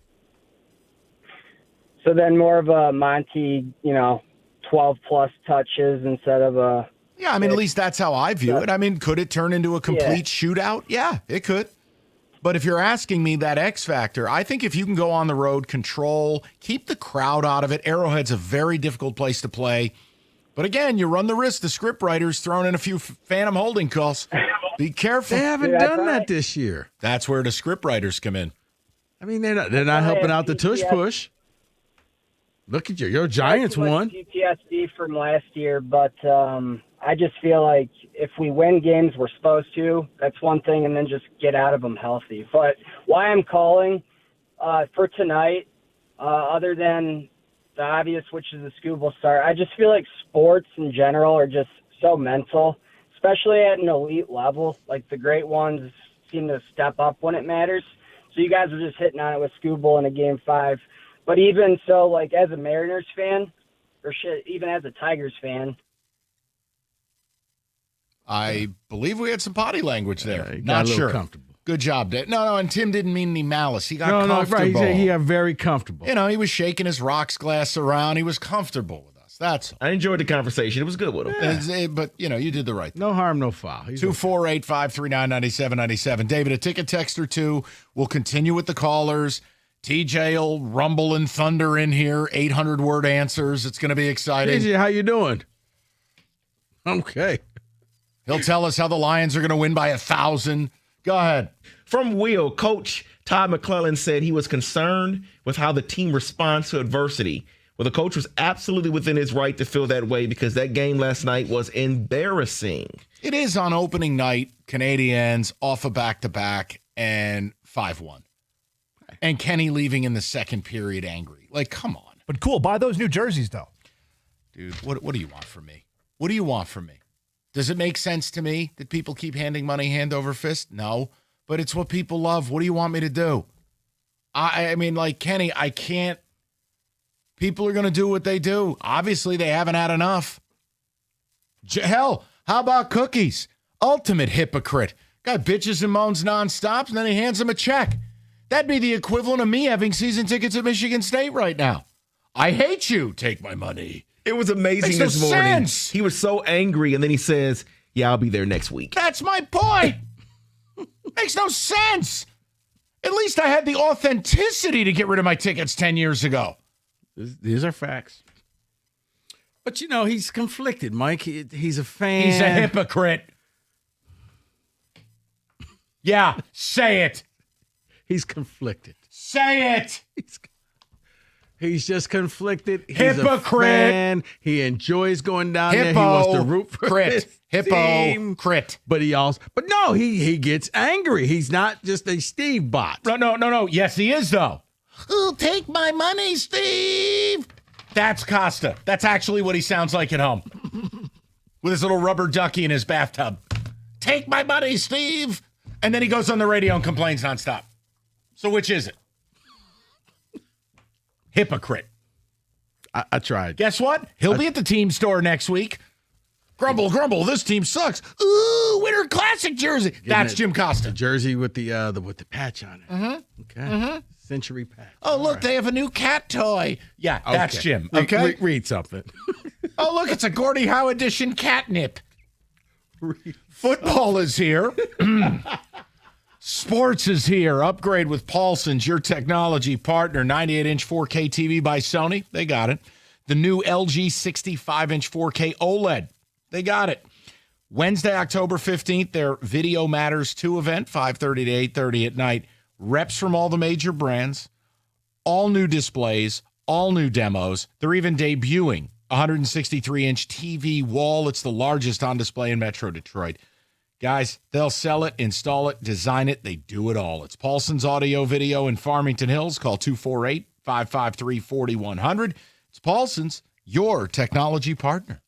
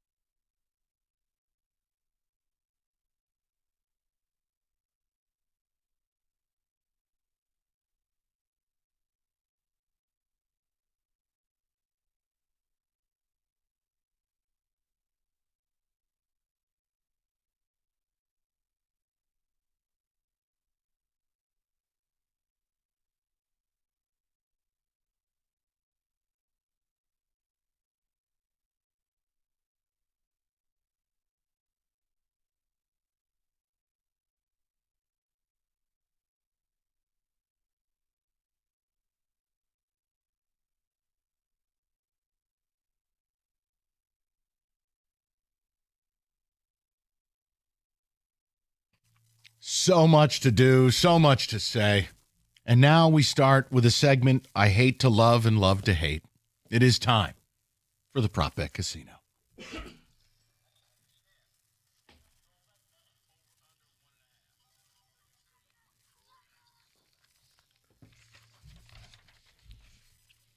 Well, for the first time in 4 weeks, the winner did not sit in that chair where Mike sits. My reign of terror is over. Congratulations, Kenny Cott. Yeah, not you, David. Hey, man, your hockey team blows, but congrats. You won the Prop Bet Casino. Kenny beat you by 1 pick, Mike. I'll take a win where I can get it. Amen. At this point. Kenny, respect. Yeah, he 1 pick. Kenny took the under in the chaos. All right, let's start off with Michigan State. Oh, great. Nico Iamaleava rushing yards over under 39.5. That's a huge number. I'm going to say under. If they allow him to rush for 40 or more yards, I got nothing. I understand. Used his legs last week, but come on. Plus, the way their defense is structured, they're happy to let a quarterback have a picnic in the backfield. I'll say under. As your reigning champion. As a married man. Yeah, how about as a guy whose wife is still in her seats at LCA because you left her there in a huff? No. He's coming back to get us. He is. Well, what is going to happen is it just takes one big run to skew that number, so I'll take the over. Yeah, but he won't need to. Mike's right. He can just throw the ball. There's no need to run. He's going to have a charcuterie board back there. Yeah, you know what? I'm going to agree with you, too. It's better off for him to pass and not run. So Plus, look at our coverage. There are people wide open everywhere. Why would he run? Pace yourself. I'm sorry. Okay, fresh off of his argument with Aiden Childs, Nick Marsh receptions over under 6.5. I'm going to say under because the chatter, even the coaching staff said publicly they recognize they have to get him the ball more. I just got to believe they do, even if it's just short stuff, screen game. Go under or over? Over. Over, okay. I got to believe that they'll force the ball to him. Yeah, exact same reasoning that Mike had. I will also take the over. I'm actually going to go under here. They'll try.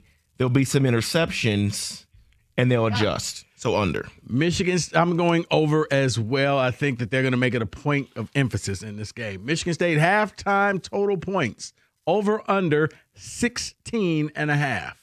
Oh, my God. Well, we know. You could actually bet this number. We know they'll get outscored in the second half. That's for sure. But in the first half, they've actually been okay. Give me the over. Oh. Second half collapse downloading. First half slow start downloading. Whoa. Under. Okay. No, it's homecoming. They're going to give the fans something to cheer about in the first half. So over. I didn't say the rest of the game. Oh, well, you know. Yeah, David, I'm with you. Maybe a little dipsy-do play. The touchdown play, as you call it, Mike. Like, is that a trick play? I'll say over. I'm with you. Aiden Childs passing yards over under 212.5. It has to be over if they plan on winning this game because their running game is egregious booty. Just go ahead. Over. Yeah, maybe you get behind the sticks with a with maybe a bad you running play attack. Connor Moore at right tackle where he belongs instead of getting worse at 2 spots on the O-line, John. Okay, we're going to move on I'll past take the, Michigan State over. after this one. You know I'm right. We got other ones. Over. Thank you, David. If I see Ashton Leppo on that field, my TV's eating a bullet. Hey, let's go out to L.A. Okay. Michigan and USC. Biggest play from scrimmage Over. from USC, 58.5 yards. Give me the over. I think there's going to be explosives both ways in this game. Give me the over. Yeah, I agree completely. Over. I think that's an easy over. So, yes. You know, I'll just be the contrarian and go under. Okay. And you can still get 50 You can get yards. it, yeah. Right, it's just not 50. No, you're right. You're 100% right. I just have a game script in my mind, and I think both teams are going to hit a few big shots. Plus, Justice Haynes, has he already set his alarm clock for his 70-yard run? Oh, yeah. Let's go to the Alpha and Omega. Bryce Underwood. Bryce Underwood, total completions. I was talking to Bryce in the facility. Shut up, you goof. Bryce Underwood's total completions over under 14.5. Has to be over. I just, if this turns into the Penn State game 2 years ago and they just run it like they're Navy, I'll be shocked. They got to throw the ball. They've got to let Bryce throw it. No, he'll throw it. I said completions. It must be over. I agree completely. I'll say over as well. Yeah, to beat USC, you have to be over. They're bringing me a sandwich after half. Shut up, Gus. I'm going to go under. I think he'll throw the ball 30 sometimes, but it won't be caught. These are some sad receivers, David. I'm sorry. Michigan sacks. Over under sacks of USC. Yes. 5.5. Under. Come on, man. That's a lot of pressure. I know, and Barham's great, but predicting a 6-sack game, I just on odds, I can't do that. I'll say under. I'll be the contrarian. As a married man. Kenny, I'm with you. You're not the contrarian, though, because I'm also going over. So I am as well. So Mike's the only one going under. You're a hater. Yeah, that's right. Scooble strikeouts tonight, or Michigan's total points after the first quarter. I'm going to go Scooble. I think he'll have 9 strikeouts tonight, and Michigan will have the first quarter at 7. Give me Scoobs. Exactly right. I have him at around 8, 9, somewhere in there. 27 strikes. I know. Nothing would surprise me. I'm going over. I'm going Scooble. I'm sorry, Scooble. I'm the only one that has faith in Michigan. It's not faith, jackass. It's just I don't expect 14 first quarter points. All right. Why does everything have to be faith or hater? No, Sweet Jesus.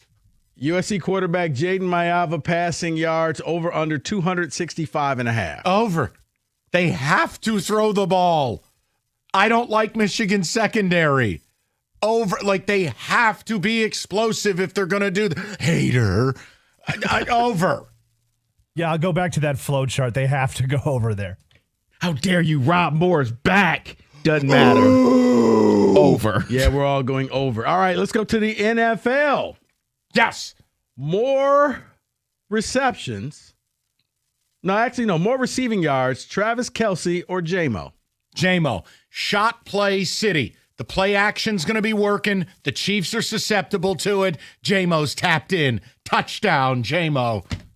Yeah, I have the Lions script here. Unlike you, Mike, you have the Chiefs scripted here. I have the Lions. Give me J-Mo. Oh, it's going to be a shootout. I didn't tell you it ain't going to be a close game. Scripted.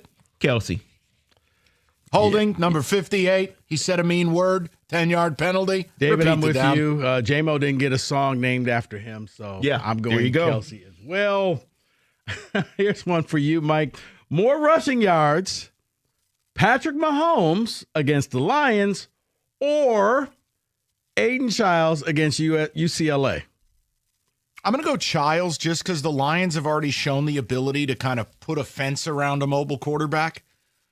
Some spy, some not. Maintain your rush lanes. I'll say Aiden because Lord knows State has no running game without him. Yes, Aiden. Exact same reasoning. That poor kid better learn to slide. Or you're going to get himself killed. No, it'll be Mahomes. It'll be late. He'll start getting it in the fourth quarter. Mahomes.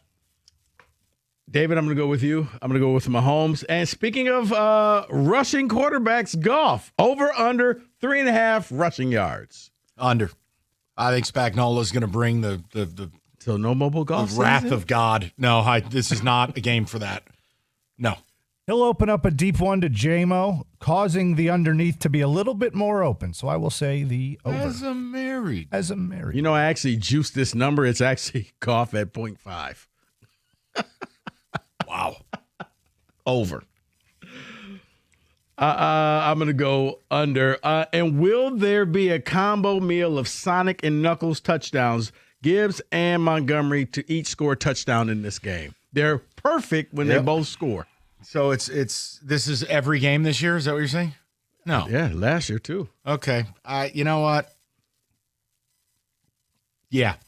It'll happen. Yeah, reasons. A little forward down the field. All right. God, I hate that This song. is a touchdown of any kind, not just a rushing Any touchdown. kind. Yes, then they're absolutely. celebrating. Yep. Okay. No, not happening. David, I'm with you. I think one will get it, one will not. Haters. Top 25 upsets in college football. Last week, it was the under. Over, 3.5. Over. I think Bama's in trouble. I think Georgia's in trouble. I think you've got some tough spots. I'll say over. Do we have a number of games that this includes? 18 games, Skinny. I will say under. Over.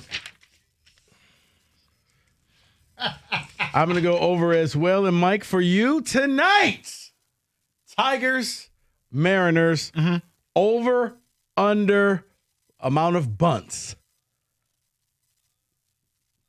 1.5. I take the over. I think there will be bunts-a-palooza tonight. Runs at a premium. Both teams puckering a little bit. And Rico's going to be wearing nothing but a 1984 satin Cardinals jacket. Being bunts. Overalls looking like Farmer Fran. You're going to look like Vince Wilfork in the postgame. Right. Bunts. For the sake of this game being watchable, I'm going to say under. Oh, Kenny, it's happening. No, it's going to be a home run night, so under. I'm going with Michael over here. I'm going with the over.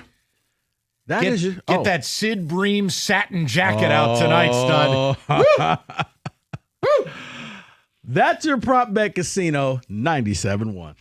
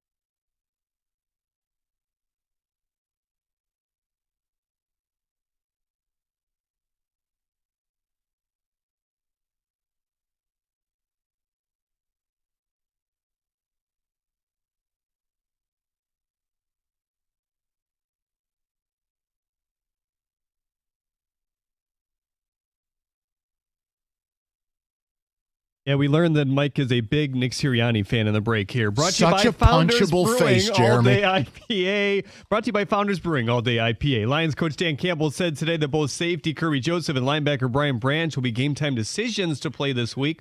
The follow-up question was whether Branch could be a long-term injury.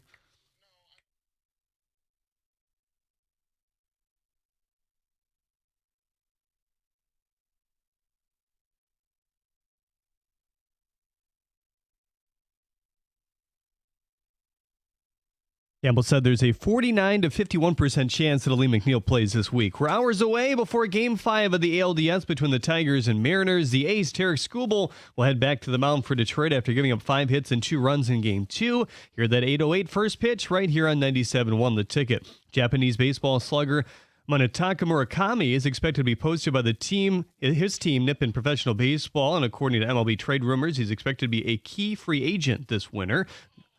The Red Wings were back practicing after their 5-1 loss yesterday. Todd McClellan said that James Van Riemsdyk will be ready to play either tomorrow or Monday. Oh, thank God.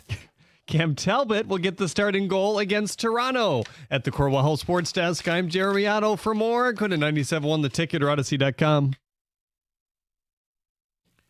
What a time to be alive. What a sports weekend. So much to do.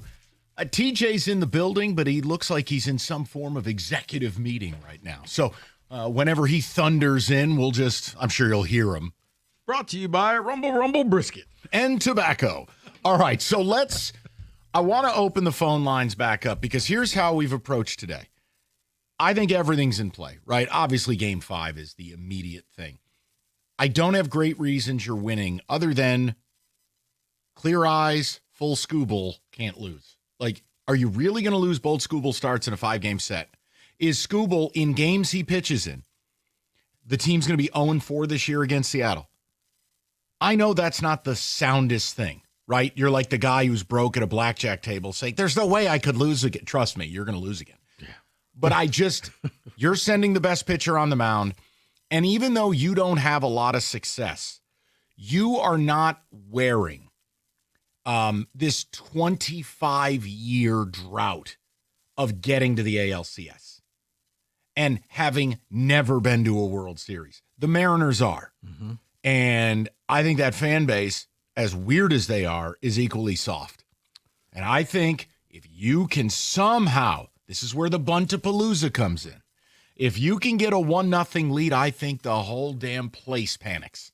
But see, Mike, the flip side to that, they may be weird fans, but, I mean, this is the home of the 12th man right next door and for the Seahawks. Ooh, they can hell with them, too. They can get loud is what I'm saying. So, yeah, this team had, they had nothing to do with the past teams not making it there. But you see how it's affected the organization, how it affects the players. Listen, all I will tell you is they are choke artists in Seattle. Look. They're choke artists. They are, but I'm glad you said that. It's like we can't lose a 4th time with Skubal. I'm not telling you my reasoning is my best work, but it's all I have because figuring this Tiger team out, you can't. If you told me tomorrow they will win tonight and sweep the Blue Jays, I wouldn't be able to put up a fight. Why? Things. Fair. You could also tell me they lose 8-2 tonight. Nothing surprises me. This team is. We are all Ron Burgundy drinking warm milk in a telephone booth.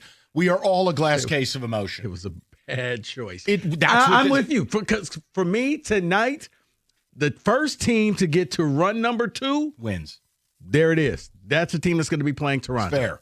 The other things we've talked about, because we're going to keep everything in play. Rico's laughing. Also not my best work. I do think you are set up to lose at Arrowhead Sunday night. Oh, I thought lots of bunts. No. Hats for bats. First of all, you're down both your starting corners in a week where you're facing a Kansas City team that's rediscovered their passing game. That's football. Okay, that makes sense. Then you just heard from Dan Campbell. Brian Branch may not play. Kirby's game time decision. You know Taylor Decker's not 100%. Then we get to the script writers. That makes sense. Well, okay. Script writers. Okay. Taylor Swift is making the call. She's not happy with the response to her album. She needs a Chiefs win. I'm worried the league ain't letting the Chiefs go to 2-4. I love you, but no. Script writers. No, there is no. Watch. If there was script writers, this team wouldn't have a losing record right now. No, it's called the edge of drama. If there was script writing Trevor Lawrence wouldn't stumble twice and then beat them. Well, that was Chris Jones being on Quaaludes. It's not scripted. Okay, I'm telling you, we've all seen the script writers at work when Kansas City plays and they in a gotta-have-it spot. What was the script writers' last Super Bowl? They just got dummied. The script writers couldn't save them. Come on, I'm making a point. Okay. Once you get to the Super Bowl, it's a different thing. The last piece to this, and hopefully Kenny's wife got a phone charger. She's still in her seats at LCA. Kenny left in a huff in the second period. Somebody go pick that woman up. Happy Centennial. The Red Wings got bombed. Right.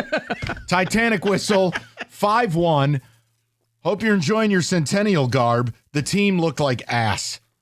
And I don't want to shut people out from talking about it. I think it's totally okay to call about that. But any of it is available, including college football. Michigan and Michigan State have big games this weekend for very different reasons. But we just can't prioritize those with what we have going on. And, David, I'm actually interested in watching your team play because strength versus strength, USC offense versus Alpha and Omega. Michigan defense. No, USC's offense versus the Michigan defense. That's, I think, is going to be must-watch viewing. The other side of but no, because they go for big plays, and you guys blitz like nobody's business. Yes. Something ain't going to work there. And I want to do a kindness here. I want TJ to get set up and join us next segment. Sit down, get a little pouch, get ready, get hydrated. You're going to commit. You already got a couple in, preloaded. Good for you. You give me so much stuff, you know. That's right. These are actually the ones that you gave me. I hope you'd enjoy those. Thank you. Listen to me now. TJ will join us momentarily. I'm going to clue him in on what we've been doing. He was in a major decision maker meeting, and I want to give him a chance to decompress. He will join us in 4 minutes. David will check in on the ticket text. Oh, we were racked with calls for hour one. You got a couple open lines now if you want them. Everything's in play today. 248-539-9797. Open line format. David, what do you got on the ticket text? Red Wings play 82 games. This game is no different than like the first game the Lions had this year. Okay. I promise the difference is the Lions were coming off of Super Bowl contention. The Red Wings are busy turning tricks on the corner for spare change. That does matter. Montreal's the team you're going to be chasing. It was your home opener. They were on a back-to-back. And instead of knocking their ass out, you put on your lingerie. I mean, if the results don't matter, why pay to watch it? Because he believes the Wings will get 95 points and make it finally. That's fine, and I hope you're right. But for today, it matters. For today, Kenny's poor wife is in a dark arena because he left her there, leaving in the second period. Someone is asking Kenny, how was the Raising Cane's after the game? It's a reference to you, Rico, when you left the Michigan State-Ohio State game. Yeah, that game, I made fun of Rico all week. I'm like, bro, don't go to this. This is going to be a disaster. No. Then K9 basically doesn't play. I get a call. I'm watching the game. There's 7 minutes left in the first, and this guy's already at a rest stop in Fremont, Ohio. I'm going, how the hell did you? I got convinced. One of the founders said, hey, let's go to the game. Okay. We roll down there, and we're joking. We may be leaving that. Hey, you know what, Chuck? Let's go. 28-0. He's at Raising Cane's. It's the TV timeout with 9 minutes left in the first quarter. I didn't miss. Only thing I missed was a Keon Coleman touchdown. David? And that was it. How about them Giants? Dart and Scatterboo look like the real deal, Mike. Look. It was a nice moment, all right? It's the only enjoyable game I've watched since they beat Minnesota in the playoffs, 4 years ago now, 3 years ago?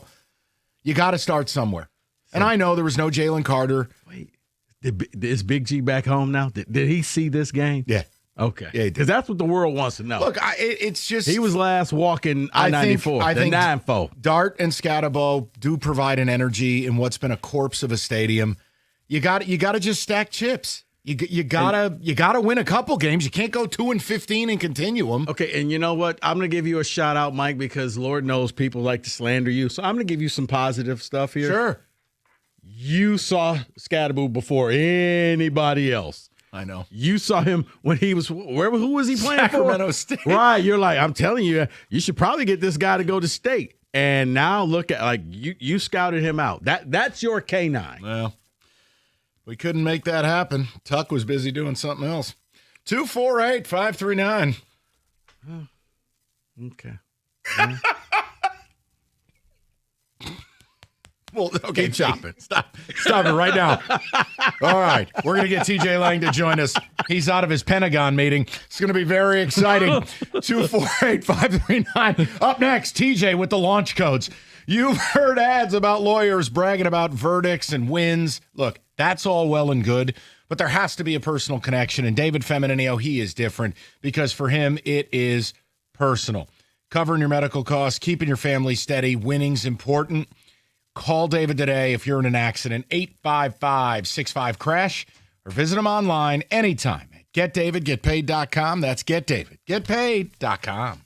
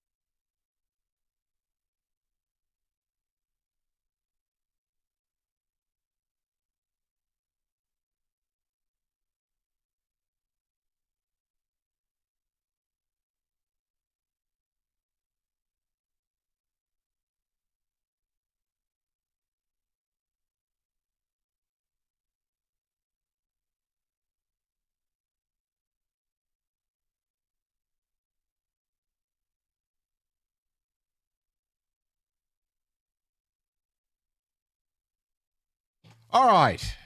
TJ Lang has joined us after his Pentagon meeting. What's going on, man? Did they change? I the took a codes? blood oath. I can't talk about That's it. fine. That's NDAs. respected. Yes. Yes. So cannot speak about it. Everything's available. Normally we just talk football, but obviously it's too big a sports weekend between what the Wings, basically taking a dump on their home ice. Then you got the Tigers game 5 tonight. You got Lions on primetime against the Chiefs, where the script writers are not letting the Chiefs go to 2-4. Oh man, I kind of got that feel too. You where it's- believe I'm in not the a script No, I'm writer? not a conspiracy theorist, Right there, but it's baby. like I've seen when I was playing. It's like this is ridiculous. People think this is scripted, but the last maybe 3 or 4 years, especially when it comes to watching Chiefs games, it's like I could see where these people are coming from.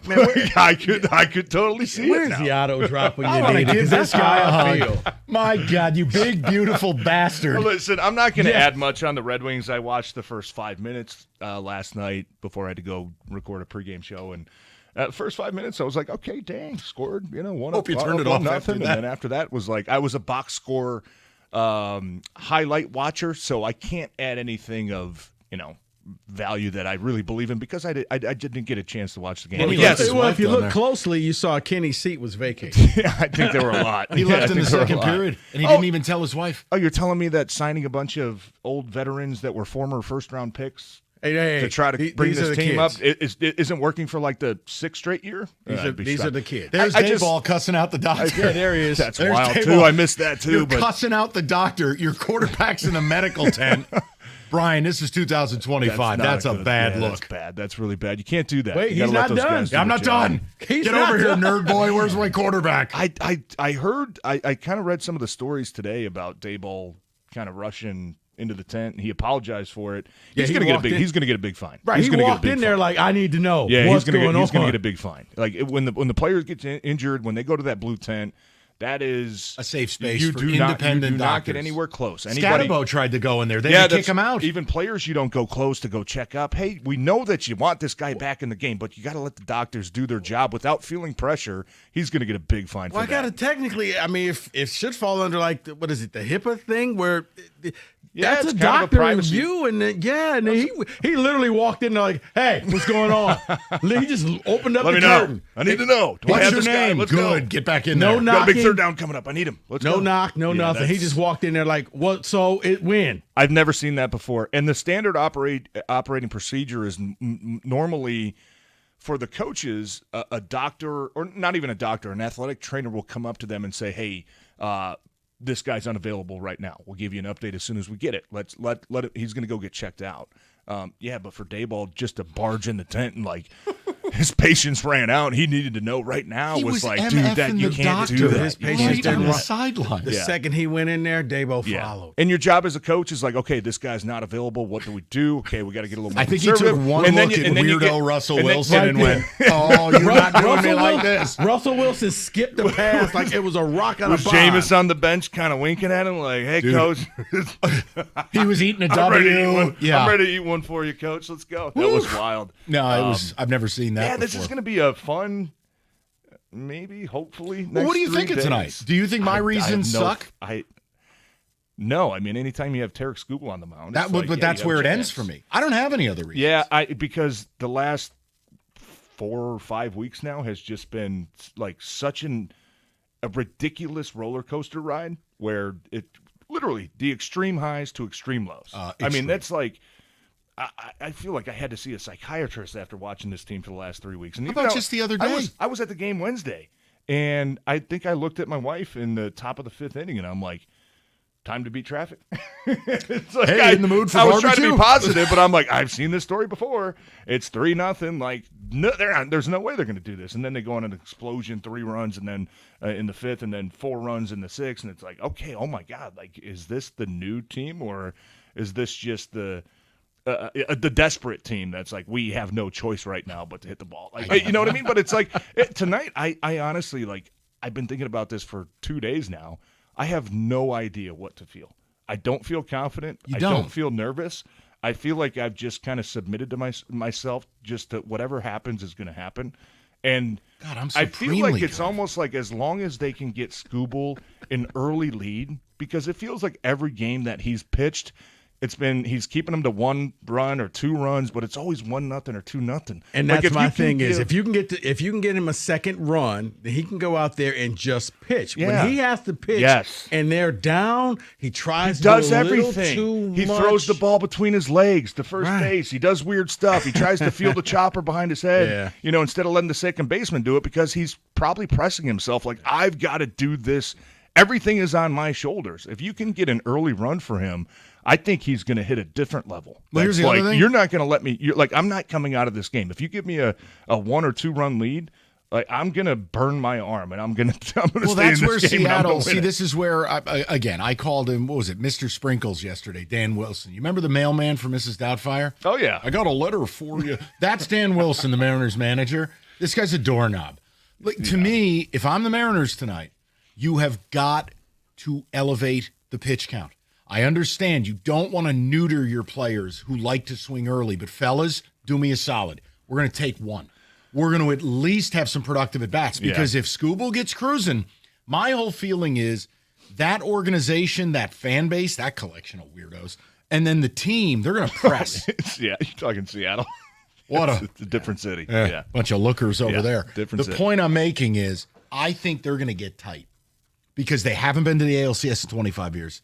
If they know, look, think about if we were on the other side of this and the team who was coming into our ballpark had Tarek Skubal.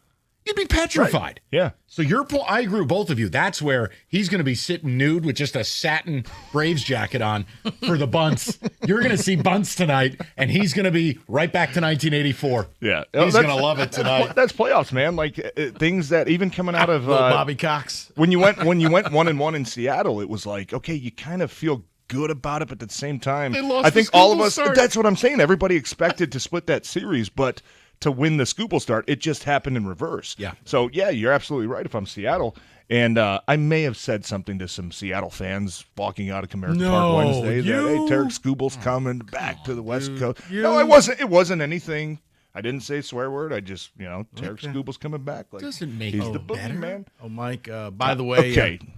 Tej. I'm sorry. Go ahead. Why would you do that? By the way, John, I was fired up. John Mara has spoken. A statement came out from him saying he spoke to Coach Dayball this morning, and while I firmly believe he has stated that he was not trying to influence the process in any way, he understands that the appearance of going into the tent is inappropriate. We have protocols in place as the league to ensure players' safety, and we need to follow the medical staff to execute those protocols without interference. Okay. He wasn't trying to influence. Yeah, okay. Sure. Said the guy who He tried to hand a clearly- cop a bag He of Coke. clearly was because Like, he apologized for it. Here's a brick of cash. Can I get out of this? I'm not trying to bribe you out of a ticket. Okay. Wait, did that $500 just fall out? Oh, my was that God. yours? Because I don't know where it came from. Yeah.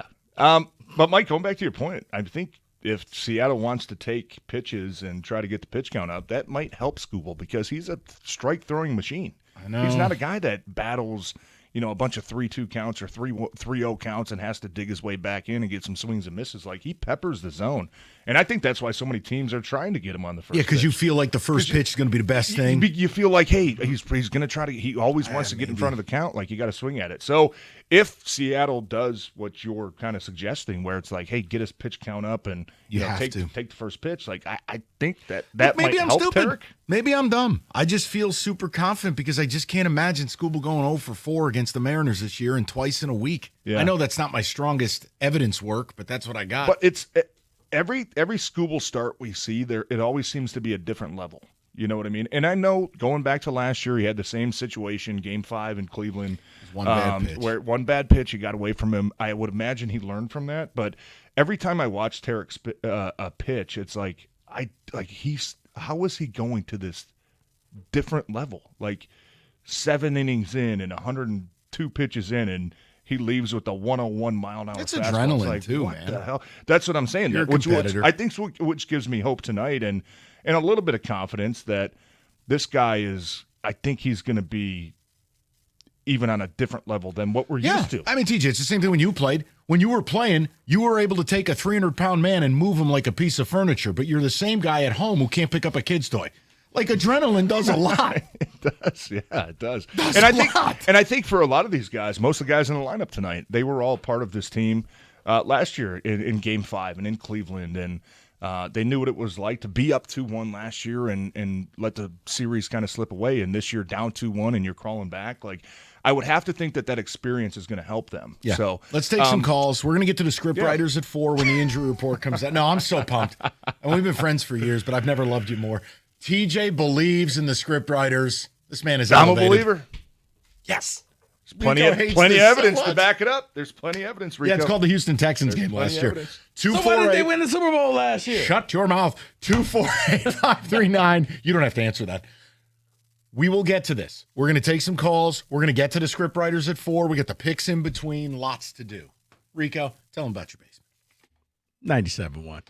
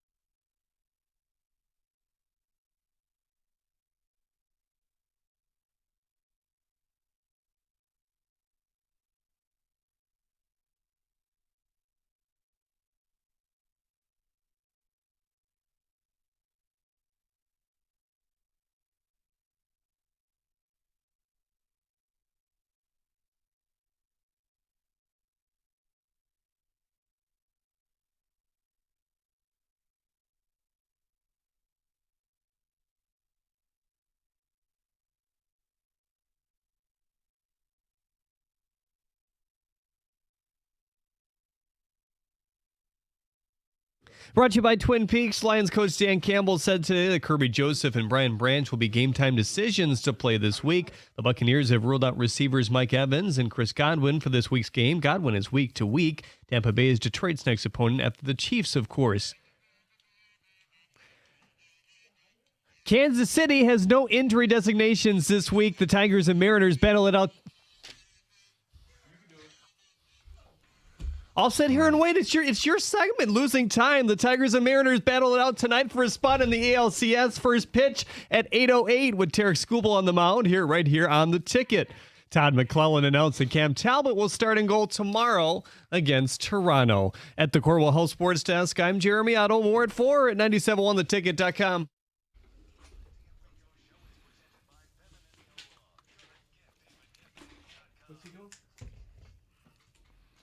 All right, let's get to business. I'm going to go to the phones.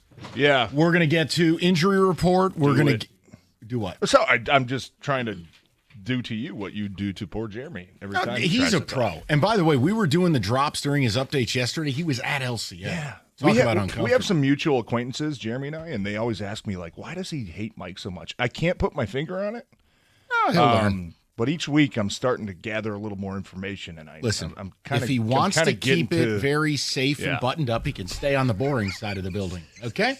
Double. They can turn him into a robot like Luke Sloan. The 1950s style. I'm Luke Sloan. He's going to go Michael Douglas one day. Or you can have fun here.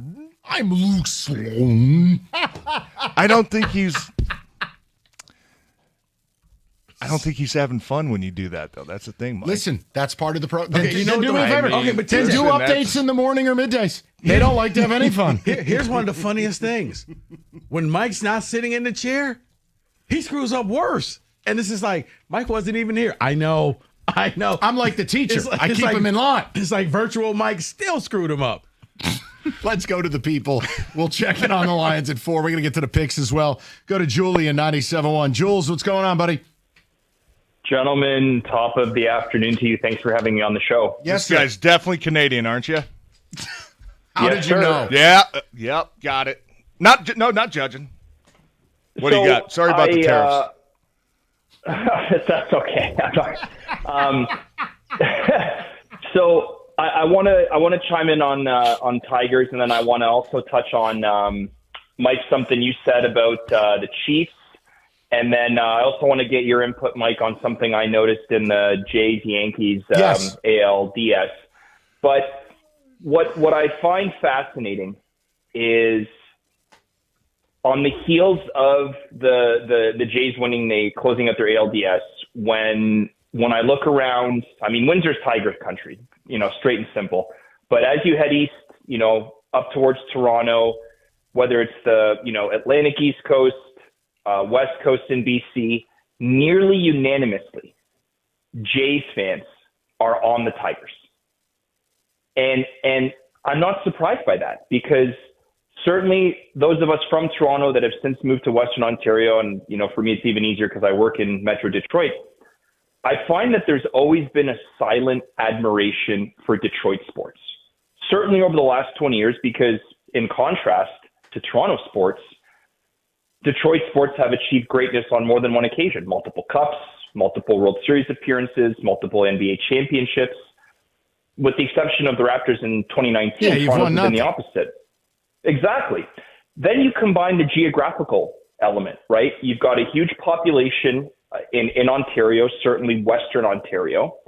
And so there's a greater familiarity with Detroit sports and, by extension, the Tigers. Well, and I think what you'd have if these two teams link up, you're going to have invasions of both stadiums. The geography is going to present itself. I've got my tickets for Thursday.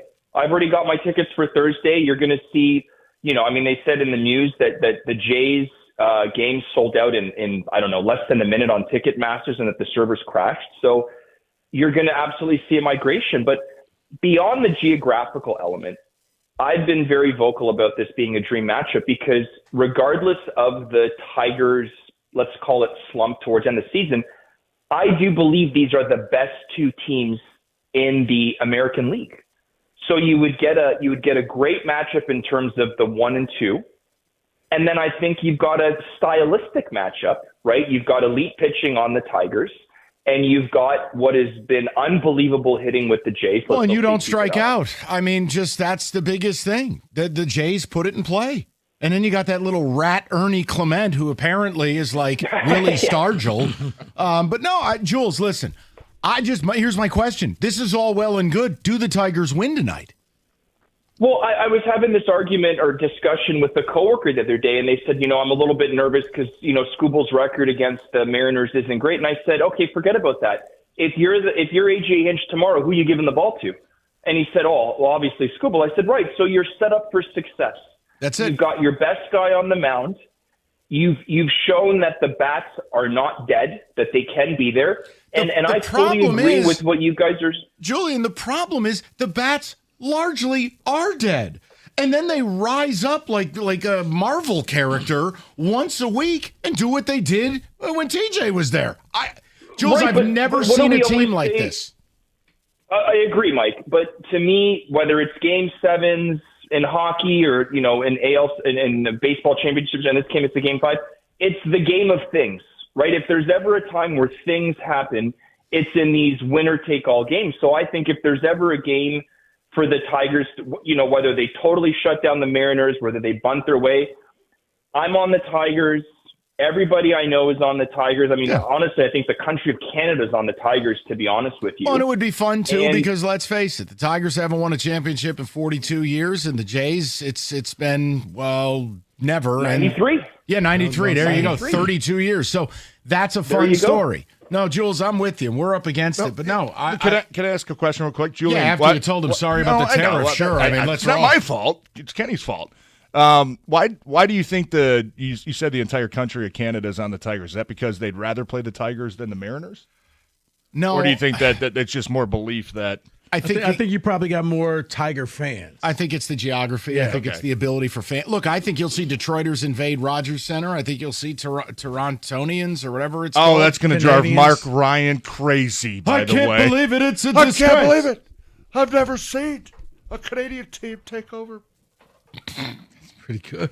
It's not bad. That was his original rant. I think his first day was Toronto fans taking over the American and then we gently explained it to him like, bro, this is how it works. They're right up the road. Look at a map. They flew all the way in. No, they drove. How dare you not support your team? Can I get a name? 248-539-9797. More of your calls. We got the picks, and we're talking about the script writers at 4. TJ's on the bandwagon. We're going to talk a little Lions. No, you are not. It's football season. Elevate your tailgating with a ride from Moran Buick GMC, the 25 Sierra Elevation Crew Cab right now. Lease one at $179 a month, $999 down. The Sierra for $179 a month, best pricing of the year. 25 Buick Envista, $259 a month. Deals are 24 months. Inventory rolls in daily, and yes, Yukon Denali's are a part of that.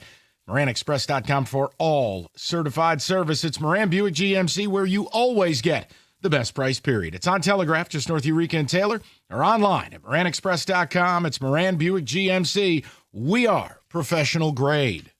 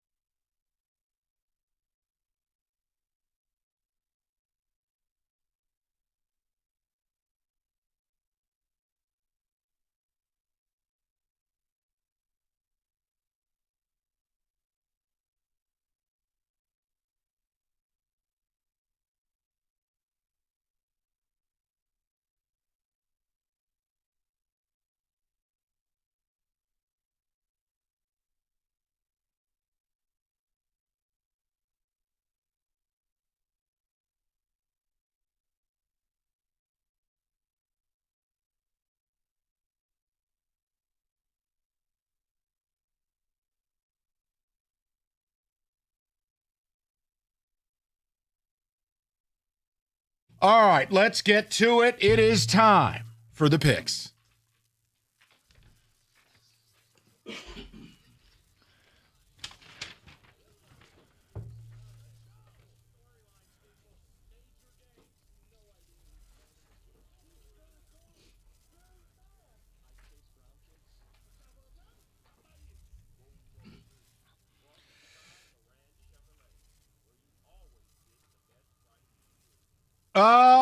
We're all terrible, but look who's back. I have risen from the basement. Now let's see if we can follow it up. Brutal week. And by the way, shout out David. These are the sharpest lines available. We start. Number 8, Alabama, laying 2.5 at number 14, Mizzou. This is an 11 a.m. local kick. Rico. I'm going to let you guys know there's going to be a common theme for my picks. I have reached a point where now I'm going opposite because I keep going 2-8 and 3-7. So I think it's going to be Missouri, so I'm going to take Alabama. Excellent logic. Okay, David, we go over to Kenny. I don't know about that logic, Rico, but full spite store, I always pick against Alabama. Give me Missouri. Over to Hatchet. Dang, I can't gain a game then on you, Kenny. I'm still, going Missouri. Teach? I'm going with Alabama. I think that they're just bigger, they're faster, they're more physical than Missouri. I know Missouri's got a good run game with that running back Hardy, but Alabama seems to be finding their identity a little bit right now. I think they're going to stay hot. Bo Prabula, let's get it. Give me Mizzou. They got a big drum. They can't lose. Haven't beaten Alabama in 50 years. It's time. It's a brunch victory in Columbia, Missouri. Number 7, Indiana. They travel to number 3, Oregon. This opened up at 10, by the way. It's down to 7.5. Rico Beard. This is going to be the Dante Moore versus Fernando Mendoza game. When Indiana loses, man, do they lose. Give me the Ducks. Kenneth Cott. Over a touchdown, so I'm going to take the road team here, Indiana. David. Well, I am all in for Detroit's Dante Moore this year. Quack, quack. Let's go Ducks. TJ. Yeah, Hatchet, I'm with you. I think this could be a Dante Moore Heisman type of game, and I think the Ducks win big. I'm gonna make the mistake. Give me psychopath. Give me Signetti. Google me, bitch. Give me Indiana. I think Mendoza's every bit as good as Dante Moore. Let's take a flyer. Give me the points. Give me the 7.5. Now this one, here's the latest. This is all I can tell you. The line is now flipped. Mateer, it sounds like, is going to give this a go. He's going to play. So, off of surgery, Oklahoma now favored by 1.5 against Texas. Rico. I trust a broken John Mateer over Arch Manning every day and twice on Sunday. Give me the Sooners. That's not the opposite, Rico, but I agree. I'll go Sooners. You're exactly right, Mike, because last night I put it on here and it was 1.5 Texas. I was already going to go Oklahoma. 1.5 Oklahoma. I'll stick there. Oklahoma. TJ Lang. Should I give the Rico Beard special? Is this Sam Bradford versus Vince Young? These guys still playing? Rumble. Oh my God! Look, Mateer back, but it for me. It comes down to the Oklahoma defense. They're incredible. Look, I think Kyler Murray can help them out. Freshman Kyler Murray, remarkable. Their defense, Oklahoma, 55% of the opposing offensive plays have gone for 1 yard or less. That's an incredible stat. I think their defense, no matter if Mateer gets it through the game or not, their defense is going to keep it in it. I got Oklahoma. Nobody wants Texas. No one on earth is taking them. Desperate? Nona is. Except that guy? Hook 'em. Give me broken down Arch Manning. And originally I was taking Texas. Opposite. I'm going opposite. All right, here's your next opposite play. Michigan State laying 7.5 over UCLA. Ooh, it's homecoming. Originally I was going to take Iamaliava, but I'm going opposite. So MSU. Wow, question mark? Kenny. I don't like that I'm picking the opposite of Rico picking the opposite, but I'm taking UCLA here. The reverse of the reverse psychology. I surely will be wrong. David? Michigan State. Any reasoning, or are we just burping takes? I feel ugly doing it, so Michigan State will do it. Okay, TJ. I think Michigan State wins, but 7.5 scored, win by 8. That's just too much. I think UCLA, much like Michigan playing with a substitute teacher for a couple weeks, looked like they were having fun once their coach got fired. See, TJ, the only thing is all of a sudden Jonathan Smith likes to score touchdowns late. Iamaliava actually looked pretty like a capable quarterback last week. Maybe he can keep it rolling. I think State wins, but I think UCLA covers. MSU shouldn't be favored by 7.5 over Jackson Lumen Christie. Wow. Give me the Sons of Westwood, UCLA, please. Michigan at USC. USC laying 2.5. Rico Beard. Michigan coming in with that top defense. You know I like that defensive line, which means I got to go opposite. Fight on. Kenneth? I'm sorry, but I like their defense too much in this spot. I'll take Michigan. Kenny, it's the reverse of the reverse. No, I don't feel good about it. David? This is Michigan defense first challenge here, and I'm going to go with the offense. I'm going to go USC. Oh, what about the Alpha and Omega? Ha ha! Over to TJ Lang. I'm with you, Hatchet. I think that USC's passing offense is just too potent, and Michigan, their only chance is to try to run the ball and keep USC's offense on the sideline. But I just don't see it. Michigan doesn't have the pass game right now to keep up with the amount of points USC is going to score. I'm going to take the Trojans. It's just an auto play. When the Big Ten flies west, you just take the opponent. I mean, I don't know what else to do. Give me USC. Why? Reasons. NFL. You took Indiana. Yeah, but that's different. Okay. Indiana's good. I think Michigan's pretty fake. All right, let's roll. He took the points. I did take 7.5, to be fair. I mean, Michigan 2.5. Come on.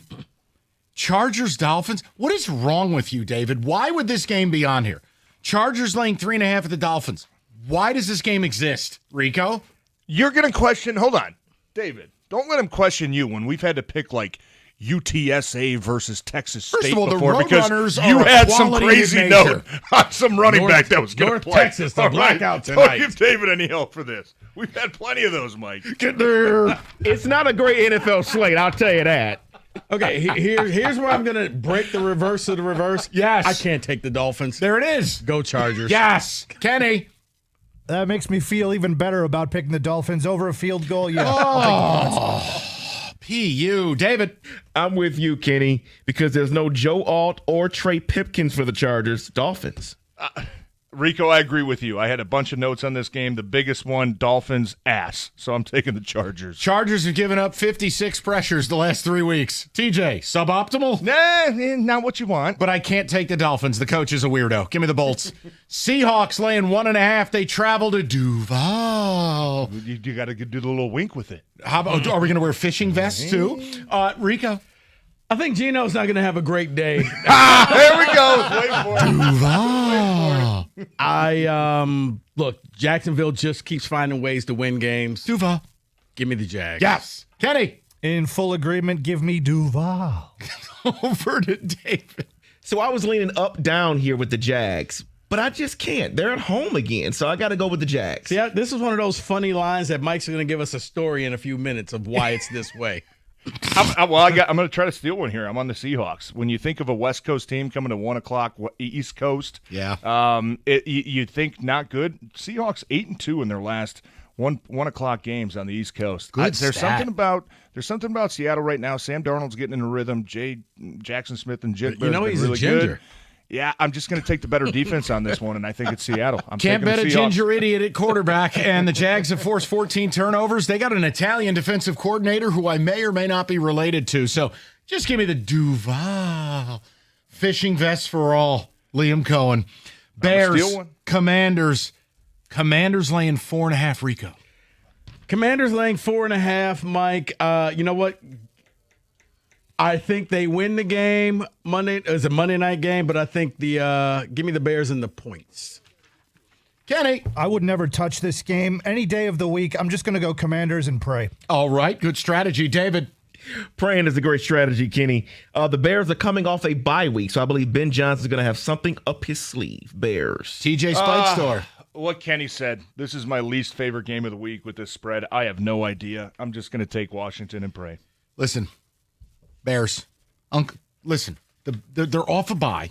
Okay. They'll tighten the screws. The Commanders are the oldest team in the league. You and I could start for the Commanders. Bears.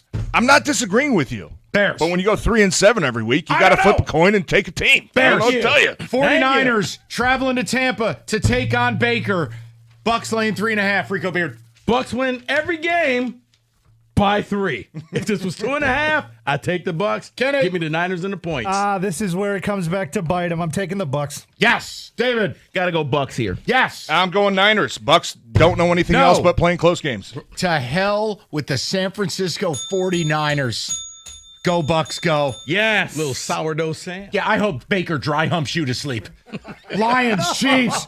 Chiefs laying 2. Jeez. Let's go. Should we dump that? You know what? I don't believe in the script, but I do believe that the Lions secondary is very injured. Give me Mahomes going up against that secondary. Give me the Chiefs. There is a script, and it all points towards Detroit. Give me the Lions. David? You're such a homer, Kenny. It's going to be the Chiefs all day. I hate to do it. I got to go KC until I see this secondary be able to come together and gel together. You need chemistry. You need time, much like the offensive line. Sounds like Taylor Decker probably going to sit another week. Just too many concerns with the amount of injuries right now. Embarrassed. Yeah, I think at this point. Plus, Mike, we'll get to it. I don't think the NFL wants to see Script Kansas City writers, go to 2-4. y'all. The script is in. There's gonna be some weird things. Don't complain when it happens. It's just how it goes. But unfortunately, I got to take Kansas City. Chiefs. Hi, Raj. It's Taylor. Lions we are need still to an talk. amazing football team. You're not going 16-1. Relax, everybody. Those are the picks. 97-1.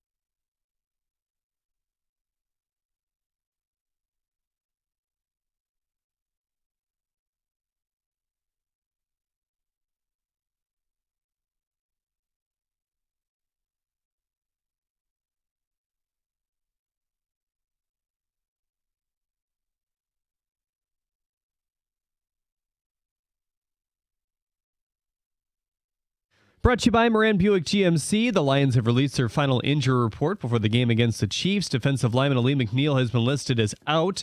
Linebacker Brian Branch, offensive tackle Taylor Decker, safety Kirby Joseph, and lineman Gio Manu are all questionable. The Tigers and Mariners will battle tonight for a spot in the ALCS. George Kirby will battle against Tiger A's Tarek Skubal. A.J. Hinch doesn't mind that people haven't been positive about Detroit's chances this playoffs.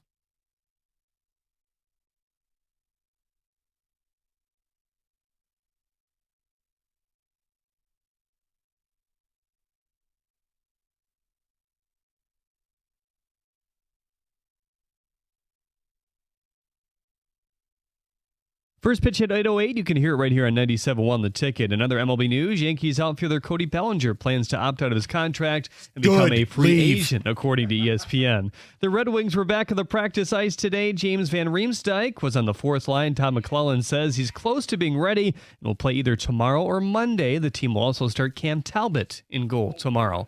At the Corwell Health Sports Desk, I'm Jeremy Otto. For more, go to 97.1 The Ticket or Odyssey.com. All right, injury report. David, give us the complete one, and I want to talk through this because TJ did not laugh, and in fact, he is a believer. The script writers are out. We're going to talk about it, Lions related. What do you, David, go ahead. First of all, the complete report. Yeah, complete report here. Terrion Arnold is out. Zach Cunningham is out. Sione Vaki out. Aleem McNeil is out, and Dave Burkett reports probably next week for him is when he goes. Brian Branch, questionable. Taylor Decker, questionable. Kirby Joseph, questionable. Avante Maddox, questionable. Manu, questionable. Khalif Raymond, questionable. Yeah, and again, you know, I've brought this up multiple. It's a beat-up secondary. Man. It's a beat-up secondary, and I think you got to beat up offensive line. I mean, let's face it, Taylor Decker's as tough as it gets. No guarantee he plays, or if he does play, if he's going to survive the whole game. Yeah. So, look, I look at it in totality. The Chiefs have rediscovered their passing game. Obviously, Xavier Worthy's played a big role in that, and the rookie they drafted, whose name escapes me. I apologize. Is it Thornton, whatever the hell his name is? The point is, you don't have your starting corners. And what I can't stand, and a vast majority of Lion fans don't do this, so it isn't directed at a majority of people. It's just this vocal minority. You're not allowed to talk about injuries and how you're nervous going into a game because you're labeled a hater. Yeah. You didn't pick them by 70. But if they lose, then these bitches go out and they're like, oh, well, we had injuries. And it's like, no, you don't get to do both. No, they're still going to do both, Mike, because you're right. You're down your starting corners, and you may be without one or both of your starting safeties, and that's Patrick Mahomes. Oh, and your left tackle potentially. Right. It's on the road. That's a real crowd. Script writers. That's a real crowd. It's not Cincinnati where they've already given up on the season. And yes, Kansas City is desperate. And the league knows it, and the league is going to step up. Daddy's going to help them, and TJ agrees. Script writers. There's been a lot of weird things, and even last week against Jacksonville where Kansas City got called for an offensive pass interference, and the guy saw the call, clear as day, a pick, threw the flag, the other guy threw a flag, and then all of a sudden you hear Mahomes come up and, we get a yard, you know, we get 1 yard. And all of a sudden, the flag goes away. No penalty. Meanwhile, the expert officiating guy that was on the broadcast was like, that's definitely more than a yard downfield, 100% a penalty. The refs on the field were like, script writers. Well, Patrick Mahomes told us that they get a yard. Are you sure it was outside the yard? No, I don't know if I am. No, I know that, but there's always like weird things. Well, they lost the game because Patrick Mahomes threw a 99-yard pick six. They lost the game. Did it even out? No. Yeah, because Trevor Lawrence also fumbled at the goal line too. Okay. So maybe it even out, but there's been a lot of weird things that have happened that are like, I don't think we're getting that call in the same situation. I would give you 2 script writing if it were the other way around and Mahomes falls twice and runs into the end zone. I'd be like, okay, that's script writing. I've never seen that play in the history of the NFL. Right. When a quarterback gets stepped on leaving center, the play is over. Yes. But then he was like a baby foal. He tried to get up and fell He back had down. no idea where he was. Then he Yeah. got up again, and I'm He like, was okay, disoriented. someone's going to disoriented. rip his head off here. No, I'm going to skedaddle this way, break 3 tackles. Chris Jones was eating lunch, decided he didn't want to bother. Right, Chris Jones thought it was college and like, well, he's down, right? No, Chris, he's not. That was crazy. Even Trevor Lawrence said, I was just ready to get the team back to huddle up, and I He looked said he up. was panicked. Yeah, he said, I looked up and I didn't see Full anybody. panic, And I'm like, wait a minute. And he scored. That would have been script writing, fellas. Yeah. So The bottom line is the league is not going to allow the Chiefs to fall to 2-4 at home on national TV. Plus, Collinsworth won't have enough material. If he can't glaze Mahomes, he's got nothing. So, and you hate Collinsworth. You know you do. All because he slandered you when you took reps at defensive tackle. We made up at one point. Well, I don't but forgive. Yes, I don't either. But Or I thickly think built there guy. is like it just What did watching PFF have to say? just watching last couple years. It's like You know I don't see many teams getting those calls. And How I'm about not the a Houston game conspiracy last theorist. year? I'm not saying that it's slanted, but we there really are doing it's Yes. kind of weird when it like it's always slanted towards one team, and it's like, okay, if it kind of spreads around the league and you see everybody getting these weird calls, but it always seems to come back That's to right. like one common And denominator. you have to which makes factor you like, this in. "Oh, You really?" have to factor in a negative review of Taylor Swift's new album. She's unhappy. She's made the call to Raj. She wants her husband to be happy. She's made the call. Yeah. She has said, scriptwriters, unite. I would tell you this, like I think I picked the Chiefs more towards tangible Thank you, know, TJ. evidence that my concerns are just with the injuries that you have, and that's it. And I also take us back to a conversation that we had, I think, leading into week 1, Mike. He's where hearkening. No, but we also said, hey, if you get out of these first 6 games 3-3, we're feeling pretty damn good about ourselves, right? So worst case scenario, if you drop one and you play and you battle and you lose on a walk-off field goal Sunday night, you're sitting there 4-2. I think like a big picture look is the way I look at it. Basically, almost a third of the way, pretty much a third of the way through the season, you're sitting there 4-2. I think a lot of us, when we started this 5 weeks ago, we're saying, look at that schedule. Now I know teams have had some injuries, whatnot. Don't care. You don't get to make your own schedule. But you're looking at 4-2 and saying, hey, we're still in a really, really I good still think they're spot, the best so. team in the NFC. Yeah, and look, if you lose a game 31-27, Who like you cares? feel bad. No, like you're gonna be pissed off. Are the now you Bills, get the are the Giants Bills on the not the schedule Super Bowl? later. Are the Bills not the Super Bowl favorite in the AFC? Yeah. They just lost to the Patriots. Exactly. Okay. Look at Philly. I mean, last night. Well, no, the they're Giants. effed. They're Well, I think Philly's a different. But Detroit's team, going to but- have to play those same Giants. Yeah, so and watch that's out. why I'm just saying when we Shut up. I'm just You saying when can't just let me have one moment of joy. I'm saying it may be 2. Shut up. Scaramouche. I just think when all of us said, hey, if you get out of this 3-3, this kind of gauntlet, feeling pretty good about ourselves. So worst case scenario, you're 4-2. Nobody's gonna think different about this team. We know You're exactly who 4-2 this team is. in a race for Yes. the top seed. Now, look, I know what the top seed brought you last year, but that was last year. Yeah. You're still on pace to be that best team in the NFC. Yeah, and looking at that's the one thing that I just look at is like, okay, one injury, yeah, we can get away with it. 2 injuries, okay, maybe it's Decker and maybe a DB, right? You look at like 5 or 6 guys that might be questionable, might be game time decisions. If you don't have those guys, that's where the only concern comes from, because those are positions that you need reps at. You need to build chemistry. You need to be able to like, hey, I've had 100 reps next to this guy. I know what he's going to do on this play. There's just some positions there where they're battling some injury issues. We'll have to wait. Obviously, it could change. Maybe Sunday night, these guys are all active, and I would change my pick.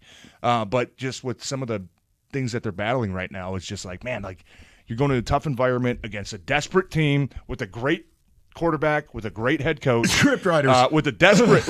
They're obviously desperate. They don't want to fall to 2-4. And you've got some injuries. I just kind of take all that information and then I'm just like, okay, like maybe if you win this one, it would feel like you're kind of stealing one with some of your depth players. Scriptwriters. You can say it a little louder than that. I'm just saying. I don't trust Kansas City in Arrowhead to ever get the benefit of the doubt when you're the opposition. If they have the ability to screw the Lions, they're going to. Here's about it's a week-to-week league. The Lions are still going to win a ton of games. They're still, to me, the favorite in the NFC. They've answered every question. When do the Lions get the script writing? When they win a Super Bowl. Okay. So we've talked about. Let me ask a quick question. I know we're up You're against fine. it here, Who but cares? if the Lions drop a close game, they go out there and battle with some depth players, and hey, we're giving some guys a little bit of rest, and they drop the game. We've all kind of agreed that's not going to change our opinion on what type of team they are. No. Let me ask you the flip side. Sure. If they go out and win by 14 against Kansas City, They're the best team. does that? Well, what does that do for the opinion? I already of the think Lions? they're the Super Bowl rep from the NFC, the way they've played. They've answered every question from the coordinators to offensive line gelling, all that stuff. So you don't think it would change either way? Because I've already picked them to be I the think the team. only, Would it? Okay, TJ, so the let me only way ask it- this. Hold on. The only way it changes is if you see a repeat of what you saw week 1. If all of a sudden they go to Kansas City and it's not And get scriptwriters, whooped? they just get beat badly. Okay, but I'm talking about on the other side of that. Let's say you go in and you win 38-20. They're even more awesome. Does that just solidify Oh, yeah. the Yeah, belief sure. that like Because the Eagles I are have to struggling. accept the fact that this team is an absolute powerhouse right now. They are. Because I can honestly I know I picked them in our picks, You but know what it does? I could see it going the Lions' way and being like, you know what? Screw it. We got depth. We got players. We're going to go up there. We're going to trust our offense. They're going to put up 35 points. Defense, maybe you continue the takeaway fest you had the last 3 TJ, weeks. it becomes a collision course. And all of a sudden, it's like, oh my gosh, an ass beating in Kansas City. Like, would that just solidify the It would. fact? It's a collision course to Thanksgiving, the rematch against Green Bay. Yeah. 248-539-9797. Who said it? Coming up next, America's favorite place to watch football is Stadium Swim, located at Circa Resort and Casino. All the games, best viewing experience, built for the fans, 6 pools, 3 levels. Perfect view of the big screen right in the heart of Las Vegas. It's Circa Resort and Casino. Book your spot today at circalasvegas.com.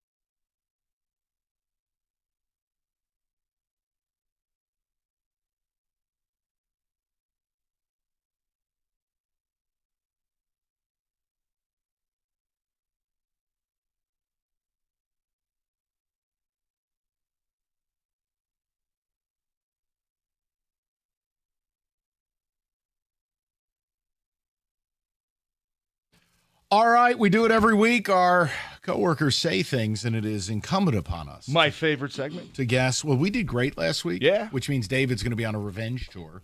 Well, it's my favorite because it's my last. It's who said it. That's touching. Thank you. Yes.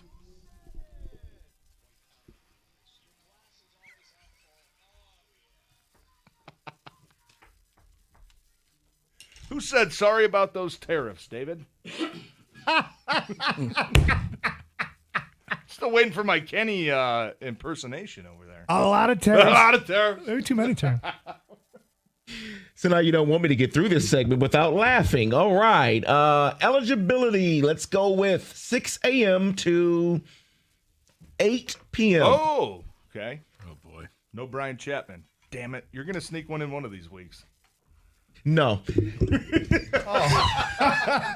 Wow.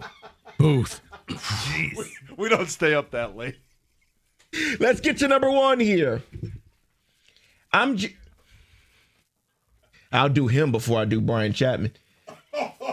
I'm just defending AJ a little bit because he's moving around chess pieces and they're all pawns. There's no kings. There's no nothing. One more time, David. TJ was talking. Okay. I'm just defending AJ a little bit because he's moving around chess pieces and they're all pawns. There's no kings. There's no nothing. Oh boy. Okay, so That let's sounds very kind of a midday-ish. nerdy comment when you talk about chess and pawns, but then you don't know the name of any other chess pieces. So that's kind of like meathead-ish. But you're kind of Kinda got a knocking Jansen vibe. You're knocking the team, so a lot of hosts on this station won't knock them. So that would eliminate a few people. When you Were say they really- there's no nothing. Well, I think because whoever was saying this couldn't come up with another name for chess pieces. The only thing they You're knew was saying pawns. Jansen. Yes. Did it sound like whoever this was kind of stammering over themselves? I think that could be Stoney. He was in today. And saying there's no nothing, that feels like a Stony trailing sentence into chaos moment. Yeah, that's the only vibe I got out of I it. I'm gonna forgot say he still Stone. worked here, to be honest with you. I got to rethink this one, Kenny. And Kenny's not eliminating himself because I was going to say Gator. Oh, my. I'm going to say Stoney. Rico? I'm going to go Gator. Gator, Stoney, you're going? I Jansen? think I'm going to flip to Stoney now that I have all the information. Okay. God, don't put it this on me. No, I mean, you sold me, dude. Hell All of a right, salesman, all right. Kenny. Let's see. Can we get off to a good start? Not likely. David, who said it? I wish you wouldn't have done that, TJ. God damn it, Kenny! Why don't you be a man of conviction? You're right. I'm weak. Let's I continue. let this man in that face change my mind. Unbelievable. All right, let's go to number two. Number two. Seattle struck out more times than the Tigers did last night, and Naylor and Suarez have been complete non-factors in this series. That's not true. Suarez hit a bomb. Naylor's had several big hits. Well, okay, I'll just move on. Suarez. You know what? No one's been more negative and knocking the Mariners' moves than Gator. Yeah. Gator gets a boner knocking the fact that they traded for players. So to me, that screams Scott. I'm going to double down. Am I onto something here? Yeah, I'm going back to the Gator well. I promise I didn't hear this, but that sounds, your logic is sound. So I'll triple down and say Gator. Oh, God, we're going down. walking right into the Kenny stab of death there. I don't have a feel on this. I'm going to ride with you guys. Oh, God. Although every time I hear Suarez's name, we all thought it was Eugenio, but it's a Eugenio. Yeah, it's a lot. Reminds me of the Lion King song. Okay. A Eugenio, bada easy the ball. All right, dude, you're done. All right, Listen, I'll take Gator with you guys. Keep going, man. no, this you is got it. you got realize it. what we've just done. This is like on We got TV it. when they We all got pick the same team and then that No, team no, no. loses 38-0. Because I David got is confidence hoping. on this one. David is I got hoping that we confidence. change it. All right, I'm sticking with it. I have to. I got confidence. David, who said it? I'm actually not hoping that you changed it because you all are spot on. Bam. I'm not taking credit. What you have to know is when the facts are wrong, it's Gator. Oh, you can't say that. There's Hold on. multiple. That's There's terrible. multiple people. That's We got terrible. the flag on the play. I I'm mean- just saying he's taken it a little far knocking the Mariners' moves. Saying that you didn't need to make moves because look at where you are and look at what they did, and you're in a deciding game with them. And none of that has anything to do with each other, but so be it. Gator's not the only one that gets things wrong. No, we all get like things starting wrong. David quarterbacks is, for teams. Oh, boy. I was about to say, Let me tell you, Bart Starr's going to light the Bengals up this weekend. Number 3. I stand by it. Gino will be back. Trade deadline's coming up. See?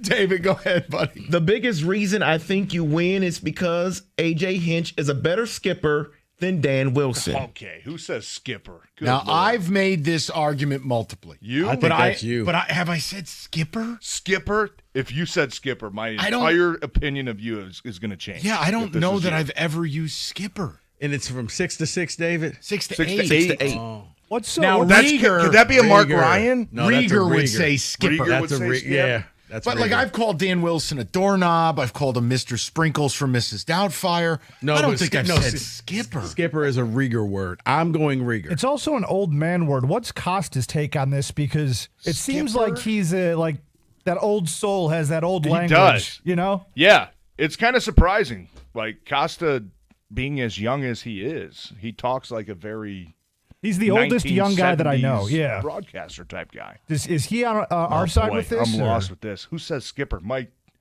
You don't think it's you, or you don't. hope it's not you? No. I don't think, because, like, I don't think You I've wouldn't ever, say skipper. I don't think so. I don't think you would say skipper. You know what the problem is?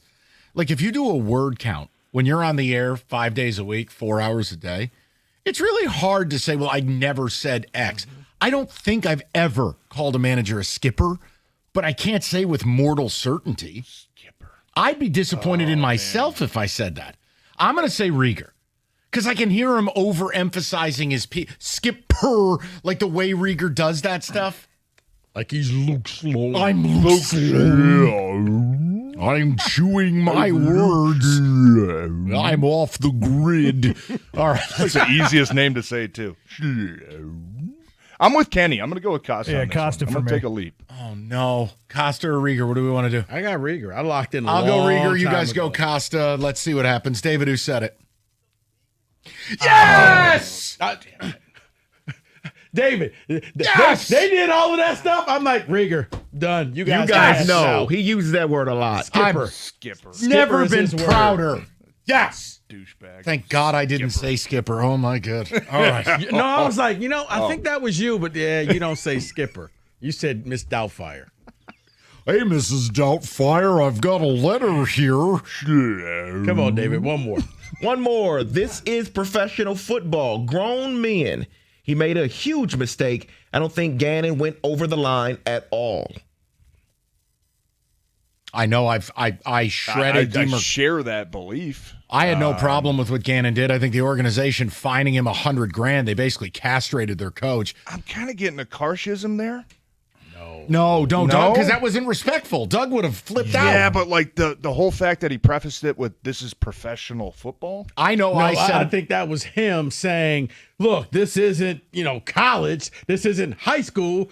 This is professional football. I know I've said that. That's him. You said that was him. That's him. I said a lot about this because I was outraged that he And apologized. if that was him down at the what is it called, the soundboard? Yeah, What is right, it? sure. You think it was you, Mike? I'm definitely a candidate for this because we talked about it. We When had we full were in phone a lines on 3.5 hour Tiger delay. Oh, I'd call you an idiot, but I've been wrong on my own. Who said it before too? Why are you so- calling me an idiot? No, I'm not. I'm just Oh. saying if you're wrong on it. I know I said something Like I at least. blasted Jansen before. Let me for read it something one more that I time. said. Okay. Let me read it one more time. This is professional football. Grown men. He made a huge mistake. I don't think Gannon went over the line at all. I don't think that was you. I don't think you would say that's professional football. I don't think so I think either. you would say this is the NFL and pound your fist. Okay. Okay. So who is it? I think I'm getting a carshism still. Yeah, but do you think Doug would support a coach yelling at somebody? Doug's like the B. For Arthur that, of the for station. that mistake, I could see him making. I don't. Doug would be like, it's disrespectful. You can't yell at people. I know. See, I'm thinking. I think you can make an exception by David for something doing that's that. Maybe stupid. it's either Kang or Gov. I was thinking Kang. Because I know he holds that opinion. I just don't know if he said it like that. I got two already, so I'm just gonna Same. stick with Like, I'm thrilled. right. I'm not changing. All right, don't. I'm not changing. I'm sticking going with Karsh. Mike. I'll stay with me I on think this. David's trying to do the reverse of the reverse. Kenny, where are you going with this? Kang. David, who said it? Yes. Yes.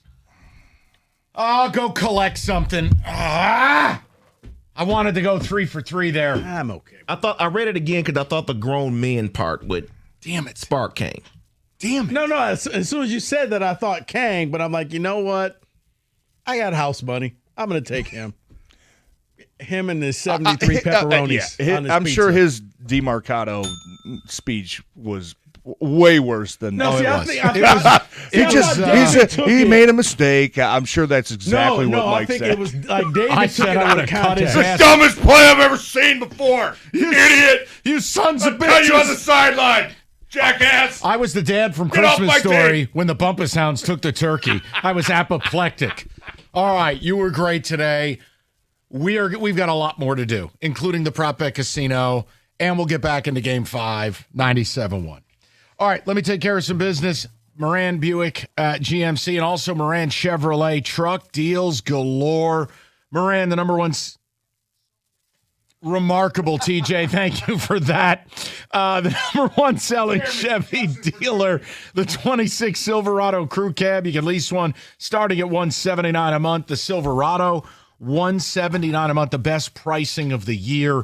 Look, the entire team at Moran just makes it simple, easy, stress-free. Go to MoranExpress.com or stop by on Gratiot, just north of 15 Mile in Clinton Township. Moran Chevrolet, where you always get the best price period. Chevrolet, together, let's drive.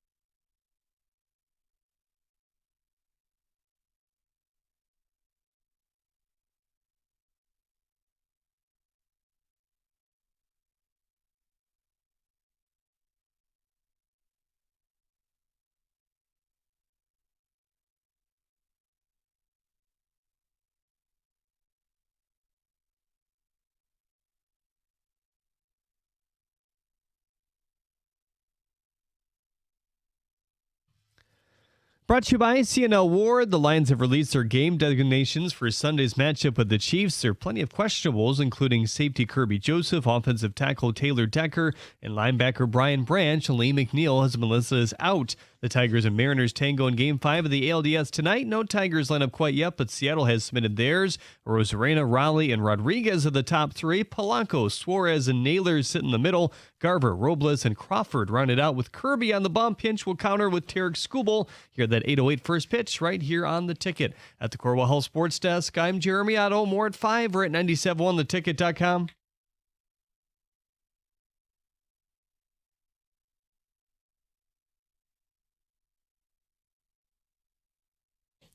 Okay, we're going to get back into Game 5 and the Lions, top of the hour. I want to say this because I know I led the show with it. If you have something you want to rap about, I know we haven't had the time for college football this week. It's just the Lions and Chiefs and what the Wings did last night, and then obviously Game 5, Tigers are a game away from the LCS. It just takes precedent.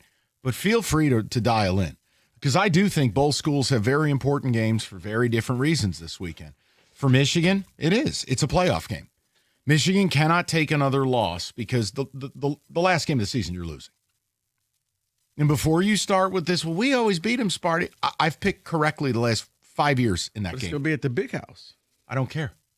You're not on their level. The point I'm making is you beat USC, you keep a playoff spot for yourself. They're always going to take 10-2 Michigan.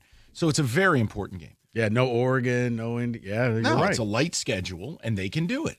For state, it's different. This is referendum Saturday. No, I think every game's a referendum for Smith at this point. And I understand Spartan fans are upset with me, and it's like, well, first of all, too bad. Second of all, this is just about, after 17 games, do you think things are progressing in a manner that is suggestive of this program getting better, turning a corner, becoming good? Look, if you think it was unrealistic for Rico and I to say 7 or 8 wins is what we need to feel good, that's fine. Then we have an agree to disagree position here. I don't think that's unrealistic. Unrealistic is some of you buffoons suggesting that you need 3-4 years to deliver 8 wins. Not in 2025, you don't. And well, yes, because Mike, if I may interject, because it's like, well, he's got to get his players in. It's called the portal, folks. Yeah, you can flip a team. Not asking you to be Signetti, but you can go out there and get players. And that's why last year I excused it and said, okay, you're kind of doing a test this out. I'm going to evaluate you on the fly, and I'll know what I need to shop for in the offseason. Okay, here's another thing. I don't excuse it. I'll tell you why. I excuse anything down to 6-6. I will never excuse, for all intensive purposes, losing 7 of 11 games when you play a 1AA, okay? So you really went 4-7. They had multiple cracks to make a bowl game. They go up 7-0 on Rutgers at home and give up the next 50. All right? I can't. Same against Indiana. Right. I can't excuse that. Now, you come into this year, this is the other refrain I've gotten. Well, I mean, everyone thought they'd be 3-2. Well, first of all, I said if you really want to show me progress, be 4-1. Win one of those road games. That Nebraska game off a bye week was a disgrace. So here's where we sit. The UCLA game, win it, and it's the last game they're going to be favored in all year, okay? Lose it, and I don't think your table has any legs to stand on. It's just that simple, okay? Come on. Because right here, right now, Mike, his best victory as the Michigan State coach? BC. No, it's Iowa. It's probably Iowa last year where you kind of control Caleb Johnson and their signature win. Field goals. Their signature win this year is over a 1-4 BC team that has gotten the brakes beaten off by Stanford and by Pitt, and there's rumors of the team quitting on Bill O'Brien. That win isn't what you think it is. No. So look, here's the other refrain. Let me say this. Any of you who think I'm thrilled or want this guy fired because it's fun or hee-hees. No, I would love nothing more than Jonathan Smith to be here for a decade. But this is all about one thing. You guys changed the sport. I didn't. So it is, do I believe you're driving us towards making a playoff in the near term or not? Because there is nothing else. Old school, I could work my way to 8-9 wins. What bowl game are we going to? Did we beat our rival? Now, it's simple. You either made the playoff or you never played at all. See, I would even take it a step further and say, or a step back and say this, Mike, at least right now, be in the potential playoff talk. Like USC goes out, beats Michigan, and Lincoln Riley can talk, you know what? We'll have a strong enough resume to make a push in November. Illinois can say the same. Like, right now, you shouldn't already be saying, okay, when's Midnight Madness? Okay? Because your season is over. You should at least be in the hunt.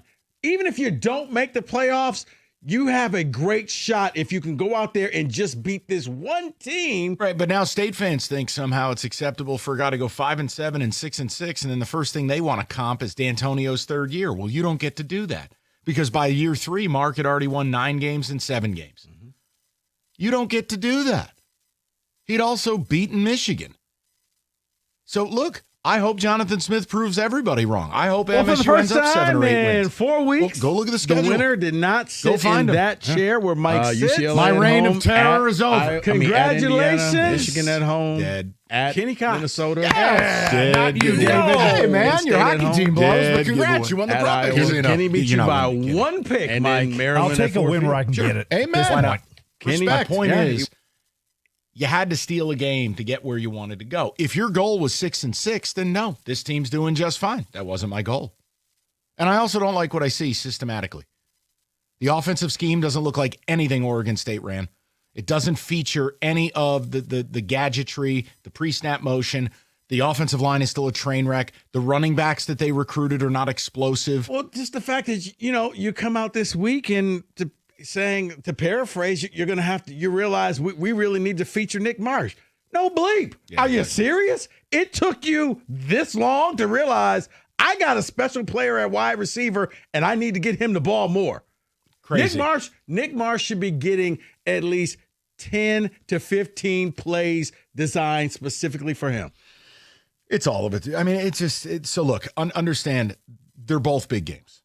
And the State one, it's just, look, I don't want it to go poorly, but I have a bad feeling it's about to. And if it does, what you don't get to do is the George Perlis 4-5-year program. You don't. No, because I think that let's just say you beat UCLA, your next 2 games at Indiana. Cignetti's taking no prisoners, and that's the team that a lot of Spartan fans are like, man, why can't we be like Indiana? And then you follow it up with Michigan. So good luck. Well, again, Michigan's edge rushers versus our tackles. Look out.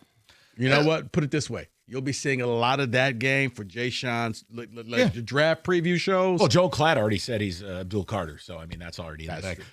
But number 3 pick. Look, if you wanted me to accept 6-6, then you better beat Michigan. That's the only way I'd accept 6-6. And see, I have a problem with that. I know that. Because that means you've taken a step all the way back to now. Well, if you beat Michigan, that's a successful year. Rico, I view these 3 programs as the same thing right now, okay? And I think they're all at risk of being left behind. It's Michigan State, Arkansas, and Virginia Tech. Don't tell me what we did 10 years ago. It's irrelevant. No. It is about 3 programs that should be a lot better than they are, and in the current format of college football are getting left behind. I'll give you a 4th team, and that's Oklahoma State. Oh, yeah. No, they're already dead. Okay. They're buried right next to Sister Jean. They're dead. Oklahoma State's gone. Stop it. Bro, she lived a great life. She was 130. Okay. Give me a break. 248-539-9797. All right. How about some pizza? You got Game 5 tonight. Red Wings and Maple Leafs coming up in a day. You've got Lions and Chiefs Sportsapalooza. Hungry Howie's has got you covered. Authentic Detroit-style pizza is a part of that, too. They don't just make the round stuff. The best toppings, flavored crusts, in-house made dough, $12.99 on that Detroit-style pizza. So get on over to hungryhowies.com. Celebrate sports boldly this weekend, only at hungryhowies.com.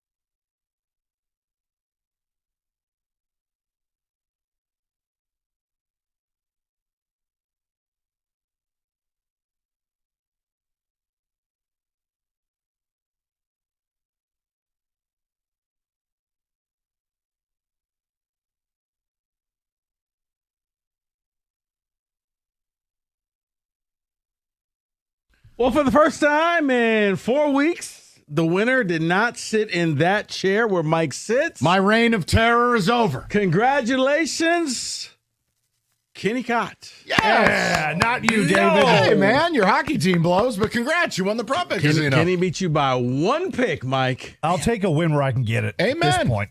Kenny, Respect. Yeah, he 1 pick. Kenny took the under in the chaos. All right. Let's start off with Michigan State. Oh, great. Nico Iamaleava rushing yards. Over, under 39.5. That's a huge number. I'm going to say under. If they allow him to rush for 40 or more yards, I got nothing. I understand. Used his legs last week, but come on. Plus, the way their defense is structured, they're happy to let a quarterback have a picnic in the backfield. I'll say under. As your reigning champion. As a married man. Yeah, how about as a guy whose wife is still in her seats at LCA because you left her there in a huff? No. He's coming back to get us. He is. Well, what is going to happen is it just takes one big run to skew that number, so I'll take the over. Yeah, but he won't need to. Mike's right. He can just throw the ball.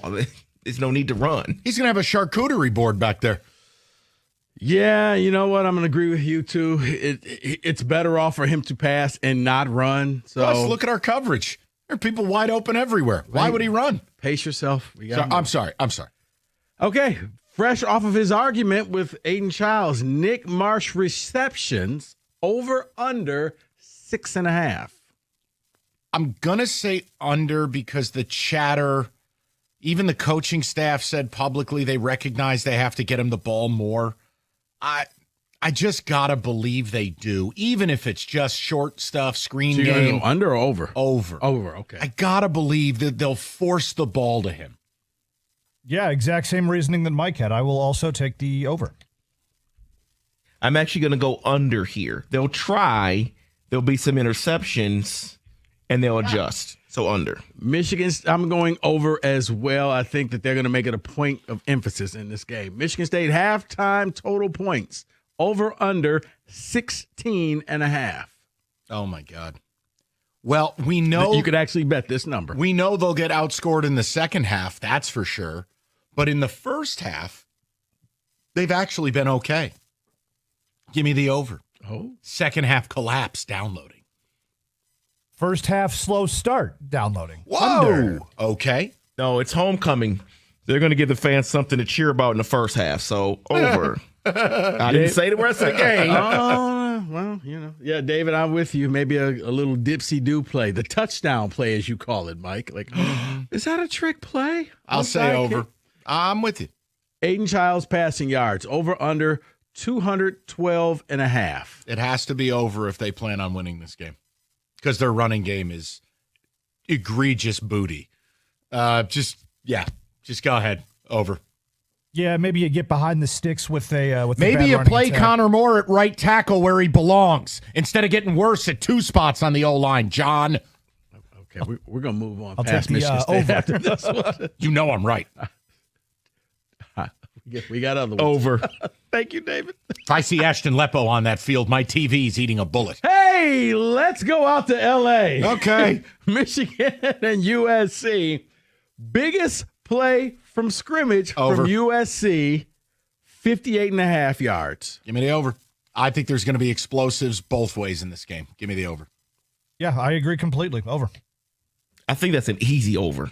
So, yes. You know, I'll just be the contrarian and go under. Okay.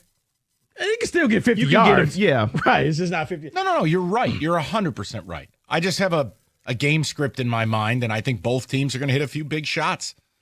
Plus, Justice Haynes, has he already set his alarm clock for his 70-yard run? Oh, yeah. Let's go to the Alpha and Omega. Bryce Underwood.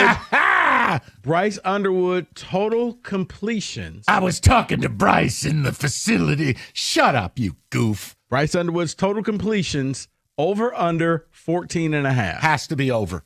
I just, if this turns into the Penn State game 2 years ago and they just run it like they're Navy, I'll be shocked. They got to throw the ball. They've got to let Bryce throw it. No. He'll throw it. I said completions. It must be over. I agree completely. I'll say over as well. Yeah, to beat USC, you have to be over. They're bringing me a sandwich after half. Shut up, Gus. I'm going to go under. I think he'll throw the ball 30 sometimes, but it won't be caught. These are some sad receivers, David. I'm sorry. Michigan sacks. Over under sacks of USC. Yes. 5.5. Under. Come on, man. That's a lot of pressure. I know, and Barham's great, but predicting a 6-sack game, I just on odds, I can't do that. I'll say under. I'll be the contrarian. And say, As a married man. Kenny, I'm with you. You're not the contrarian, though, because I'm also going over. So I am as well. So Mike's the only one going under. You're a hater. Yeah, that's right. Scooble strikeouts tonight, or Michigan's total points after the first quarter. I'm going to go Scooble.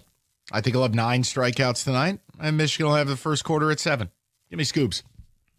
Exactly right. I have him at around 8, 9, somewhere in there. 27 strikes. I know. Nothing would surprise me. I'm going over. I'm going Scooble. I'm sorry, Scooble. I'm the only one that has faith in Michigan. It's not faith, jackass. It's just I don't expect 14 first quarter points. All right. Why does everything have to be faith or hater? No, Sweet Jesus. USC quarterback Jaden Mayava passing yards over under 265.5. Over. They have to throw the ball. I don't like Michigan secondary. Over. Like, they have to be explosive if they're going to do the hater. Over. Yeah, I'll go back to that flow chart. They have to go over there. How dare you? Rob Moore's back. Doesn't matter. Over. Yeah, we're all going over. All right, let's go to the NFL. Yes. More receptions. No, actually, no. More receiving yards. Travis Kelce or J-Mo? J-Mo. Shot play city. The play action's going to be working. The Chiefs are susceptible to it. J-Mo's tapped in. Touchdown, J-Mo. Yeah, I have the Lions script here. Unlike you, Mike, you have the Chiefs scripted here. I have the Lions. Give me J-Mo. Oh, it's going to be a shootout. I didn't tell you it ain't going to be a close game. Scripted. Kelce. Holding, number 58. He said a mean word. 10-yard penalty. David, Repeat I'm with down. you. J-Mo didn't get a song named after him, so yeah, I'm going there you go. Kelce as well. Here's one for you, Mike. More rushing yards. Patrick Mahomes against the Lions or Aiden Childs against UCLA? I'm going to go Childs just because the Lions have already shown the ability to kind of put a fence around a mobile quarterback. Some spy, some not. Maintain your rush lanes. I'll say Aiden because Lord knows State has no running game without him. Yes, Aiden. Exact same reasoning. That poor kid better learn to slide. Or he's going to get himself killed. No, it'll be Mahomes. It'll be late. He'll start getting it in the fourth quarter. Mahomes. David, I'm going to go with you. I'm going to go with Mahomes. And speaking of rushing quarterbacks, golf. Over, under, 3.5 rushing yards. Under. I think Spagnola's going to bring the So no mobile golf wrath season? of God. No, this is not a game for that. No. He'll open up a deep one to J-Mo, causing the underneath to be a little bit more open. So I will say the over. As a married. You know, I actually juiced this number. It's actually golf at 0.5. Wow. Over. I'm going to go under. And will there be a combo meal of Sonic and Knuckles touchdowns? Gibbs and Montgomery to each score a touchdown in this game. They're perfect when they both score. So this is every game this year? Is that what you're saying? No. Yeah, last year too. Okay. You know what? Yeah. It'll happen. Yeah, reasons. A little forward down the field. All right. God, I hate that This song. is a touchdown of any kind, not just a rushing Any touchdown. kind. Yes, then They're absolutely. celebrating. Yep. Okay. No, not happening. David, I'm with you. I think one will get it, one will not. Haters. Top 25 upsets in college football. Last week, it was the under. Over. 3.5. Over. I think Bama's in trouble. I think Georgia's in trouble. I think you've got some tough spots. I'll say over. Do we have a number of games that this includes? 18 games, Skinny. I will say under. Over. I'm going to go over as well. And Mike, for you tonight, Tigers, Mariners, over, under, amount of bunts. 1.5. I take the over. I think there will be bunts-a-palooza tonight. Runs at a premium. Both teams puckering a little bit. And Rico's going to be wearing nothing but a 1984 satin Cardinals jacket.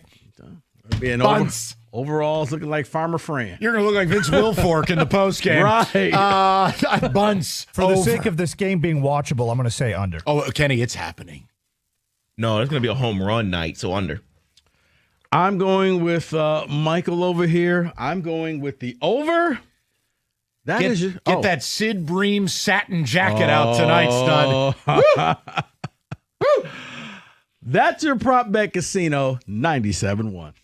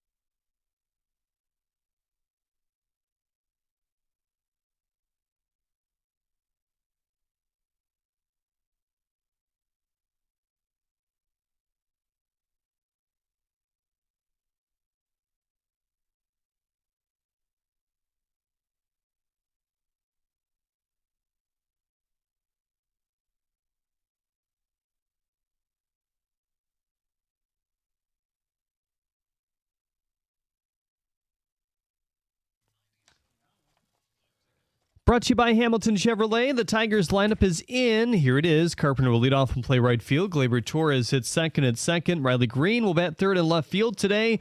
Torkelson in the middle of the lineup playing first base. Colt Keith will bat fifth in DH. Zach McKinstry batting sixth at third base today as well. It's Dingler, Meadows, and Baez at the bottom. Tarek Skubal will start against Kirby today. Hear the game right here on 97.1 The Ticket at 8:08. Dan Wilson said they will make a decision once the game concludes and whether Brian Wu would pitch in the next round should they advance. The Lions have released their final injury report before the game against the Chiefs. Defensive lineman Ali McNeil has been listed as out.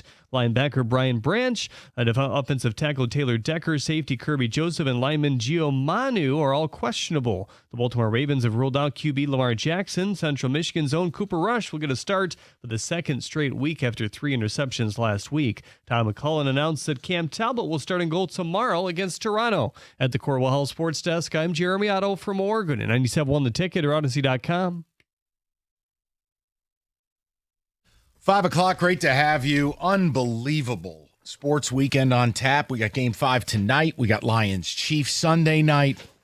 Whatever the Red Wings did last night, that Toronto game is going to be even more important because people are pissed. But we want to focus a little bit more. We kept it really open to start the show.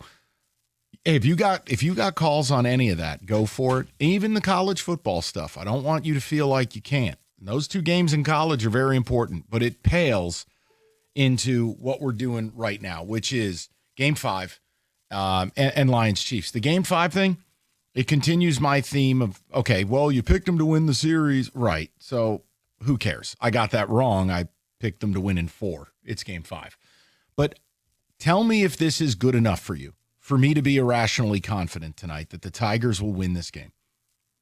You're not going to lose both Skubal starts in a 5-game series. That's it. That's the beginning, middle, and end of my confidence. No, I don't have some confidence the bats will, momentum doesn't exist between games. It's a myth. It doesn't exist. Correct. So no, I don't believe all of a sudden I can be confident the offense will go nuts tonight. I mean, they went ham the other day. I just feel like, is Skubal really going to lose the starts all 4 times he faces this team this year and twice in a week? I'm sorry I can't do better for you guys, but that's what I got. I'm just confident you're going to be okay. See, I had a problem because I was where you were at because I'm like, they're not going to beat him 3 times. Technically, I know they didn't. Tiger scored 2 runs. They let him off the hook. But you lost 3 games that he played against the same team. So I was there, and now I'm thinking, okay, if you could beat him 3 times, you can beat him 4. Because I got to feel like the Mariners are going to be dialed in on that first pitch, thinking that's going to be the best pitch you're going to get from him, and we'll see what happens. And we know they like swinging at the first pitch. You know the flip side. 6-pitch inning, he keeps the 9-pitch inning, and now you're dealing with Skubal into the 7th or the 8th. Listen, the other thing is, and look, these are not like the greatest baseball reasons. I'm being open and honest with you. You know how I feel. Like, this team is arduous to watch. They punish you. They get you to the point that you want to turn the TV off, but then they reel you back in. They're like a different form of the mafia. Just when you thought you were out, they drag me back in. I do think the pressure's on Seattle. Let's be real. If we put the shoe on the other foot and the team you were facing tonight was coming to Comerica with Tarek Skubal for them, you'd be terrified. Okay, then factor in Seattle has a history of choking in the playoffs. They have not been to the ALCS since 2001. If you can scratch a run across, shout out Rico Bunting, I think that place is going to be pins and needles. The only other thing I can offer you, you have a manager and they have a doorknob. Dan Wilson is a doorknob. I mean, here, want an example? What are you doing? You're going to bring a lefty in against Parker Meadows, who's been terrible. You don't think AJ's putting in Jahmai Jones? And unlike Tiger fans, I'm not turning him into Babe Ruth, but Jahmai Jones absolutely can be effective against lefties. Why would Dan Wilson do that? It makes no sense. The only time you can bring in a lefty is you put him to the Carpenter choice. Then you'll live with the result. But Dan Wilson, a.k.a. Mr. Sprinkles from Mrs. Doubtfire, yeah, I just feel like AJ will make the better moves. I know, Rico, I am happy to be made fun of. If people go, Mike, come on, these are some weak arguments. Well, then what are yours? because this team doesn't give us things that we can be super confident about. Mike, when you do things and pitching chaos is a part of it, you're allowed to make these types of arguments. Because the word chaos means in and of itself, I don't know what's going to happen. I'm just kind of throwing some stuff against the wall. I'm going to throw a bunch of pitchers out there, and hopefully they can get it done like they did in game one. They got the job done. So no, I'm not slandering you for know what this. I mean, though. It's like normally I got good data. For me, it's just, look. Because this team isn't about good. It's really, I hate to put it, man, it's an inning-to-inning, pitch-to-pitch type of thing. Like all of a sudden they were dead. They were 11 outs away from vacationing in Cancun, and now they're back. But tell me where your confidence level is. And if you think I'm a horse's, well, you might think I'm a horse's ass anyways. But if you think my rationale is lazy, weak, inaccurate, cool. What's yours? I just say we got the best pitcher in the AL on the mound tonight. They don't. And I just got to believe he's going to get it done. I that's it. Now, as far as the Lions go, it's an easier conversation. Hear me when I say this. I'm going to go nice and slow for people, okay? I think the Lions are really good. I think the Lions are the best team in the NFC. I think the Lions have a right to believe they're going to a Super Bowl, okay? But I don't think you're going 16-1. And the injury report was pretty brutal to you this week. Obviously, you're down both corners. You're down Ali McNeil. You might be down Taylor Decker. I'm not convinced he's going to play. And you've got this Brian Branch, Kirby Joseph situation to navigate, all in a back-against-the-wall night primetime game in Kansas City. And you know the script writers ain't letting that team go to 2-4. So, yeah, I think the Lions are in some trouble. I think the Lions are in some trouble. I don't believe in the script writing. But I just have fun with I it. know, You I know. But it's real. But the secondary, potentially, all four starters not being there. It's possible. Going up against Mahomes. Now, look, they're starting to get some receivers back. It looks like Worthy may play. That's problematic. And on offense, Taylor Decker not being there again for a second week. Potentially. Yeah. I mean, Manu's questionable.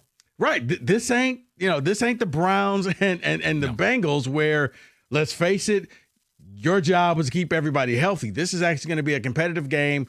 You're going into a hostile environment where the crowd is going to be loud. And you're not going 16-1. Right. It doesn't matter that they lose. I'm not going to change my opinion on who they are. I think they've answered the bell at every turn this year. Mike, my thing is you can't have a repeat performance of what happened week one. You go out there and you lose like you did week one. Okay, questions are now going to kick back in of, okay. I'm not going to. I'm going to make a promise to you. I'm not doing it. See, I will. Okay. Because at that point, it's like you've gone up against two competitive teams, nothing. You've gone up against, look, we thought Baltimore was going to be, I think we could all say Baltimore is playing for a draft. I'm going to give them credit for Baltimore because they broke them. You nailed it right there. I'm not telling you Baltimore was the Intercontinental Champion. They still threw them off the top rope and into the crowd. I'm giving them credit. That was prime time on the road in a game Baltimore needed. They broke blew them, the doors and now Lamar's making business decisions, I think. Might be the best thing for the organization, to be honest with you. Save him, keep his body right. That team's going nowhere fast. Go get yourself top 10 pick and draft another. Hey, Cooper Rush, man. Ooh-wee. 248-539-9797. David, Kenny, any thoughts, ticket, text, and then we will go straight to the phones. I'm going to be honest. I don't know how I feel about this Tiger game tonight because on one end you say, yes, Skubal, pitching game 5. And then I go back in my head to last year, game 5 with the Cleveland Guardians. And I just don't, I'm not saying I'm not confident, but I just don't know what to think with this game. With you the got Lions, the best pitcher in the AL. I understand that. That doesn't give you the confidence. Yeah, but David, here's the thing. Why can't Skubal learn from that? I'm not saying he can't. I just go back. I believe he's still going to be Skubal tonight. He will be Skubal tonight, but the bats have to show up. I cannot believe that they do it for that 3 innings last game and then it goes back. It could go back. But the Lions, yeah, I think this is I'm going to say it. It's a schedule loss. They're going to lose this game. That's what this is. Kansas City is not going to go 2-4, whatever their record would be. They're not going to do that. The Detroit Lions are going to lose this game. And guess what, Lions fans? You will still be okay. Because if you lose 4 games in the regular season, that means you won 13. Right. So you're fine. That's my whole point. It's none of it's negativity, none of it's doubt. Look, true or false, did the Bills, who are awesome and are a Super Bowl team, did they or did they not on a short week lose to the New England Patriots at home? Correct. Yes. Okay. 2 weeks ago, the Chargers, who at the time, Super Bowl caliber team, did they or did they not lose to the garbage New York Giants?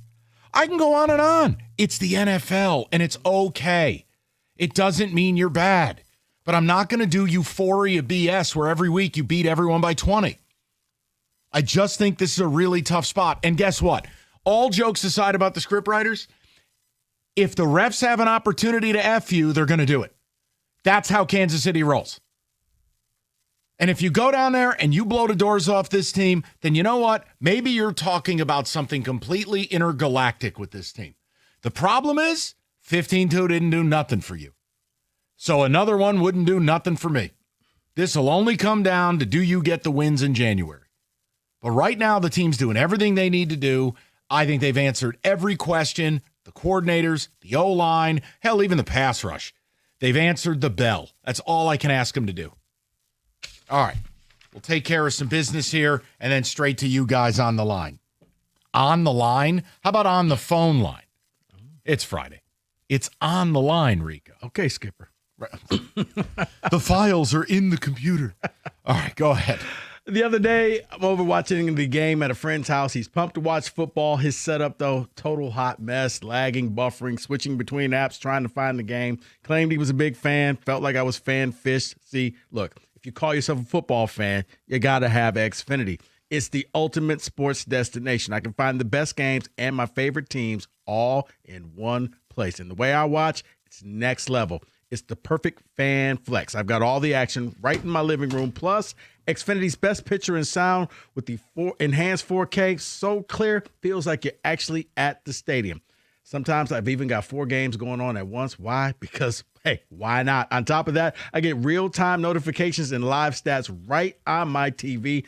Guys, it's the best seat in the house every time. Next game day, make sure that big fan isn't a big fail. Learn more at Xfinity.com. Xfinity, imagine that. Restrictions apply. Multi-view requires Xfinity 4K capable TV box.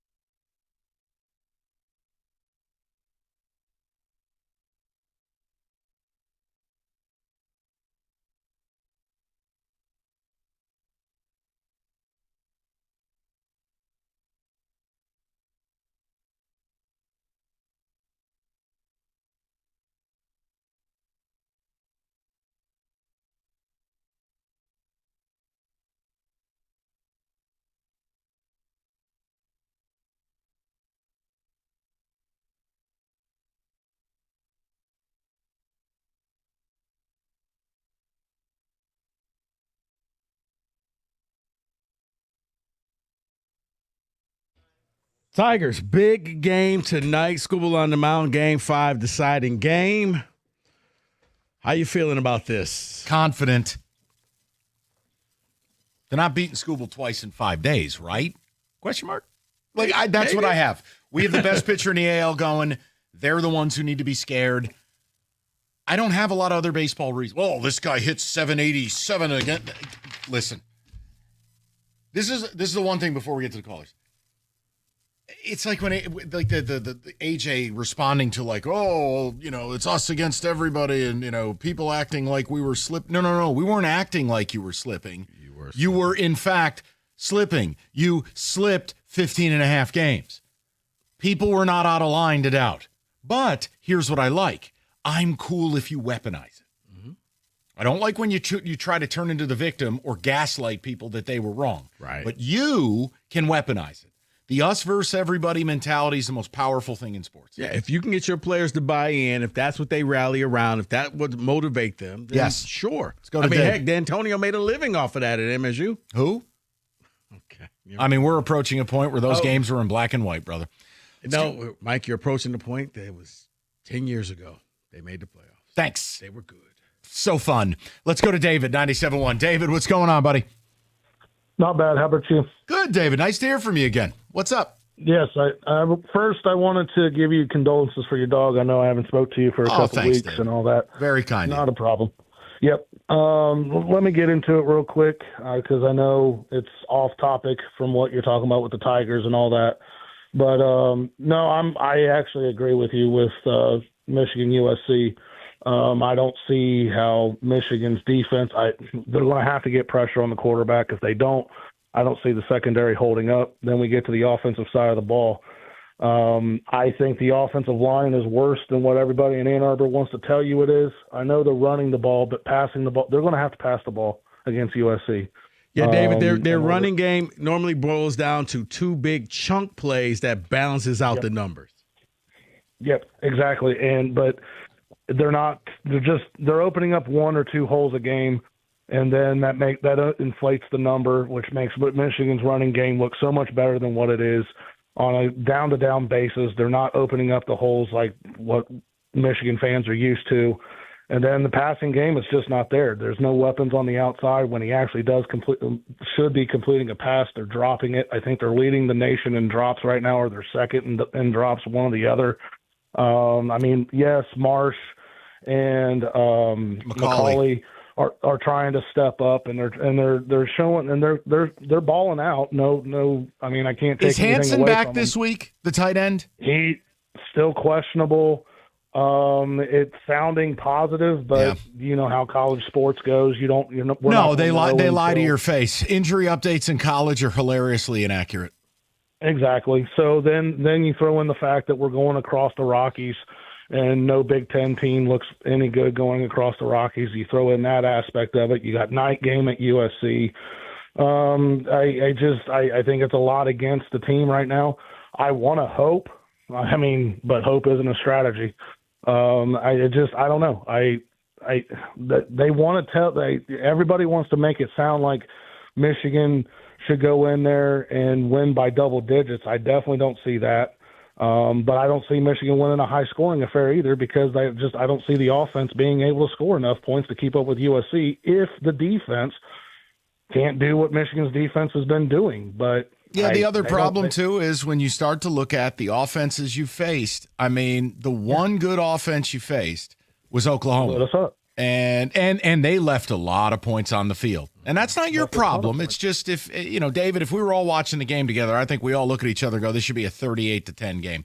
The point is, now you're not facing Wisconsin's third stringer. You're not facing Raiola stinks. This is a challenge, and look, if you meet it, you're a playoff team. And if you don't, you're not. And it's just that simple. I mean, that's what sports is. It's a pass-fail thing. It really is. So, and again, I don't think it's any indictment on Bryce Underwood. I don't want to go down that road. I think this kid has been very unfairly built up to a level he can't match. He's not ready for it. Here's the thing, Mike. I've said it, and I believe you've said it as well. I'll judge Bryce next season.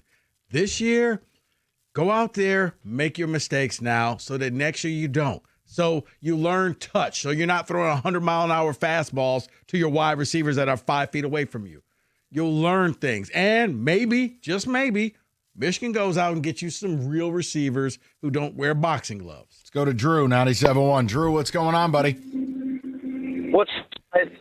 How you doing, Drew? I got a couple. I'm good.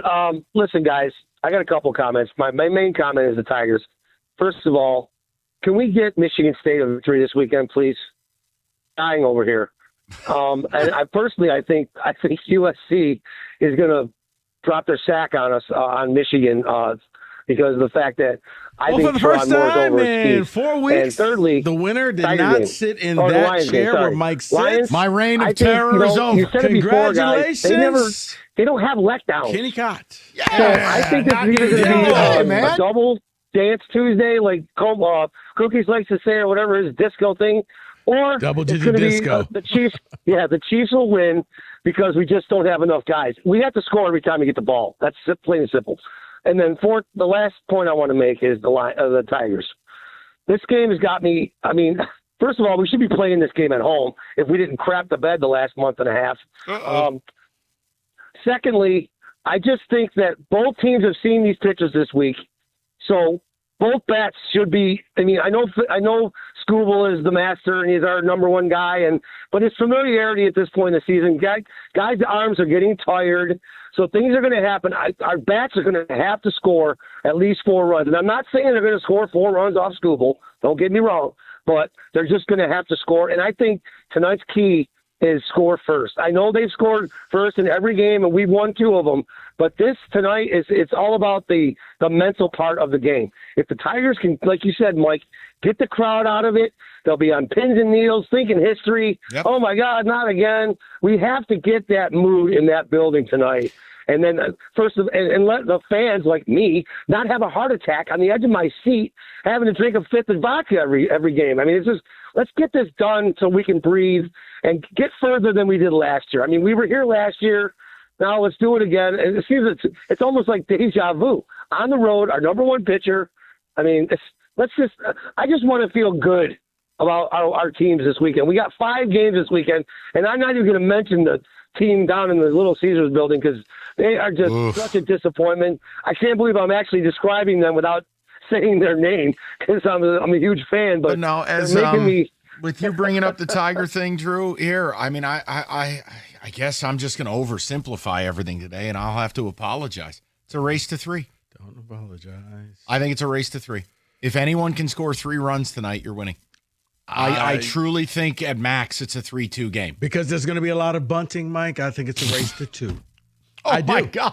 I think it's a race to 2. Oh, my God. Because as soon as you get to that second run, oh boy, now all of a sudden, okay, we're going to go ahead and bring in our best closers wherever. Or, you know what? If we got to pitch some starters, whatever it takes, and we'll worry about Toronto on Sunday. Well, naturally. Yeah, I don't know. I just, maybe my confidence is unfounded. Because I think both teams are just going to be tight. I just feel like Dan Miller. I've got Scooble, you don't. Like, that's it. There's your breakdown. Your worst case scenario, either Lions or Mariners, 2 men on, and somebody hits that 3-run homer, that's ball game. So, 1,000. See, I feel and it doesn't matter who hits it. Right. I don't think the Mariners are blowing a 3-0, 2-0 lead. I don't think you're blowing it. Right. It's this idea of the pressure. And I don't trust Seattle to handle it well. I actually do. Look, they were talking to Kerry Carpenter in the clubhouse pregame, and Przinsky was like, "Hey, you nervous?" He's like, "Nervous about what? We got this." It's so strange, but there is a swagger to this team. It is. They blew a 15.5 game lead. They still have a swagger. Because you know why? We're still here. So, F it. Let's play. All right. Saturdays, FanDuel's got you covered. Profit boost you don't want to miss. They've got it all. And again, there's no nonsense for college football stuff, no opt-in gymnastics, no invite-only nonsense. Everyone gets the profit boost. Real games, real teams. Well, at least you guys have a real team. And real Saturdays. It's easy, it's fun, and, well, it's on FanDuel. Read the script. Go to FanDuel.com/ticket, download the app, check out the new profit boost action. It's 21 and up, present Michigan. Opt-in is required. Bonus issued as non-withdrawable profit boost tokens that expire What is it? 7 days after receipt, go to sportsbook.fanduel.com. And if you have a gambling problem, call 1-800-GAMBLER. That's 1-800-GAMBLER.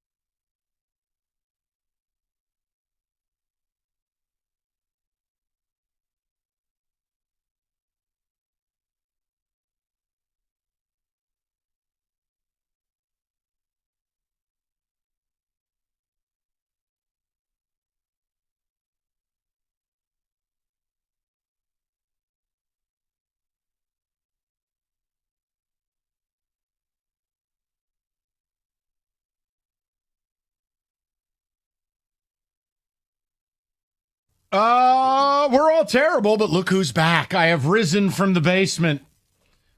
Now let's see if we can follow it up. Brutal week. And by the way, shout out David. These are the sharpest lines available. We start. Number 8, Alabama, laying 2.5 at number 14, Mizzou. This is an 11 a.m. local kick. Rico. I'm going to let you guys know there's going to be a common theme for my picks. I have reached a point where now I'm going opposite because I keep going 2-8 and 3-7. So I think it's going to be Missouri, so I'm going to take Alabama. Excellent logic.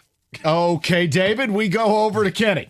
I don't know about that logic, Rico, but full spite store, I always pick against Alabama. Give me Missouri. Over to Hatchet. Dang, I can't gain a game then on you, Kenny. I'm still, going Missouri. Teach?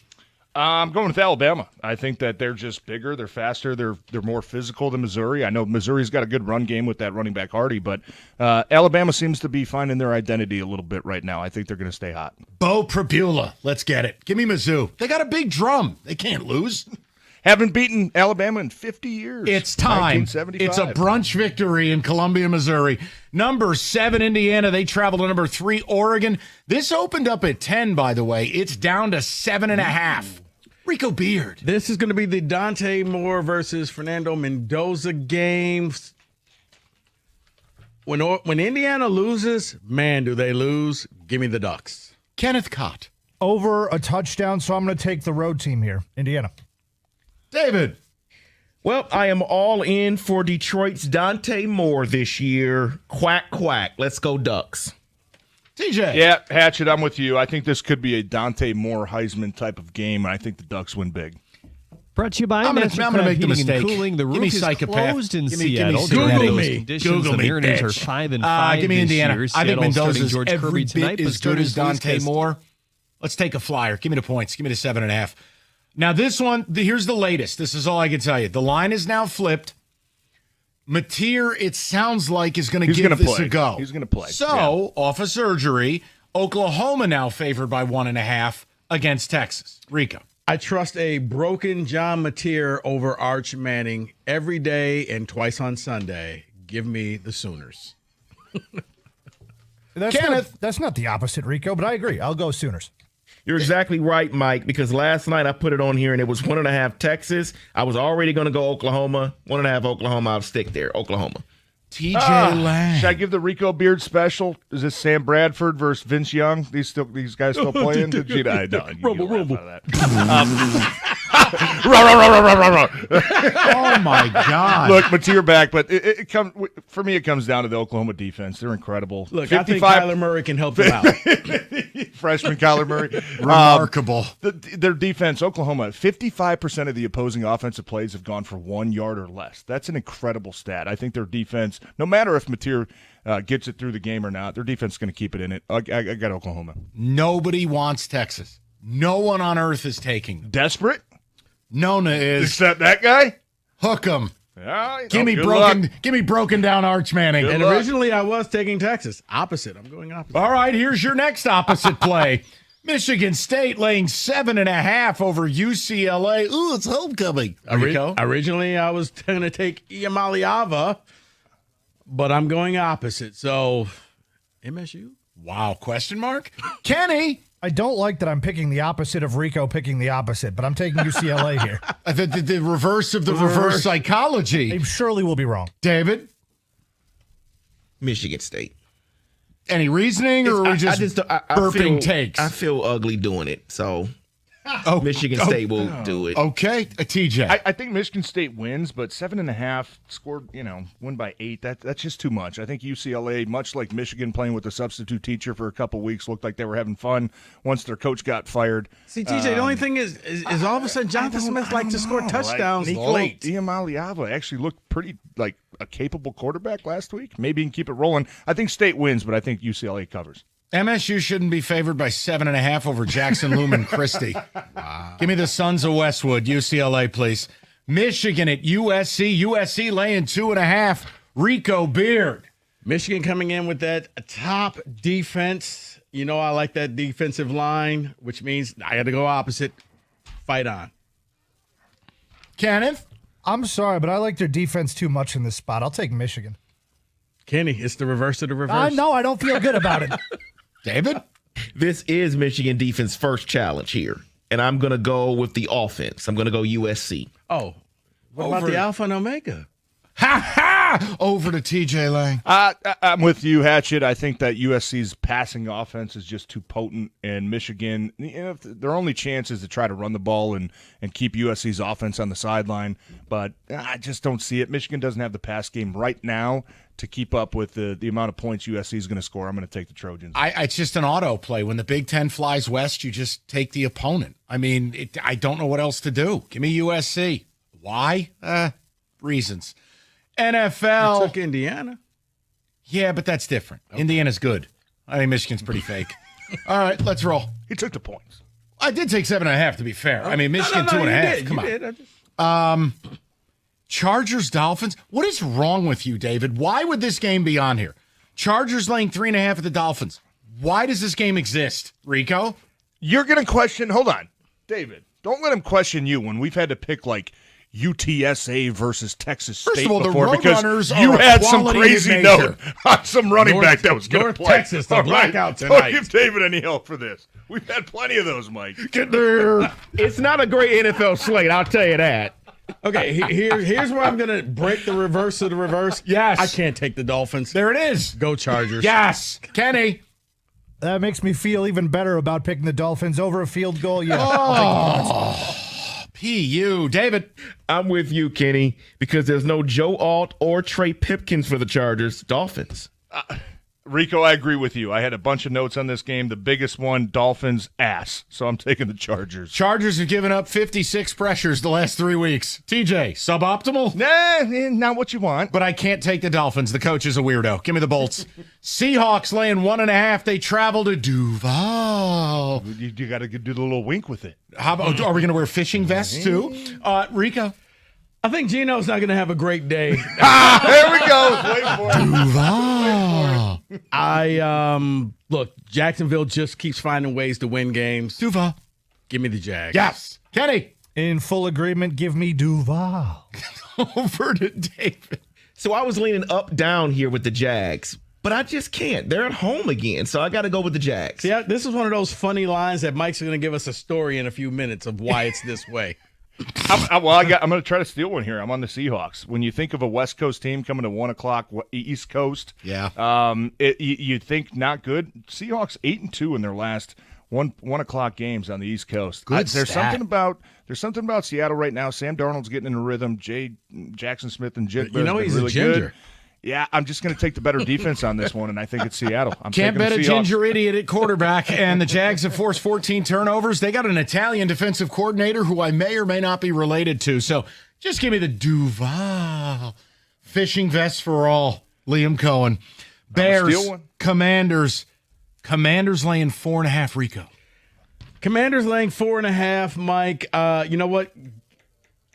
I think they win the game. It's a Monday night game, but I think give me the Bears and the points. Kenny. I would never touch this game. Any day of the week, I'm just going to go Commanders and pray. All right. Good strategy, David. Praying is a great strategy, Kenny. The Bears are coming off a bye week, so I believe Ben Johnson's going to have something up his sleeve. Bears. TJ Spike Store. What Kenny said. This is my least favorite game of the week with this spread. I have no idea. I'm just going to take Washington and pray. Listen. Bears, listen, they're off a bye. Okay. They'll tighten the screws. The Commanders are the oldest team in the league. You and I could start for the Commanders. Bears. I'm not disagreeing with you. Bears. But when you go 3-7 every week, you got to flip a coin and take a team. Bears. I'll tell you. 49ers traveling to Tampa to take on Baker. Bucks laying 3.5. Rico Beard. Bucks win every game by 3. If this was 2.5, I take the Bucks. Kenny. Give me the Niners and the points. This is where it comes back to bite them. I'm taking the Bucks. Yes. David. Got to go Bucks here. Yes. I'm going Niners. Bucks don't know anything else but playing close games. To hell with the San Francisco 49ers. Go Bucks, go. Yes. Little sourdough Sam. Yeah, I hope Baker dry humps you to sleep. Lions, Chiefs. Chiefs laying 2. Jeez. Let's go. Should we dump that? You know what? I don't believe in the script, but I do believe that the Lions secondary is very injured. Give me Mahomes going up against that secondary. Give me the Chiefs. There is a script, and it all points towards Detroit. Give me the Lions. David? You're such a homer, Kenny. It's going to be the Chiefs all day.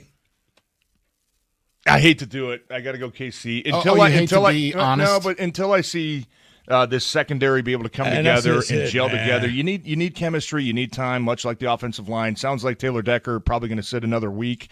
Just too many concerns with the amount of injuries right now. Embarrassed. Yeah, I think at this point. Plus, Mike, we'll get to it. I don't think the NFL wants to see Script Kansas City go to writers, 2-4. y'all. The script is in. There's gonna be some weird things. Don't complain when it happens. It's just how it goes. But unfortunately, I got to take Kansas City. Chiefs. Hi, Raj. It's Taylor. Lions we are need still to an talk. amazing football team. You're not going 16-1. Relax, everybody.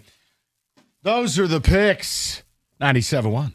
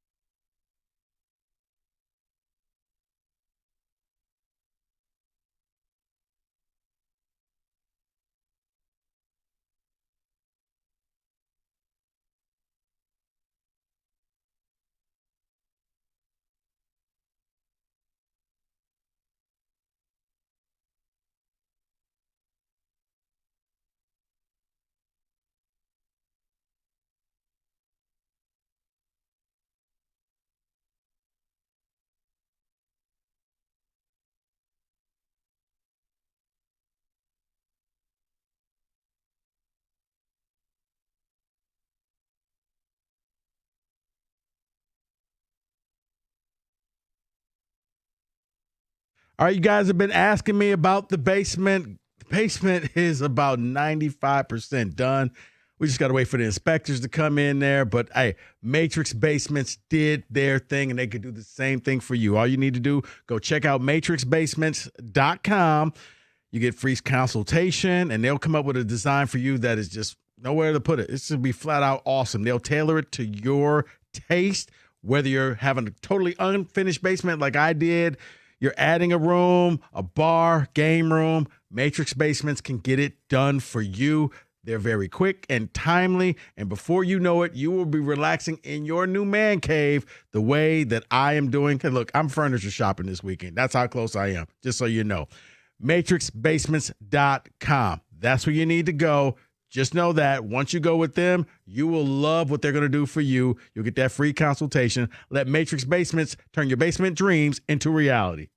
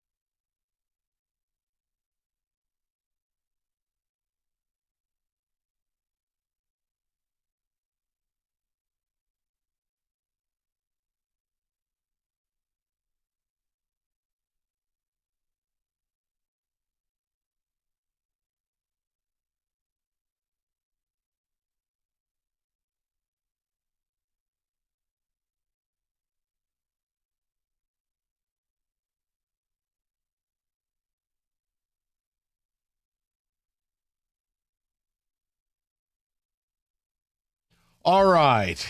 I'm not going to repeat what Rico just said. David, a couple of ticket texts. Rieger is here and ready to roll. What do you got for us? Scooble will get it done, but the offense is 50-50 in my mind. That concerns me. That is Mike in Southfield. Someone else says, gentlemen, Tigers win because Dan Wilson looks like Dave Lewis, former Red Wing coach. I still think he's more Mr. Sprinkles for Missed Outfire. But yes, I think Dan Wilson's a doorknob. It says he has confusion on his face. Yeah, like him putting in a lefty as if AJ wasn't going to put a righty in for Meadows was one of the dumbest things I've ever seen. The guy takes out Canzone, who's hitting 300 and who already had an RBI in the game. What, because the Tigers have 7 lefties in the pen? Like Dan Wilson versus AJ Hinch is Michigan versus New Mexico. I'm sorry. I think Dan Wilson is just an empty husk. Okay. David? Just for you, Kenny. Thanks a lot, you jerk. I put $5 down on Pierre Finney to score last night. You talked him up. He's joking. I was going to say, when did I? Because his name is Pierre on this one. We called him so many names. Mike, can you please quit being so negative about the Red Wings? The season just started. Give them a chance. Ed from Shelby. Ed. Okay. Ed. I hated their offseason. I'm angry. I'm tired of waiting. And it is one game. And you're right. If they win the next 2 against Toronto or over a 10-game spread. But when it's your home opener on the Centennial, ooh, look, honey, new gear, and you get dusted by a Montreal team who has lapped you, it's okay to talk about it. When your goalie acquisition only saves 8 of 13 shots, it's okay to talk about it, Ed. I will say the goalie pads of John Gibson, they look pretty sweet yesterday. Okay, I don't care. Too bad I didn't use them. Well, he didn't get a lot of help, David. I mean, there were a couple instances there. You had to be like Vasilevsky to come up with a save. But it's the beat just goes on. Either the goaltending's not good enough or the blue line's not good enough, or some nights it's both. And that's where you are. Sandin Pellica led the team in ice time. Which is not a great sign. Was not on the ice for any of the 5 goals. Just saying. That's great. No. But, Michael, Rico, I just wanted to say... Tigers 2, my Mariners condolences. nothing. Why? 106 years old, Sister Jean passed away. Listen. I saw this last night, and I immediately thought of you guys. Look, I've also said I have no desire to live to that age. Oh, I do. And frankly, she wasn't living the last few years. She was having balloon animals tied to her by college students. That's not living. Oh, that's fair. I'll pass. Okay? She was part of one shining moment many times. No, let's move. Can we move forward, please? Anyway, so I'm a little conflicted. I think the Tigers win, but I do find myself wondering if Seattle's offense with 8 righties in the lineup might come and hit around Skubal a little bit. They did see him 5 days ago. You got a coin, flip it. There's your winner. There's no coin flip. Tigers are winning. You're very convinced. Yeah, because I can't imagine Skubal losing 2 games in a 5-game set. It just would be unfathomable. And 4 to them this season. Right, but would it be the fact that because they've seen him just recently? Well, not to mention, they're going to throw everything they got. They're going to look like the Tigers pitchers in Game 4. They're going to start, obviously, with Kirby, and then they're going to go down the line. You're going to see Castile. You're going to see maybe Nunez. you'll get Spire again. Ping! Look, against Kerry Carpenter, I'm sure you will. But here's, look, I'll offer you this, and then we're done. Yes, of course. Can we say the Tigers are the source best of confidence available. for you? Just something. Yes. I want you to imagine the team coming to Comerica tonight had Tarek Skubal, and the Tigers had to beat him to keep their season alive. You'd be mortified. Fair. Probably wouldn't happen. That's that collection of nerds and tech geeks in Seattle. Okay? Not confident. Stay confident. Except you've already beaten him. I'm going to stab you with a They're trident. going to be pressing a little bit over I'm there. going to take the Seattle trident and stab you. I do like the trident. Okay, then. Yeah. The trident. Remember when the Tigers had the pizza sword? Okay, yeah. Do you remember? We're done here. Remember that? They had Everybody that. enjoy your Kinda sports. like the trident. Rieger's next. Rico, tell them all about it. 97-1.